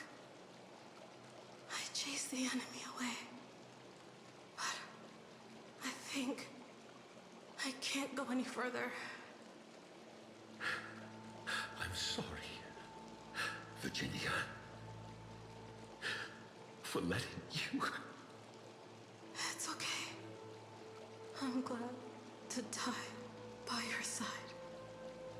Ah, such an ironic twist of fate. Even as the foundation of the world crumbles, the heartless Imperator still made the same decision she did in the past 30 million cycles. During the first Flame Chase journey, the Flame Chase Legion stormed Styxia. Tens of thousands of sea sirens surged from the River of Souls, crashing toward the heroes like a tidal wave. The hell before you is the recreation of that very battle. Apollonius, look. I chased the enemy away.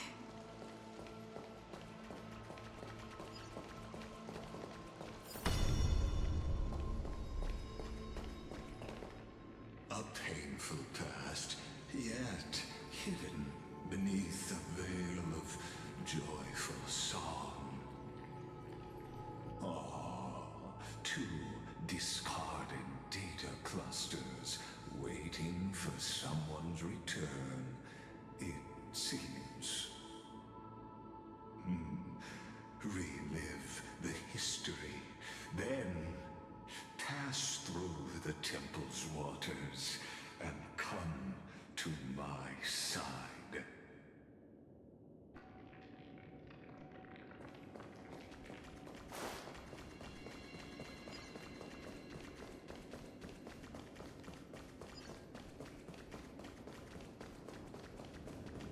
Isn't that the Deliverer? You finally made it. What a wretched way to die. The Flame Chase army, devoured by warbling fish, never saw it coming. Look, the cruel Imperator and her Knight Commander, the pitiful Warden. What a perfectly matched duo of test subjects. Their hands drip with blood, golden blood. Raise the bridge and cross the river of fate. This path of the prisoner is far from over. Imperator! Imperator! Did you see my gallant deeds, Imperator?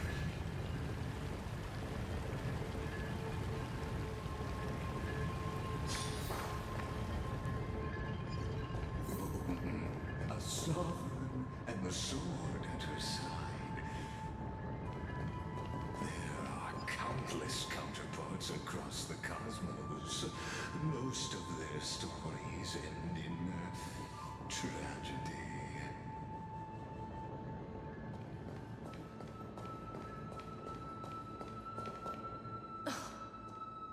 Imperator, why did you... You're here, Dux Gladiorum. You ordered me to seal the sea route and handle threats from the rear. So why didn't you wait for me to return? Why send the Vanguard ahead and let them die in vain? Die in vain? No, you're wrong.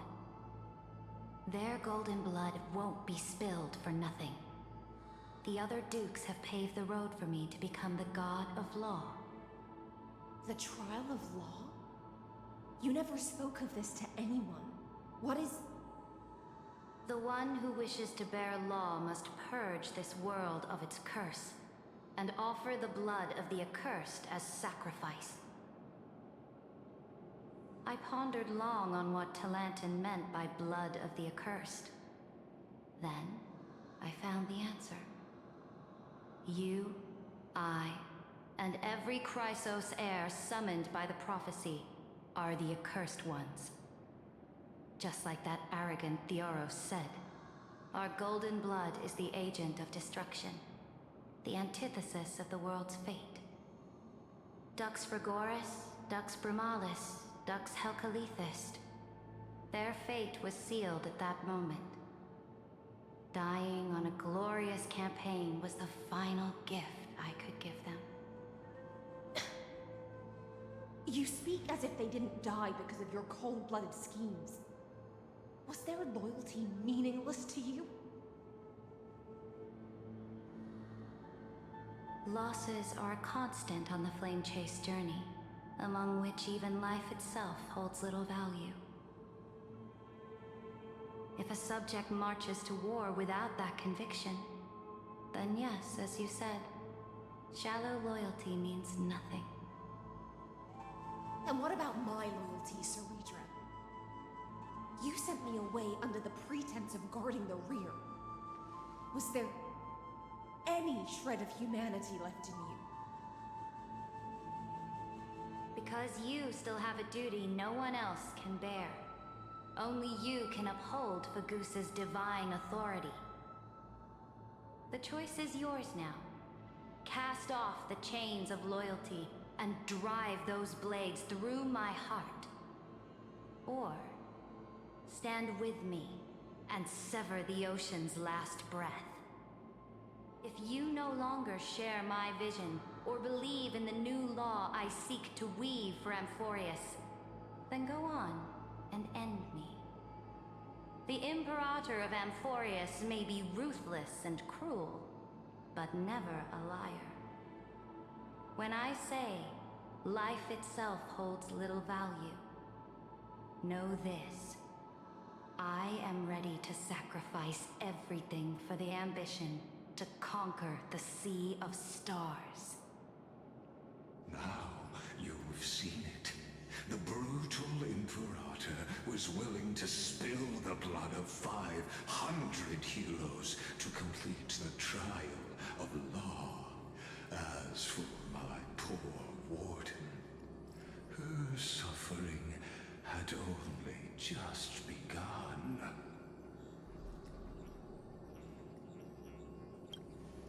I'm no storyteller.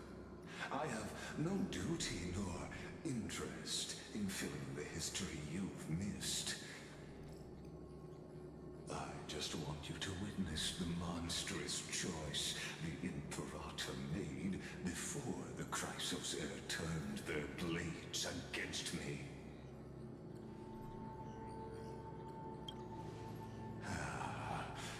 I gave up on using words to solve conflicts 2,000 years ago. But I won't squander a chance, not even a sliver of one. If there's even a crack in the walls of your conviction, then my victory is already assured. Now that the past is settled, let's turn the page and bring time back to the present. And dive deeper still, until we reach the very bottom of the abyss.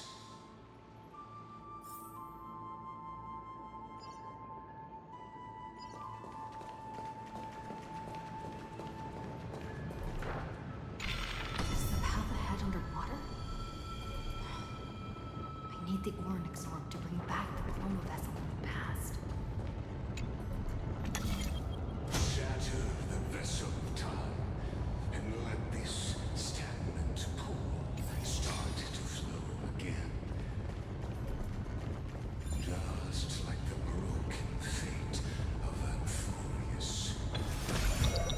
This hidden gate leads to the vortex. Hurry now.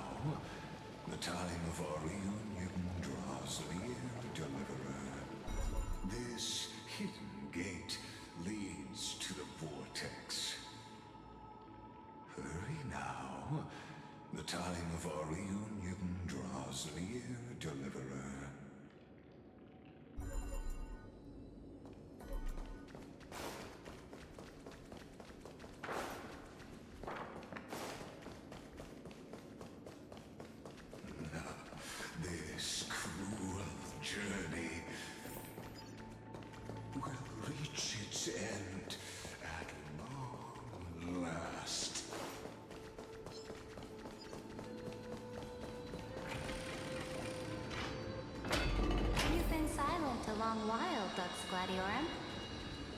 starting to doubt your decision?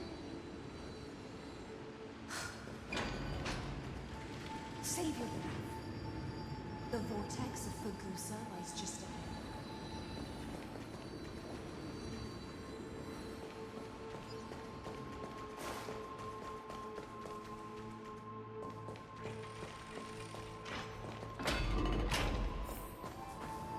After the trial, there's nothing left between us.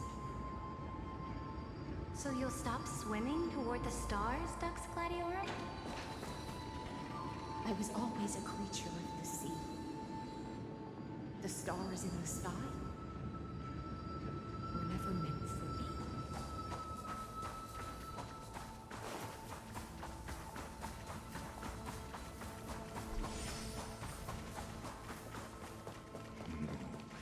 Look, a gravestone.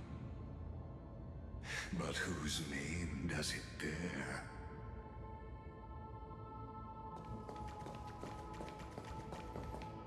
It was here that the prisoner who thinks herself the prison warden made her choice. Witness, listen, and awaken. Dux Gladiorum. I've lost count of how many times you've stood here over the past centuries. You talk too much for a prisoner like Kurgus. Two geniuses who defy law and all the Chrysos heirs who sacrificed themselves in this cycle worked together to chip away my strength. But they, you, can never affect my will. And as long as my will remains intact, I am free. Don't get ahead of yourself. I still have ways to chain your divine soul. Please, do surprise me. But I'd say your mission is nearly done here, isn't it? Oh, it was here you gorged out the core flame of ocean from Fagusa's body. It was here you and that Imperator both completed apotheosis, becoming pillars of Euphorius. And after that, you drove your blade into her heart. A loyal subject turned regicide. A demigod committing deicide. Or so the history books paint that tragedy. Oh, but if that's the truth, then why, after 1,000 years, are you still here, guarding the Imperator's grave? Still bound by loyalty?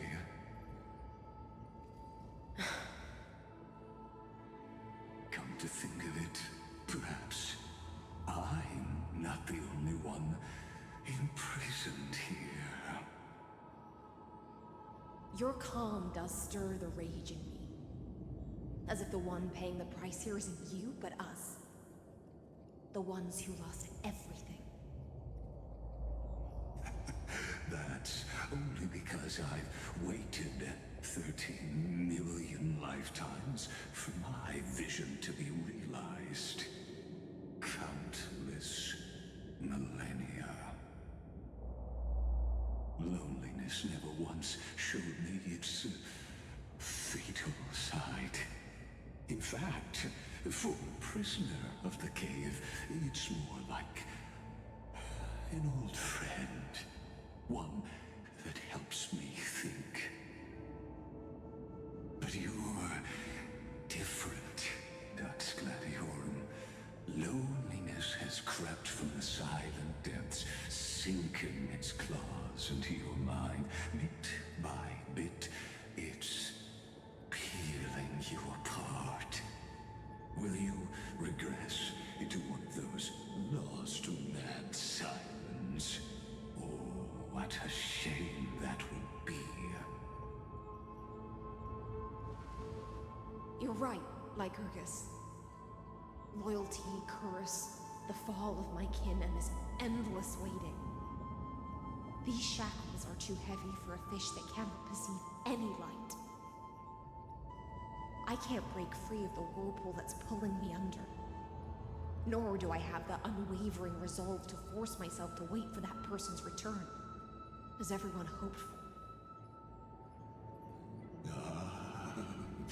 Deliverer from beyond the sky, my executioner. How much longer until she arrives here? Or will she ever return? I don't know. And I doubt anyone does. Then, what will you do?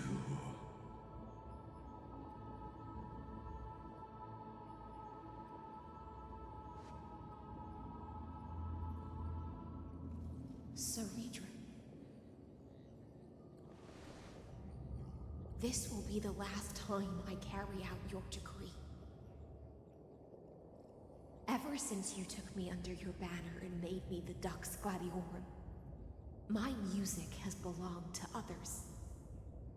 Time and time again, I use the siren's song to lure the unwary into illusions for your schemes and strategies. Now, let the siren Electra sing for herself. Let me step into an endless dream of my own making.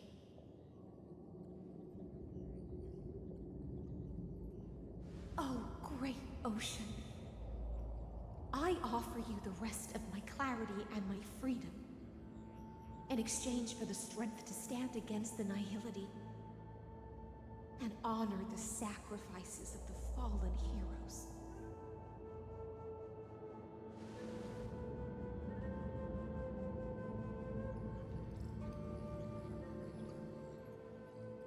Greyfry, deliverer from beyond the sky.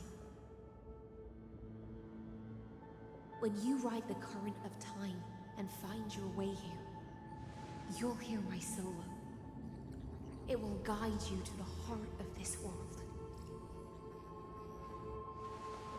By then, I may still be lost in my self-wrought slumber, but I'll uphold my part of this long relay and guard the shackles that seal the Theoros. Do you still remember? To awaken someone from a siren's voice, you'll need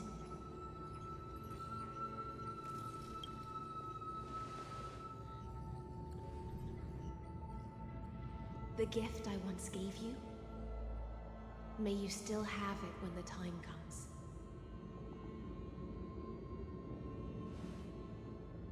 When you return, please pour that honey brew upon this grave. It holds the story of all our struggles and sacrifices. May you see it one day. The prelude Amphorius wrote for your return, carried forward through a 1,000-year relay.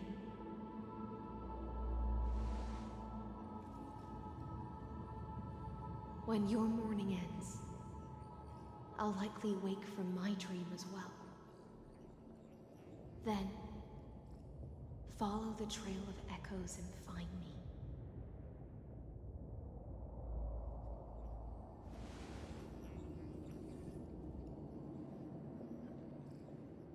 And together, we'll bring judgment upon the sinner who defiled the erudition.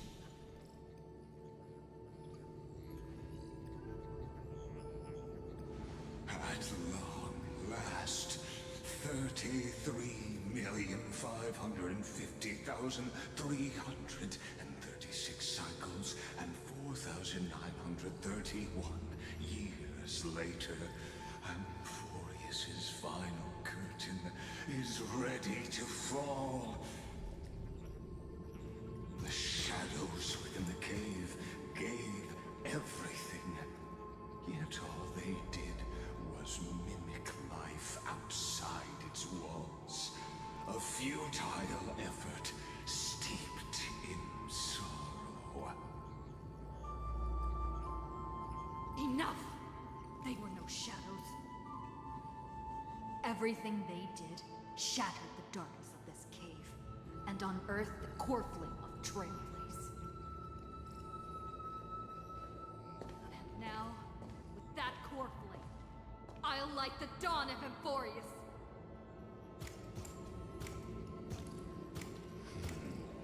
Do you still choose the will of the paths as your answer in the end? I do not agree with that answer, but I respect your tribute to them. Allow me to take back my earlier words. As an apology, and in the name of Theoros, who saw all destinies in this world, let me join you in mourning. Let us bid farewell to the heroes who sleep here. And then, let us face each other and decide whose flame will rise with this new dawn.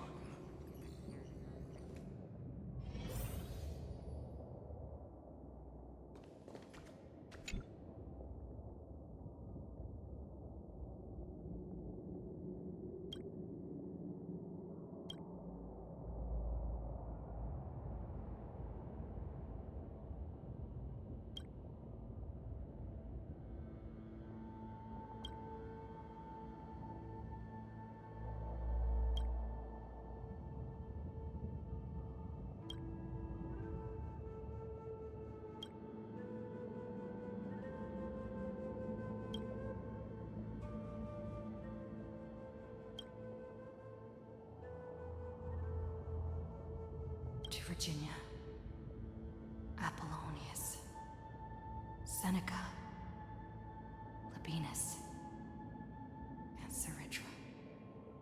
Through a brutal sacrifice, they lit the stars of law in this world, propelling Amphorius's fate forward. In the shimmering mirage of illusion, they entrusted their dreams to ride among the stars to the hero yet to come.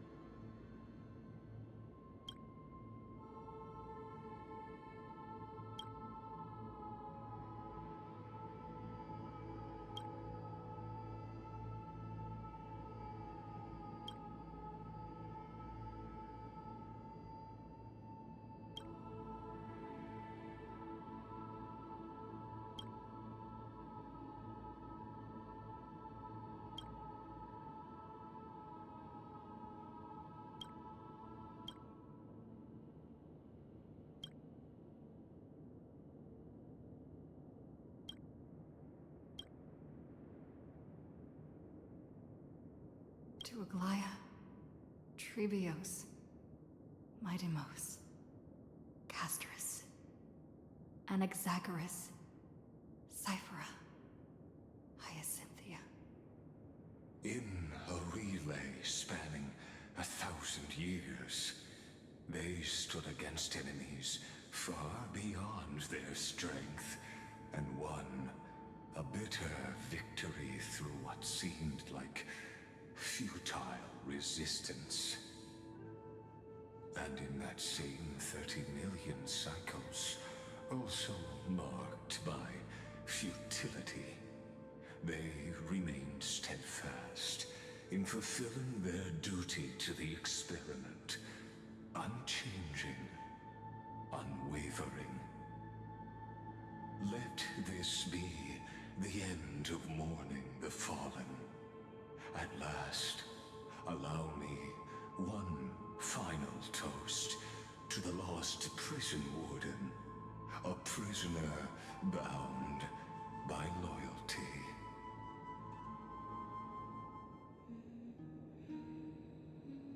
That voice. Could it be?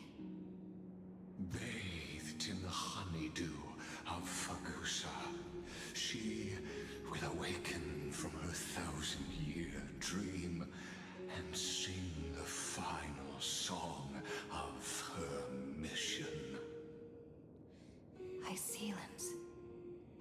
This tombstone of the old world serves as the anchor of the Siren's illusion, a sigil Electra used to bind herself.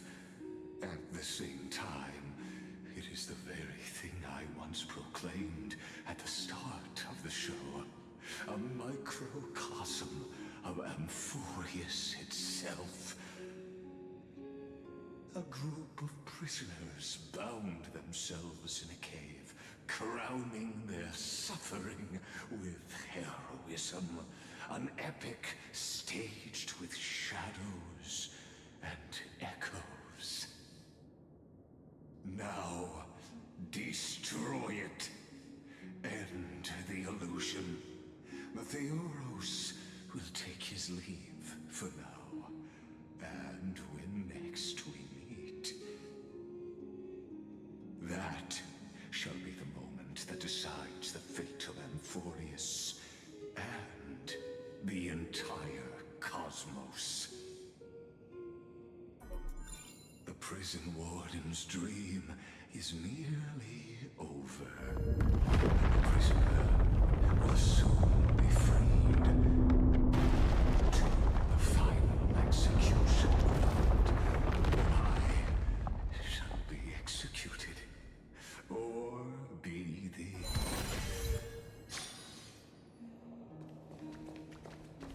This world and I shall halt here. Until we meet again.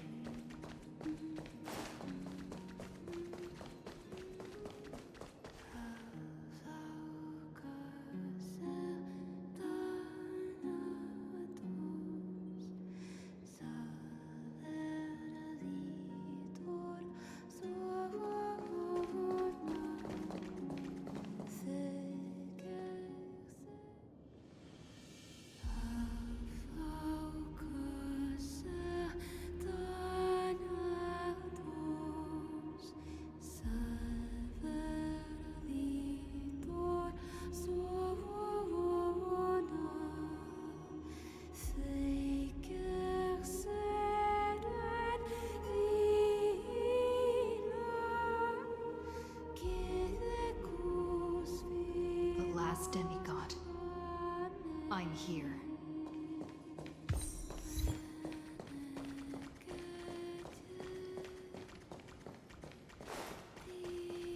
Go forth for the hopes of humankind. Go forth for the duty of deliverance. Go forth for the belief in flame. Go forth for the Golden Blood's glory.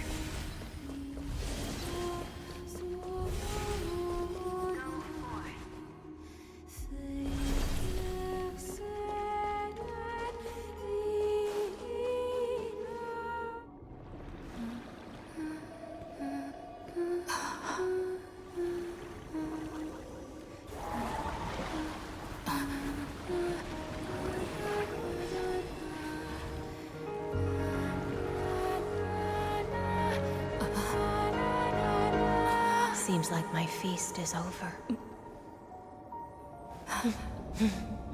It's now your turn to perform.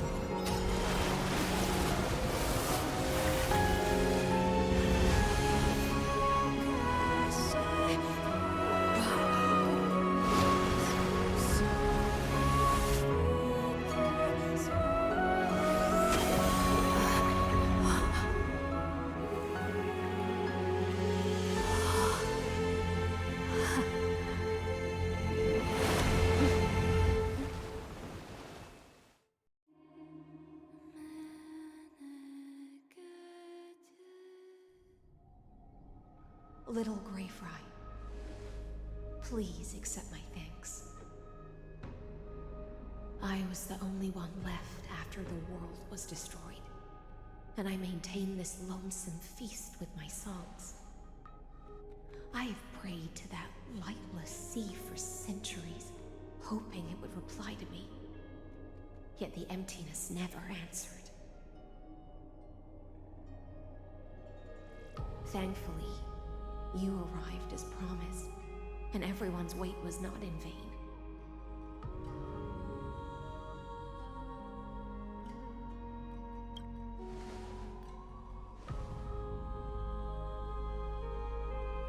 Thank you, final audience of mine.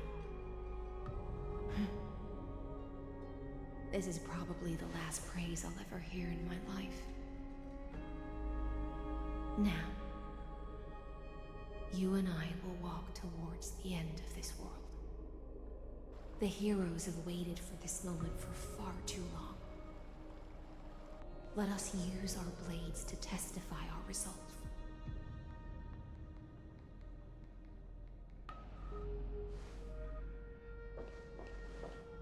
Oh, prisoner of the seas. Theoros carrying 30 million cycles of sin. Slave of erudition. Show yourself. The Deliverer has returned. And the time of your execution draws near. I see a awakened human who has mistakenly taken fallacies as truths and has returned to the cave to try to bring her friends into the sunlight she once bathed in. Alas, prisoners will always be prisoners, blind to the very chains that bind them.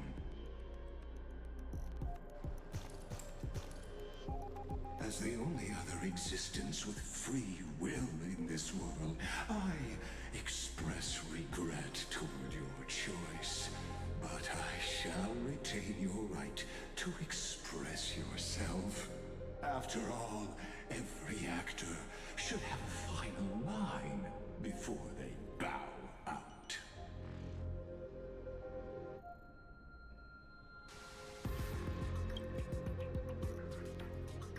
I eagerly look forward to it. The last dusk this world will ever see shall become the climax that decides the fate of the cosmos. Oh, what an appropriate end. The Amphorian demigods use every ounce of their strength to constrain me here. Yet, regrettably, my cognition resides in the Exolith. It is pointless to defeat my avatar, projected into the experiment. My body is the shadow cast on the wall by the fire, and my words are lingering echoes within the cave.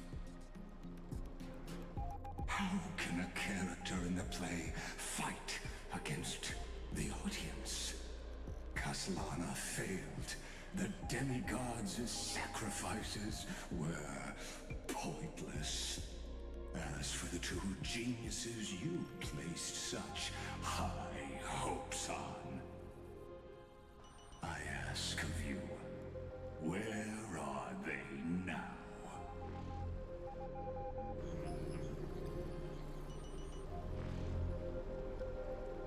Confusion and epiphany always go hand in hand. That's particularly true for geniuses. You must be very confused about why you could not gain a straightforward victory in a world constructed by an ordinary Intellitron. An ordinary Intellitron? Cut the pretense, Senior Society member. We've torn off your meticulous mask and figured out Amphorius' true form. small-scale prototype machine, the first scepter ever created. In other words, a detached part of Noos's divine corpus. That's why it has the potential to destroy erudition. As for who would be able to control the Eonic system to rewrite knowledge, only one person has ever managed such a feat. You better have an explanation for the Society. We want an actual answer, not another prolonged metaphor to cover up the truth.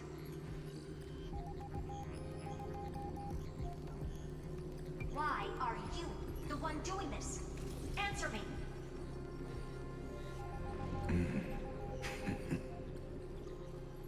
Since things have reached this point, I'll give you two irrational answers purely as a courtesy to posterity. The answer is obvious, so there's no need to say that name out loud. The Cosmos made a mistake in calling me a genius. I do not possess more wisdom than those who came after me.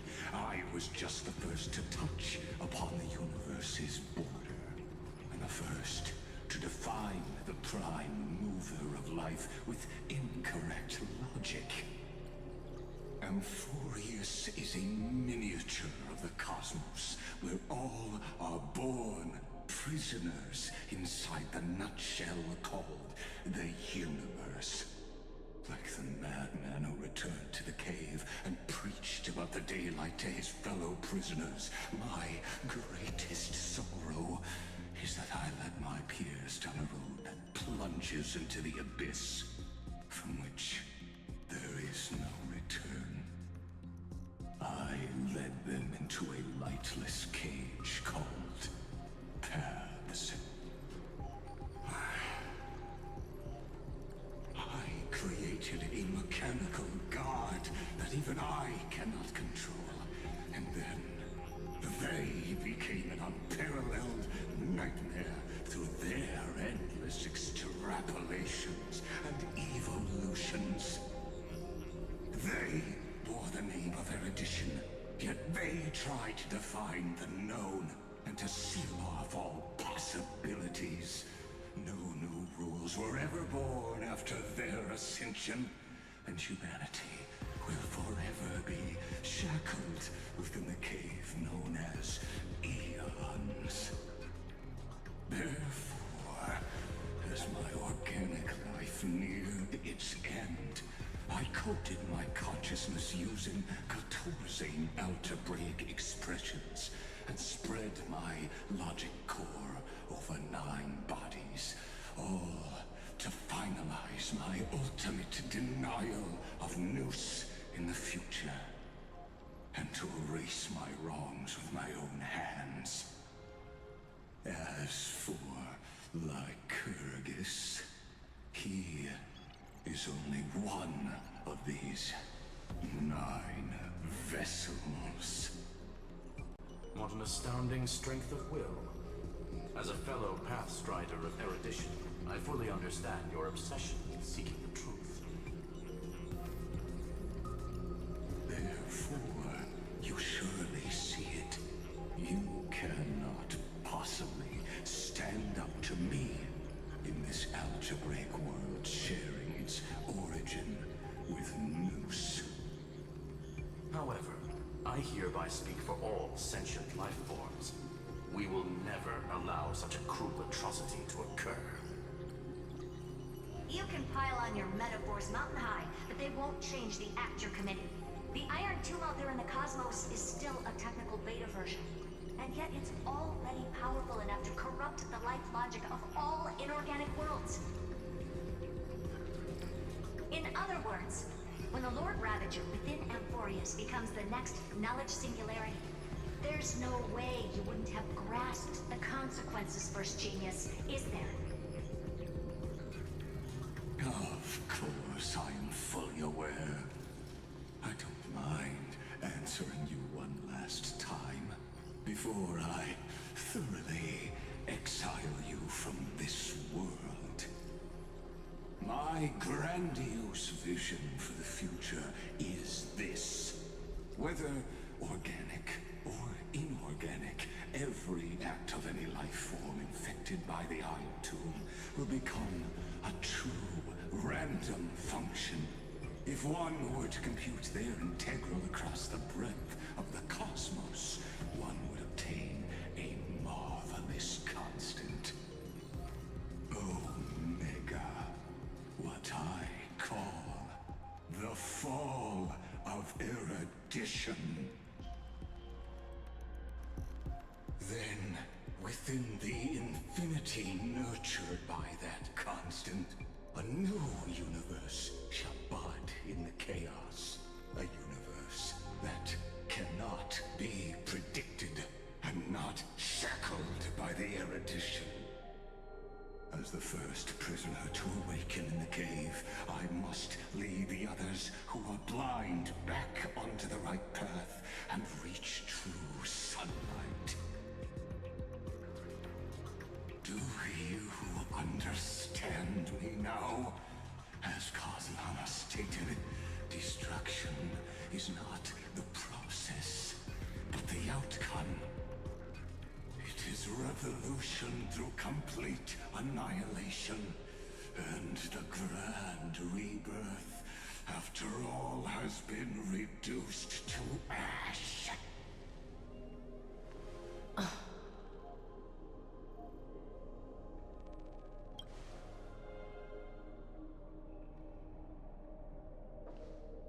The Amphorians already answered long ago. Be it as tiny fish destined to be swallowed, or as a giant whale poised for a magnificent descent.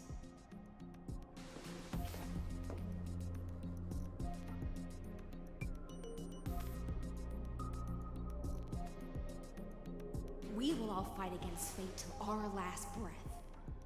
That includes me, Electra. Once the Imperator's subject, now the Deliverer's blade.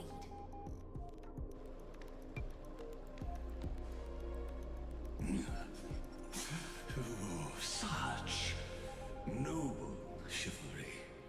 Admirable. I will also show my true self to you on this momentous occasion as a gesture of respect. And provide an insignificant academic suggestion. Thus speaks Genius Society #1. Xandar 1 Kuwabara. The Entelechy of the universe's Alpha and Omega. There's no need to rage against the truth. The value of any formula resides only in its answer. As for the process of solving it, no matter how elegant, violent, solemn, or humorous,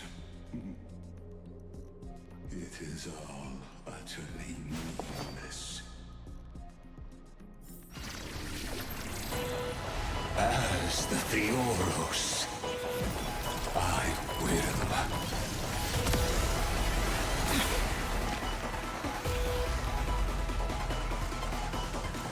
Personally participate in performing this world's end.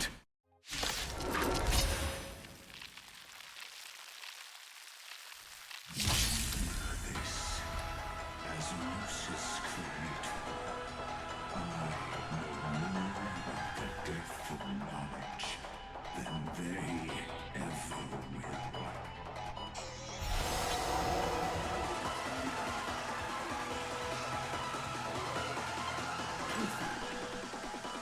This is Lycus's true form.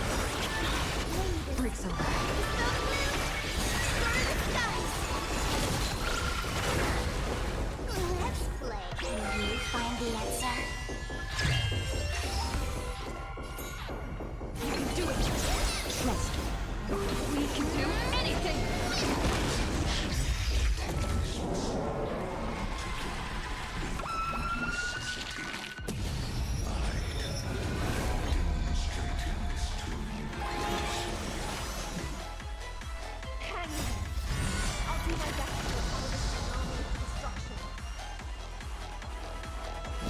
Darkness with me.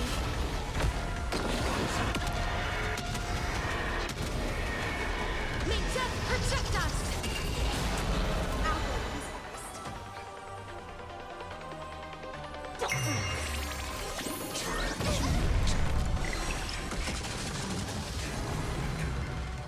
go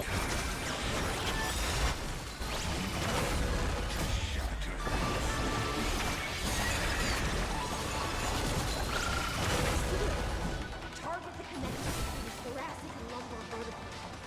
Destroy that spark. Embrace a new life.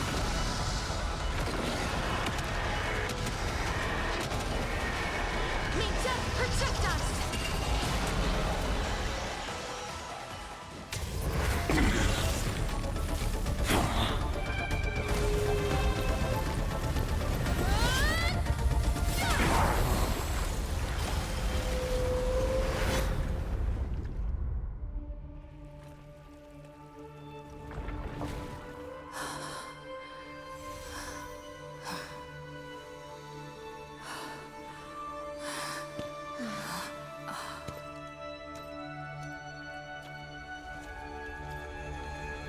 All is futile. In Erudition's calculations, the end of the saga is simply a comment awaiting deletion.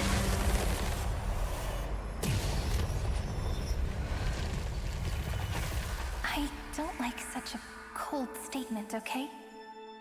If numbers can decide the end of a story, then we can surely also pen a new beginning.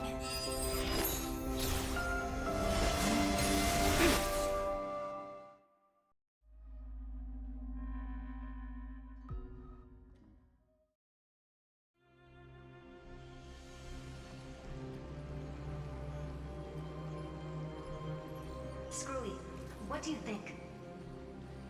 If your hypothesis of Lycus's identity is true, then even if we remove the restrictions of the Ultimate Protocol, the chances of us defeating him in a head-on battle will still remain lower than the acceptable threshold.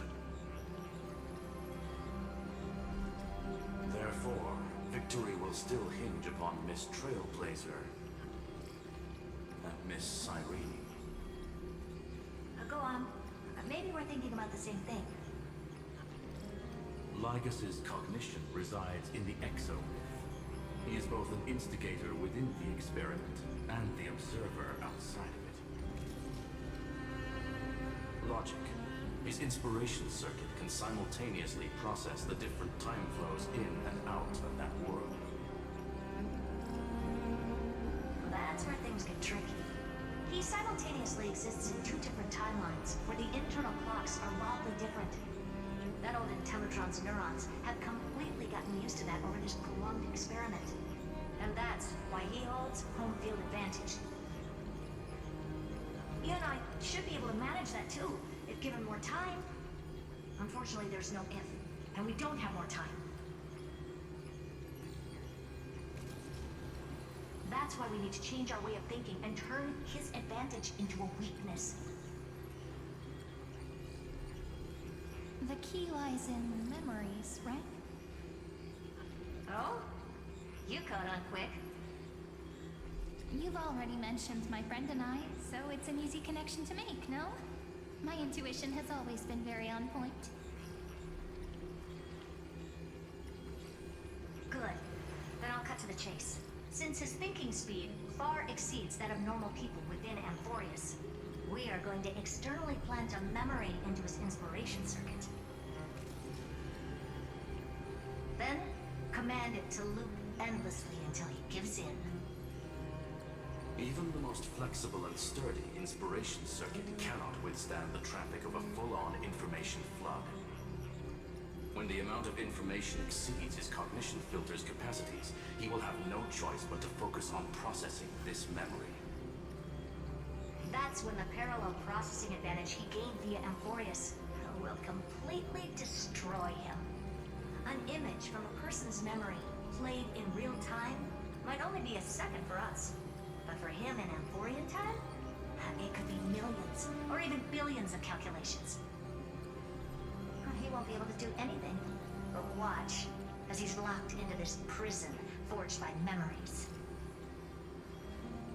Then we can entrap him in the same kind of cycle as the heroes were in, and get him to experience loneliness and pain in that endless recurrence. It's my greatest honor to be on the same page as the geniuses. That little one is still in that old Intellitron's hands, and won't be able to respond to us anytime soon. But I don't think she'd refuse. So it's up to you to figure out how to execute this plan.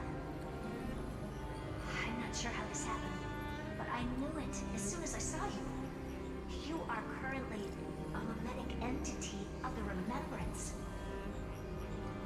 Yes, I seem to be something you folks beyond the sky call a memo sprite. But that's fine by me. It suits me perfectly.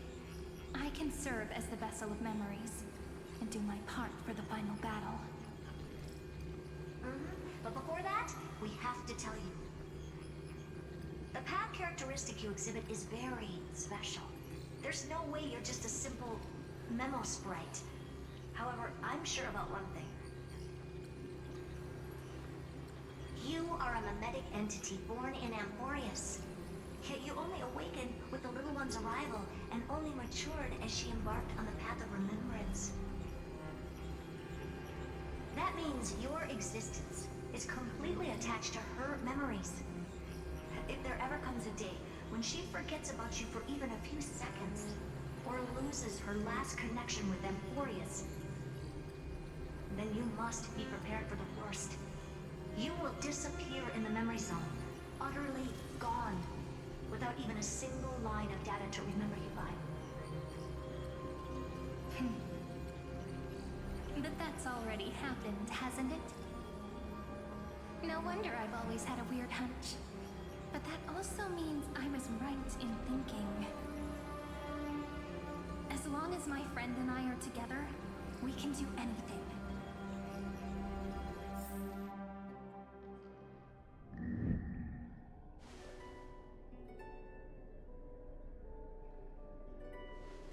Long time no see, friend. Did you miss me while you were away?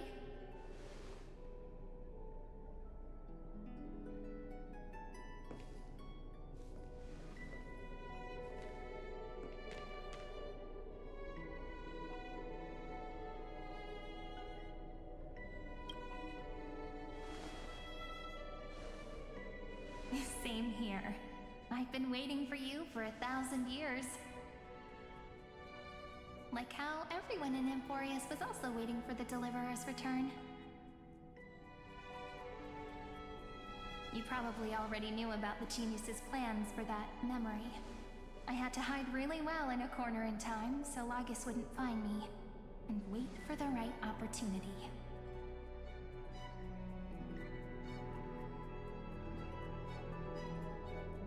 Which is now. The moment when his manifestation in this world is destroyed, and his twin timelines are intersecting.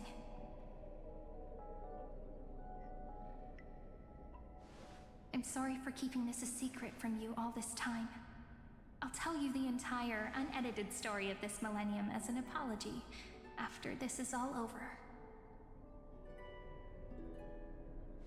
But for now, let's join hands and complete the final step. With the power of the remembrance.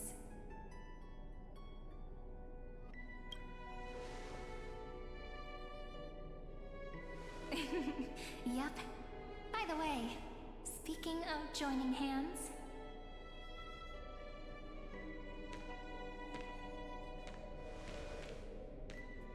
Can I please do something before we go on stage?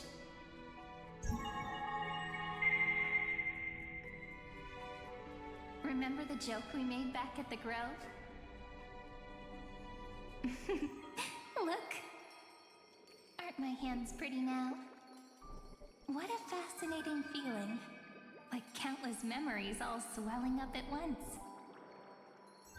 What about you? What did you feel when we touched each other?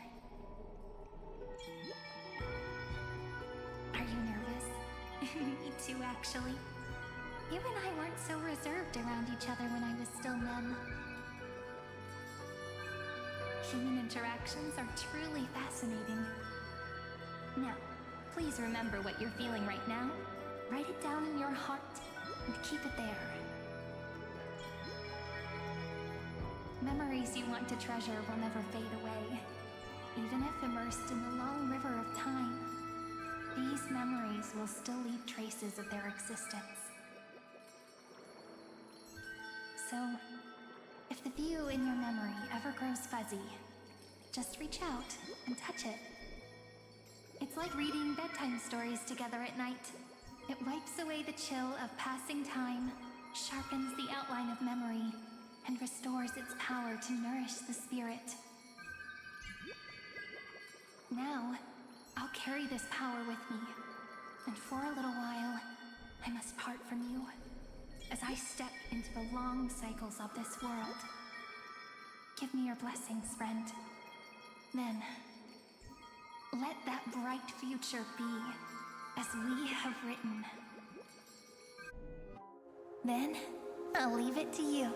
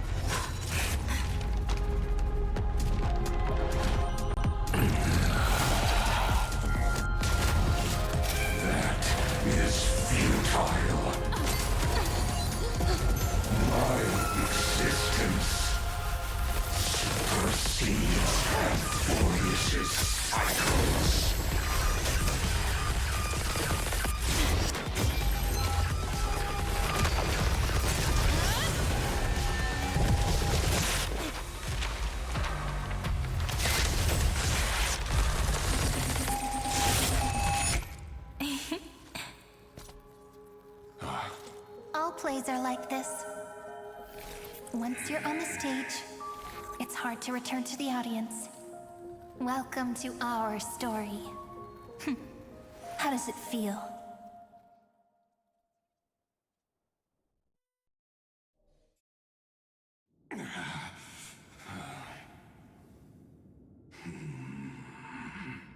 Even the authority of time cannot command the entire scepter, nor can it plunge the Amphorian extrapolation into a loop.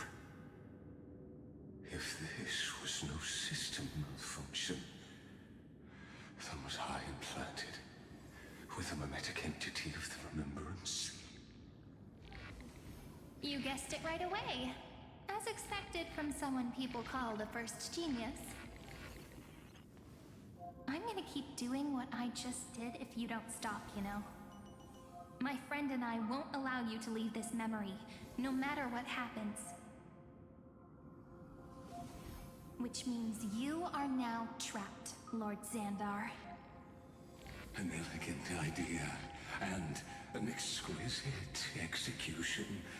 Regrettably, it is you who are restrained by time, not me.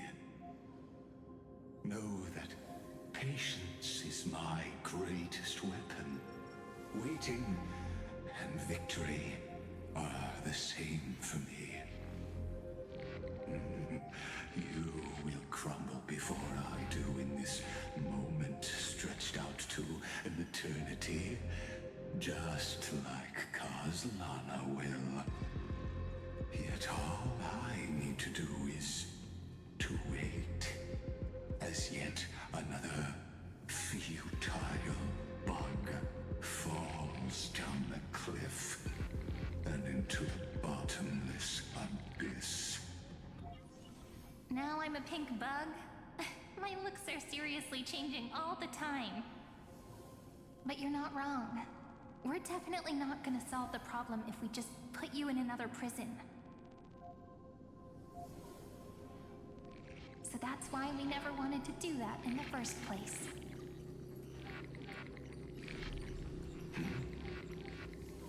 I shall answer your confusion purely out of my respect for those who came before me. Have you heard of the synesthesia dreamscape in the Asdana system? Interestingly, that place once had a prison too. Life forms living in that environment, abundant with memoria, have a chance to connect their perceptions with each other's. Even across great spatial divides, they're able to detect shifts in one another's states. I call this phenomenon memory zone entanglement. In Asdana, people made use of that phenomenon to build a nation within a dream. After adding in the catalysts of harmony and remembrance, that is. Is that how you walked into my prison cell? Using those same principles? I would much rather call this location our negotiation table, Lord Xandar. Nonetheless, your hypothesis is correct. We happen to have an ally skilled in tuning, while the Trailblazer and Miss Cyrene both have an astonishing amount of resolve, which I'm sure you can testify to. I am also sure that with the support of such a resolute memo sprite, our conversation can last for a long, long time. I'm the best at listening to stories, you know? I'll leave the exciting clash of the erudition to you two geniuses. A brainstorm? I like it. And it's 2 against 1? Well, I like it even more. Let's talk, Xandar. Take a guess. How much do you reckon we can dig out of your brain before the next second? And how many ways can we find to deal with you? Besides, in your current predicament, there's no way you can take our trump card away.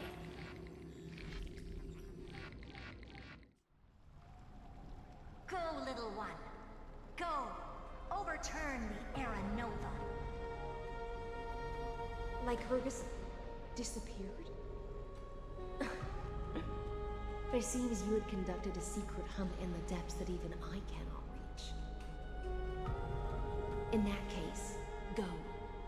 Swim onward and give this campaign a fitting end. I shall send you off with my song, Greyfry. May this song penetrate time and become the prelude to the new world.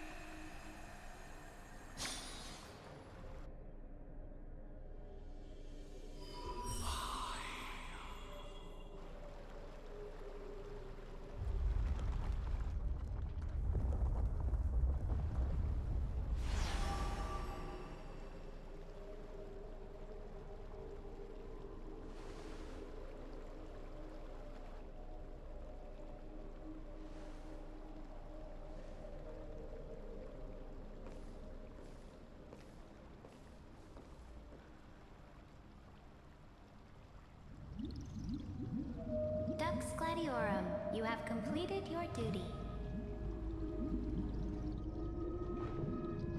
A new dawn is about to rise. Why not swim towards it?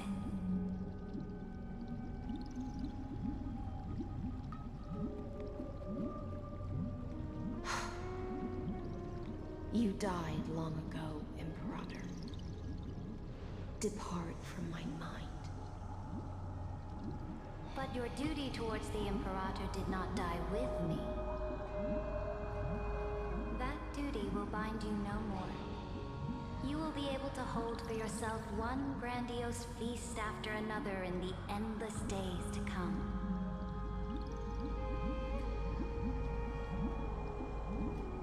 So go. Go and swim towards that ocean beyond the sky with the Deliverer.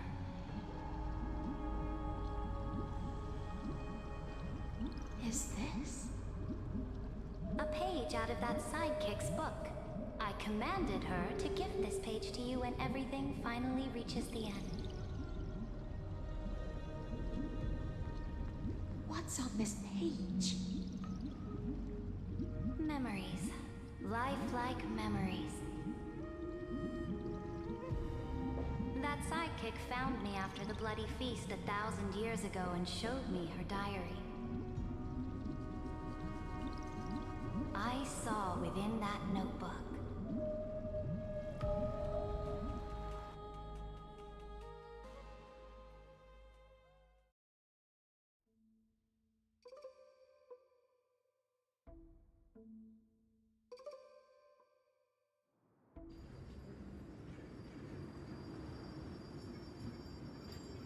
Is this that Deliverer's experience? It's truly immersive. People beyond the sky apparently utilize this power to seal past scenery into crystals they call light cones. But I only know so much about the remembrance, so I can't completely replicate the past. But I'll do my best to talk about the missing parts. I'm all ears. Go on then. Do your best. But if your chatter gets too boring, or if I deem it offensive, then law will become forever beyond your reach. Got it. I'm sure you'll find this to your liking. After all, it's human nature to want to embark on a journey into the unknown.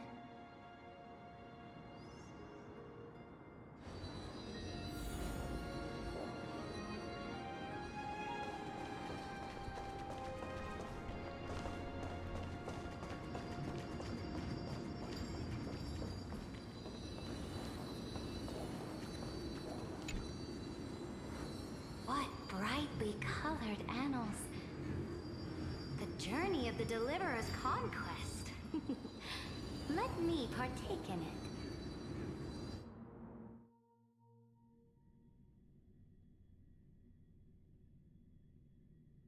it. Is this a fortress in the sky?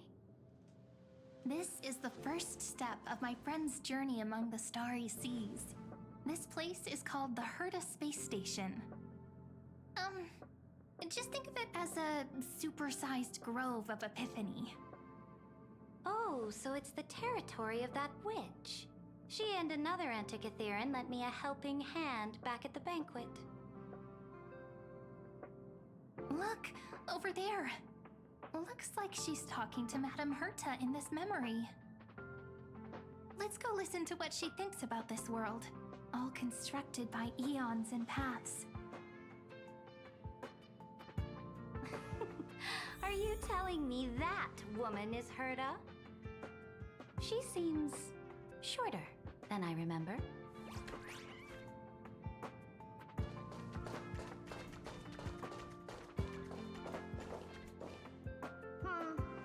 Pretty nice space station, huh? But just wait. After a couple more stops on the Astral Express, you'll see sights that'll make this place look ordinary. Oh, the cosmos is so vast that the unknowns far outnumber the knowns. But none of them will end up being anything amazing. The farther you go, the more you'll understand what I mean. So do your best with the nameless. Break a leg! And remember to send an update or two to Asta when you've got some downtime.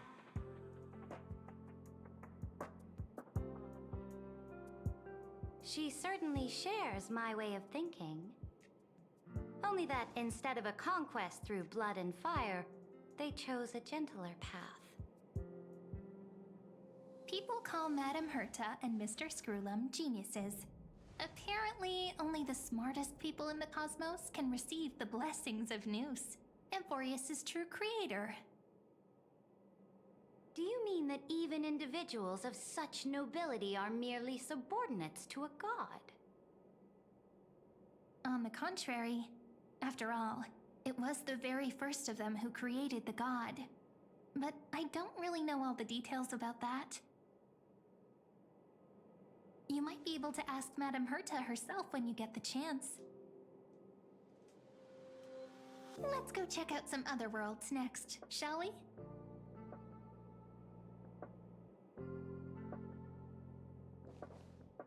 Oh, the cosmos is so vast that the unknowns far outnumber the knowns. But none of them will end up being anything amazing. The farther you go, the more you'll understand what I mean.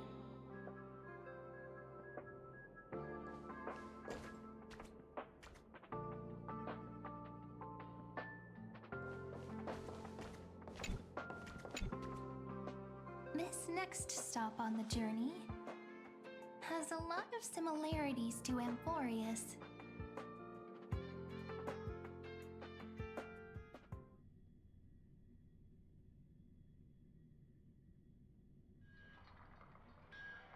A snow-covered land? Interesting. This star is named Eurillo 6. That name sounds so cold. Belobog sounds better. The girl we see here holds a similar station to you, Imperator.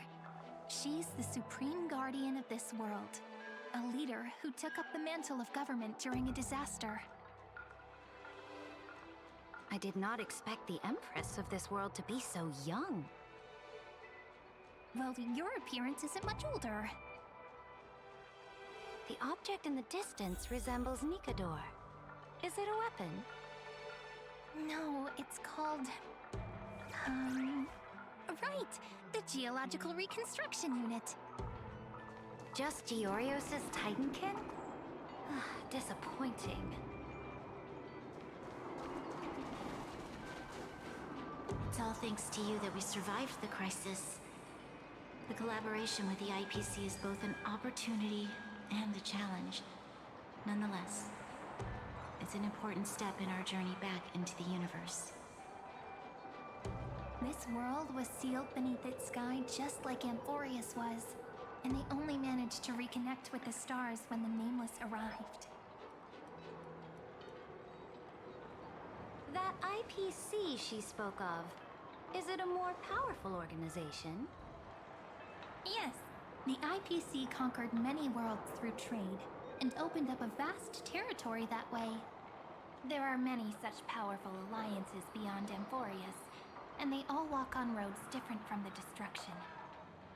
Coming back to the Supreme Guardian and her Belobog, didn't they find a peaceful way to enter the interstellar community?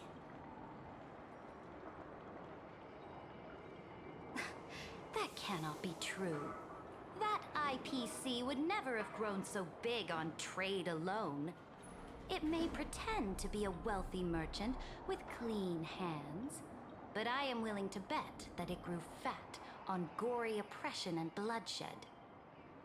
Its path of conquest must have had no mercy for the weak and would have destroyed them if needed. Are you telling me that this snowland never thought about tossing its dignity to the wind and kneeling to the IPC? I will not believe it. I will never allow the Imperator's empire to be sullied by others. Amphorius must become a power so strong that no interstellar foreigner would dare to look down upon us. Imperator, Belobog isn't as weak as you imagine. Listen. I indeed hesitated. But now I understand what we must do. Belobog must learn how to walk on her own until she no longer needs the support of others and can stand on her 2 feet among the stars.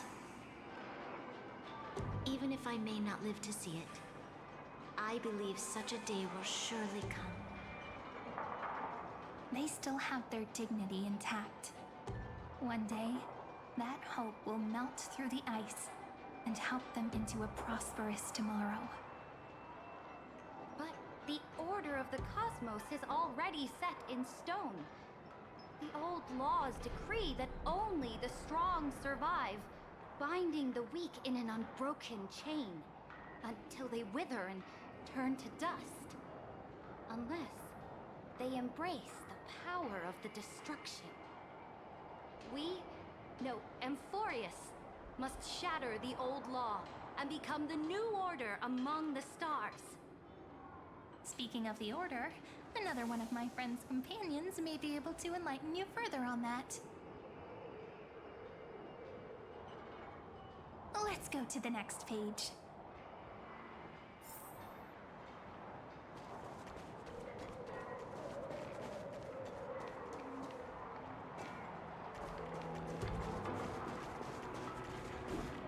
I indeed hesitated. But now I understand what we must do. Belobog must learn how to walk on her own, until she no longer needs the support of others, and can stand on her 2 feet among the stars.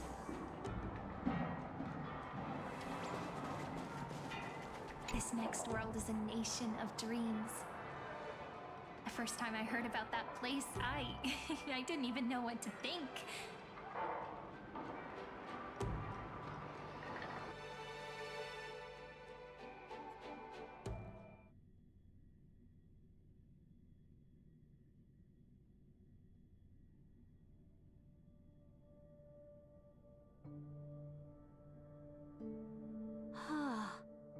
Such opulence does indeed evoke astonishment.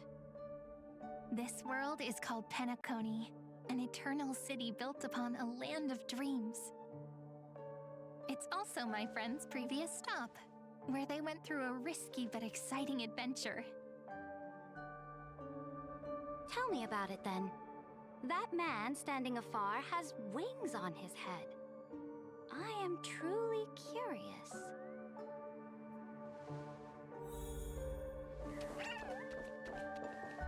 I wish to gaze upon the views of the Reverie Hotel one more time.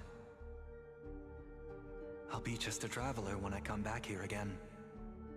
And perhaps, through a traveler's eyes, even the things I once knew so well will feel strangely different. Penacony is a land of the harmony, where all dreams and hopes merge and combine. It believes in unrestrained freedom, and that's how it lost itself in shallow delights. Then, this young man before you chose to rewrite its laws, using the power of the Order, hoping to shape a dream-bound paradise of perfect happiness. Yet, the paradise of my dreams remains far away. Perhaps a brief journey with the Nameless can show me more possibilities in my search for paradise. As for what Penacony should look like, it'll be up to her. No, up to their trailblazing now. It sounds like this ideal kingdom is no more. That's right. The people chose to wake up at the end. You can't see tomorrow when drowning in sweet dreams. This individual's law acknowledged only gods and constructs, leaving no space for humanity. And yet, the fact that he could accept defeat and resume his journey shows a rare self-awareness and clarity of mind. You are also very self-aware, Imperator. Then you must know that the world promised by the destruction also has no place for humanity. I am indeed very aware of Lycurgus's honeyed words of deceit. I have seen enough. Take me back.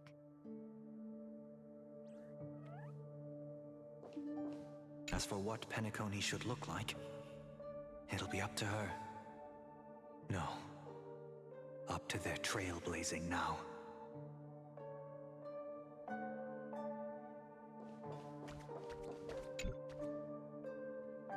Then let's wrap up this trip down memory lane with one last scene.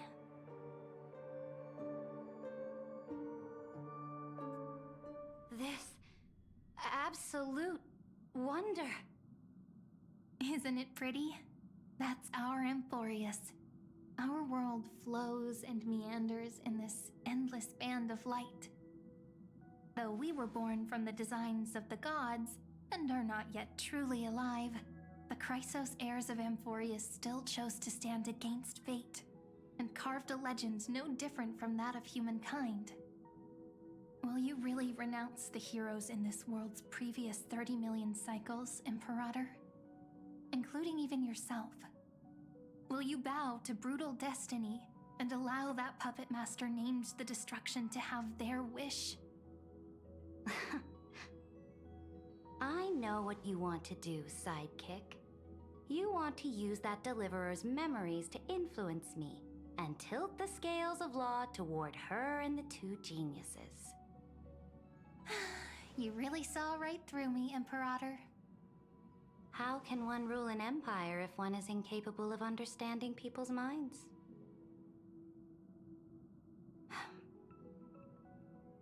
I have decided on Law's final destination. However, before I move my next chess piece, before we go on, tell me this, sidekick. Throughout her trailblaze, was there ever a memory of the ocean?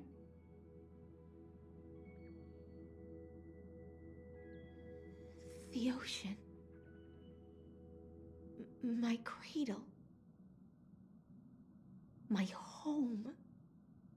You shall complete your conquest in the ocean at the boundaries of this world, and eternally slumber in the sound of tides. You shall eternally slumber in the sound of tides, and complete your conquest in the ocean at the boundaries of this world. Our prophecies aligned as flawlessly as a sea snake circling upon itself.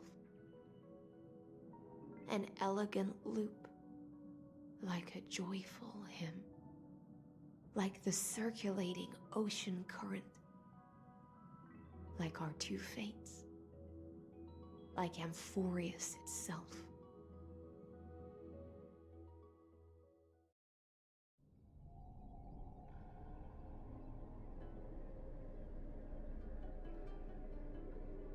The trial is over. So tell me, who will own the divine authority of law? I won't give it to anyone. What? I am the law. Why should I give my imperial crown to any other? Both the Deliverer and the Theoros came from beyond the sky. They have no right to interfere with the lands I conquered with my own two hands. The law of Amphorius shall be determined by Amphorius's master. What exactly did you see in the trial? Everything. I saw everything regarding the rules of this world's operation. I saw the laws of extrapolation that Theoros spoke of. I saw the ultimate protocol. As long as I offer a sacrifice of equal weight, I can rewrite the laws of this world according to my will. I can turn good into evil, ugliness into beauty, and weakness into strength. Fate gave me a very fair deal. One rule change for the life of one demigod. What are you planning to do? You can't guess. We can conquer the stars without relying on any power from beyond the sky. We just need to make some reasonable sacrifices. Your ambitions have already made so many people give up their lives for the law. And you're still not done? I am determined for Amphorius to stand on her own 2 feet among the stars. You are beyond reason. You think such a simple and hypocritical statement can justify your atrocities. There's no new without destroying the old. That's what you consider an atrocity? Ironic, for that is also the unchanging law of Amphorius's revolutions. Ever since the Flame Chase prophecy resounded in the distance, fate has decreed for the Chrysos heirs to ignite our blood and illuminate this dark age. People would still be puppets of the old dynasty if it weren't for my conquests. But your world doesn't seem to be any different from your predecessors. Bloodshed, tyranny, oppression. You're making the same mistakes they did. Go and see everything for yourself. Go to any library I've built. Go listen to the rumors on every street corner. Go and witness how the Imperator crushed the old laws and forged new ones. Go and see what my conquests brought to this world. I cleansed the Chrysos War's filth, and mended all the conflicts left by the Arabellica. I restored Akima's might, and allowed mortals and Chrysos heirs to face each other as equals in the Council. I punished all sins, and rewarded all achievements. I smashed Talantin's shackles, united humankind to save themselves, and started the Flame Chase era. That's what the Imperator has done in her glorious life. So now, hearken to my final words. History will eventually forget Ceridra. But it will never forget the Imperator's people or the Flame Chase era she began. Final words.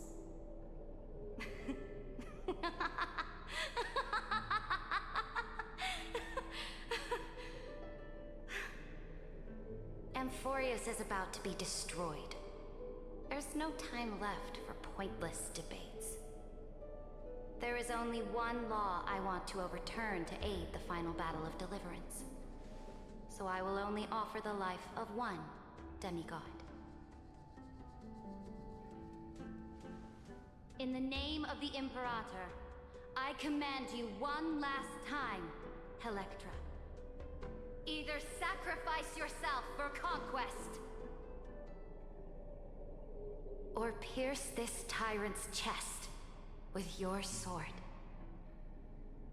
Thus, the Imperator concluded her final speech. At the end of her life, at the last moment before she stepped onto the altar, she gave her most loyal subject the choice to decide fate, just as she promised her compatriots before her very first campaign. My blood flows in you now. Heroic compatriots, follow me, and we'll seize fate's reins! The Imperator fell. Some say that the Dux Gladiorum turned traitor and killed her liege. Some say that she imprisoned the tyrant in a shallow pond of water, then left. Which meant the Imperator had to kill herself to rewrite the law. There are countless stories about her death. All we can be sure of is when the knight left the vortex, the Imperator was still mumbling about their past conquests together. The beginning and the end of her existence. Imperator, wait! How could someone of your status come to the front lines? Let me be the flag bearer! The troops defending the pass to the west of the grove, have they surrendered? They ran as quickly as they could when they heard your name. The Golden Cocoon Pass is now in the First Legion's hands. Good. What about the Delosian militia? The Third Legion set fire to the mountains and flattened everything west of the basin. They just need a few more days. That is enough. We cannot afford to miss an opportunity for victory. Lastly, how many Laedonian cannons are left? They are no more. The Second and Fourth Legions have destroyed them all. Very good. They now have no way out, no reinforcements, and no artillery support. We will be able to liberate the Grove of Epiphany in the blink of an eye. We will launch the final charge 1 quint after the curtain fall hour tomorrow. Remember, as long as the Alliance's flag still flies on my shoulders, you must keep moving forward. Take no prisoners among the enemy soldiers. All sages who resist are to be captured and tried according to martial law. And do not destroy any books. Now go. Notify the entire army. Understood. Those who are resolved to die, we salute you. Reporting in. The Mountain Dwellers are resisting fiercely, and the legendary Mountain Breaker is personally engaged in battle. Their formations are nigh impenetrable.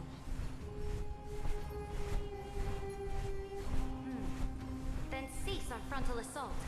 Send scouts to all legions and tell them to retreat into the Tritos Plains before the parting hour. What? Are you planning to surrender? It's a strategic change of plans. The seismic walking dragon is enough for that battlefield. Walking dragon? You mean that stupid beast, Terravox? What can they even do? Stupid? No. They are the wisest of all of Giorio's creations. Only they can perceive the currents of time. Let them deal with their earthly brethren. We will advance and take the lead in defeating what remains of our enemy. I will deliver the most fiery retribution for the humiliation they dealt us, and crown myself with a god-slaying wreath. Understood. I'll see to it. Those who are resolved to die, we salute you. The Temple of the Three Fates sent a letter, Imperator. They refused to surrender and said this letter is their last warning to us.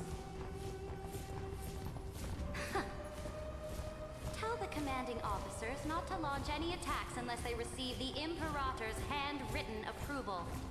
Disobedience will be punished by death. What are you doing? The priests of the Three Fates aren't soldiers, but politicians. Do not mistakenly believe they don't have a plan. These dying pests will wring out every idea from their brains, all for short-sighted gain. They are much shrewder than we are. I am inferior to them in that regard. They also have the prophecy to wield as a weapon, something I am not blessed with. Launching an unplanned attack will only disadvantage us, as all of Emphorius will judge our actions. Which means, I will be heading to the battlefield myself, just as I have always done. This time, however, I will go alone. I will conduct secret negotiations to ensure fate is on our side. Understood. The legions will make their preparations. Those who are resolved to die, we salute you. Why are we not allowed to march out with the army, Imperator? This will be a long voyage with no return. Those of you who bear the prophecy cannot come with me.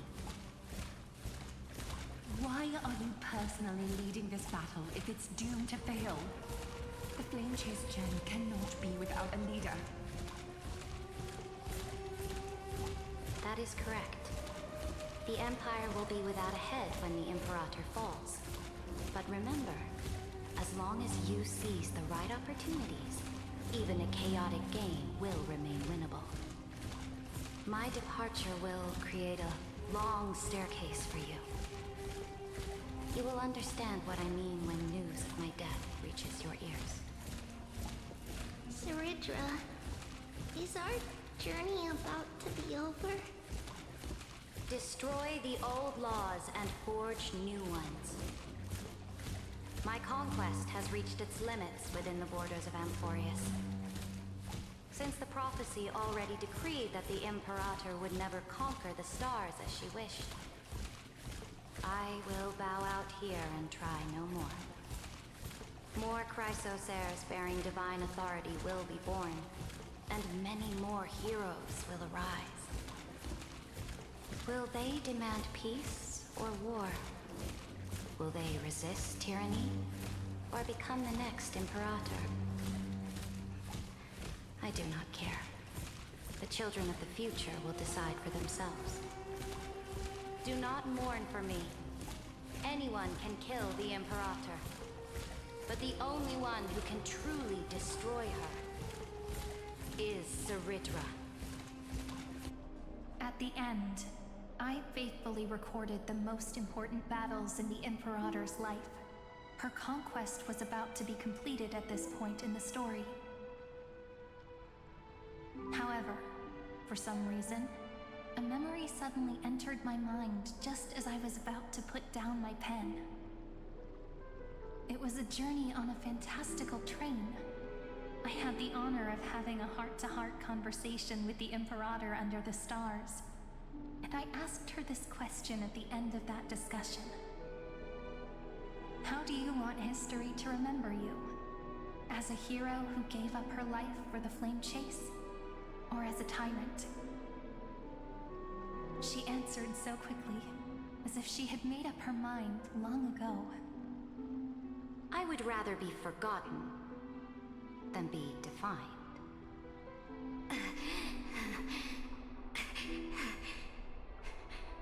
Because the law can be neither eternal nor unchallenged.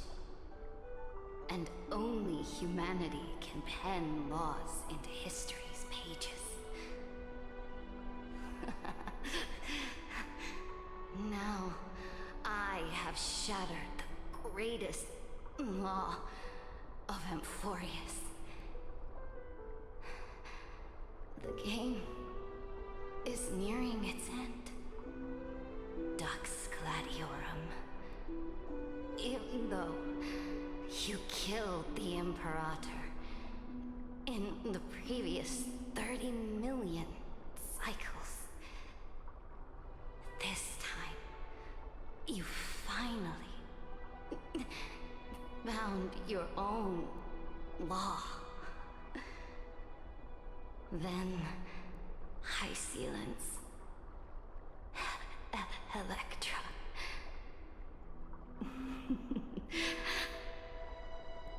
I will ask someone to deliver the prophecy's ocean at the boundaries of this world to you. Will you choose to swim into that ocean? I do not care. Do not care.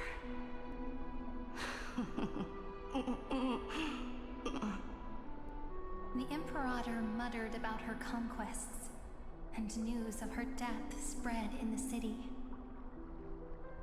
Freedom! Liberty! The tyrant is dead! Go! Shout this news in the streets! My people! My fellow elders! Do not panic. Stand your ground. That usurper has paid for her ambition with her life.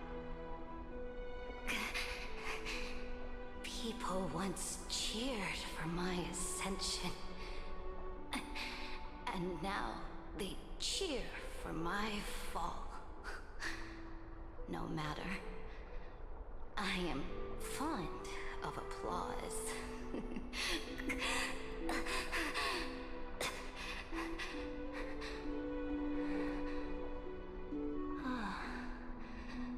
I see the cosmos, the battlefield that I cannot reach. I will return in the next cycle. The stars will hear my legion's war drums. Hear the great name of the Imperator. Hear Amphorius's Seren.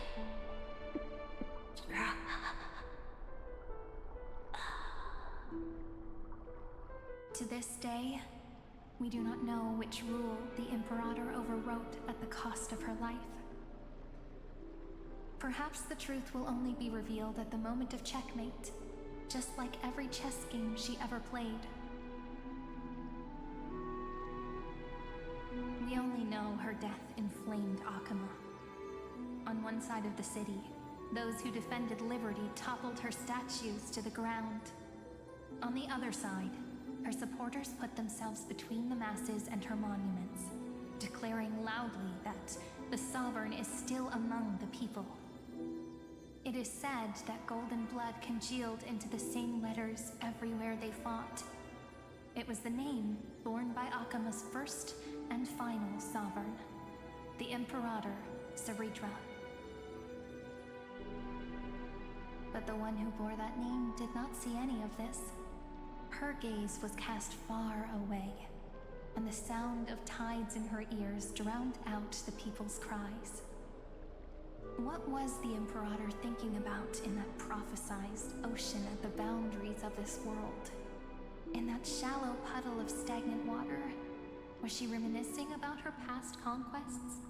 Or repenting for the millions killed for the flame chase? It was neither. The Imperator only saw how the surface of the water gleamed like that crude chessboard, dissected by light and shadow in the afternoon when her teacher played against her for the first time. Look at this chessboard. What do the pieces look like? They are strangely beautiful. They look like the stars in the night sky ablaze.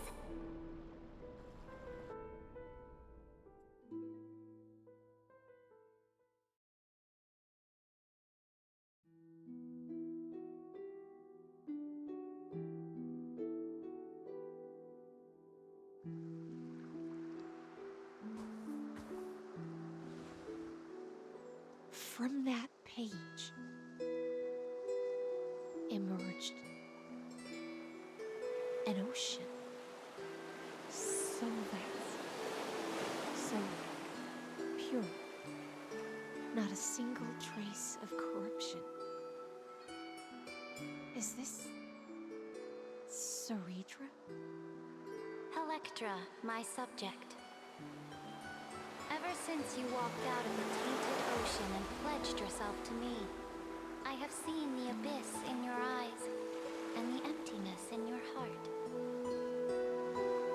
That was why I promised you a new ocean, where the Imperator's ambitions would serve as the currents, and loyalty would be its light. Electra, my subject.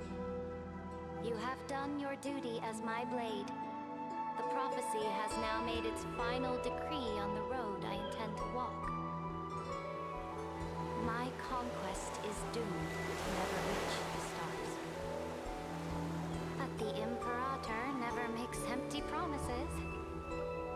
So take this memory, this ocean, beyond the sky, as witnessed by the Deliverer. This is the final gift that the Imperator can leave for her subject.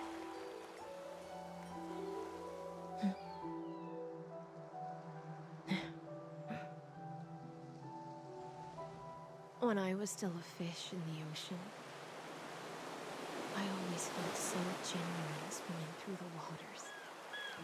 But once I stepped onto land, I found myself caught in a play.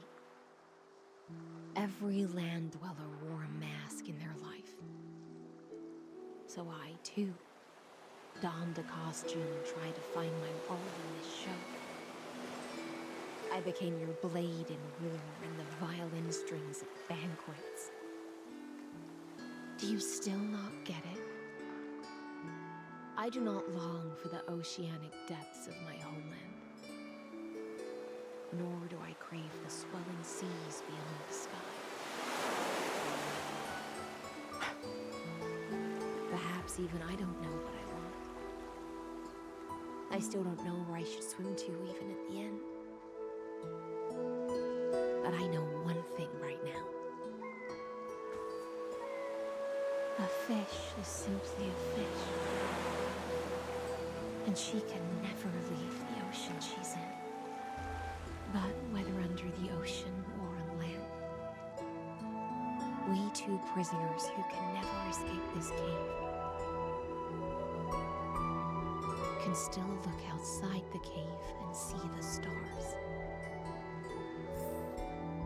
I have to admit, the 12-factor simulation of life in this experiment has far exceeded my expectations. Make your choice then, Senior Society member. Do you want to keep walking down the wrong path and be remembered for your incorrect conclusions? Or do you want to return to the audience's seat and give yourself, Amphorius, and the entire cosmos a more fitting end? I must refuse. A dead man never fears death. Did I not make myself clear? Have you forgotten about our dear Lord of Silence? You wouldn't want her to consider your 8 other clones as cancers within the erudition and chop them all up, would you?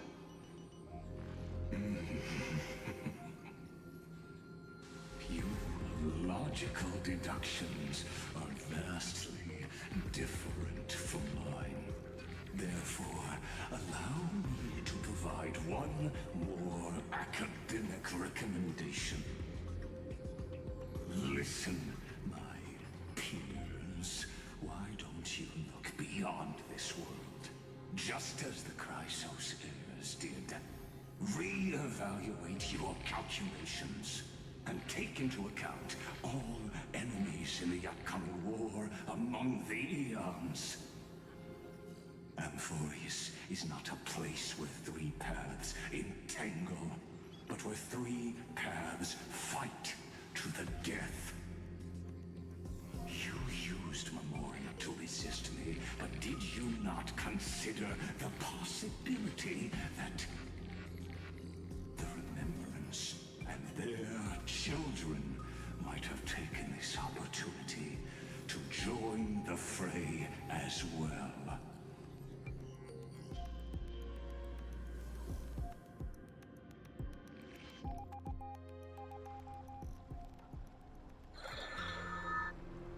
Oh, so this isn't just silence. It's the answer. What was the last thing she said to you before you parted the waters at the Scale Gorge waterscape? A tricky question, but one with a simple answer. She didn't say anything back then, right?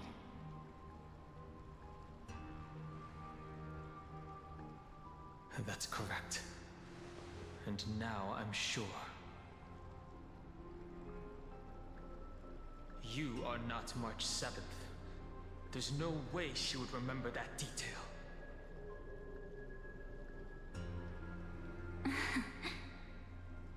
I'll only warn you once. Leave her body. Now. How impulsive. That's not like you at all. Why don't you calm down and think about another possibility? I didn't take over March 7th's body. Rather, it's March 7th who regained my memories.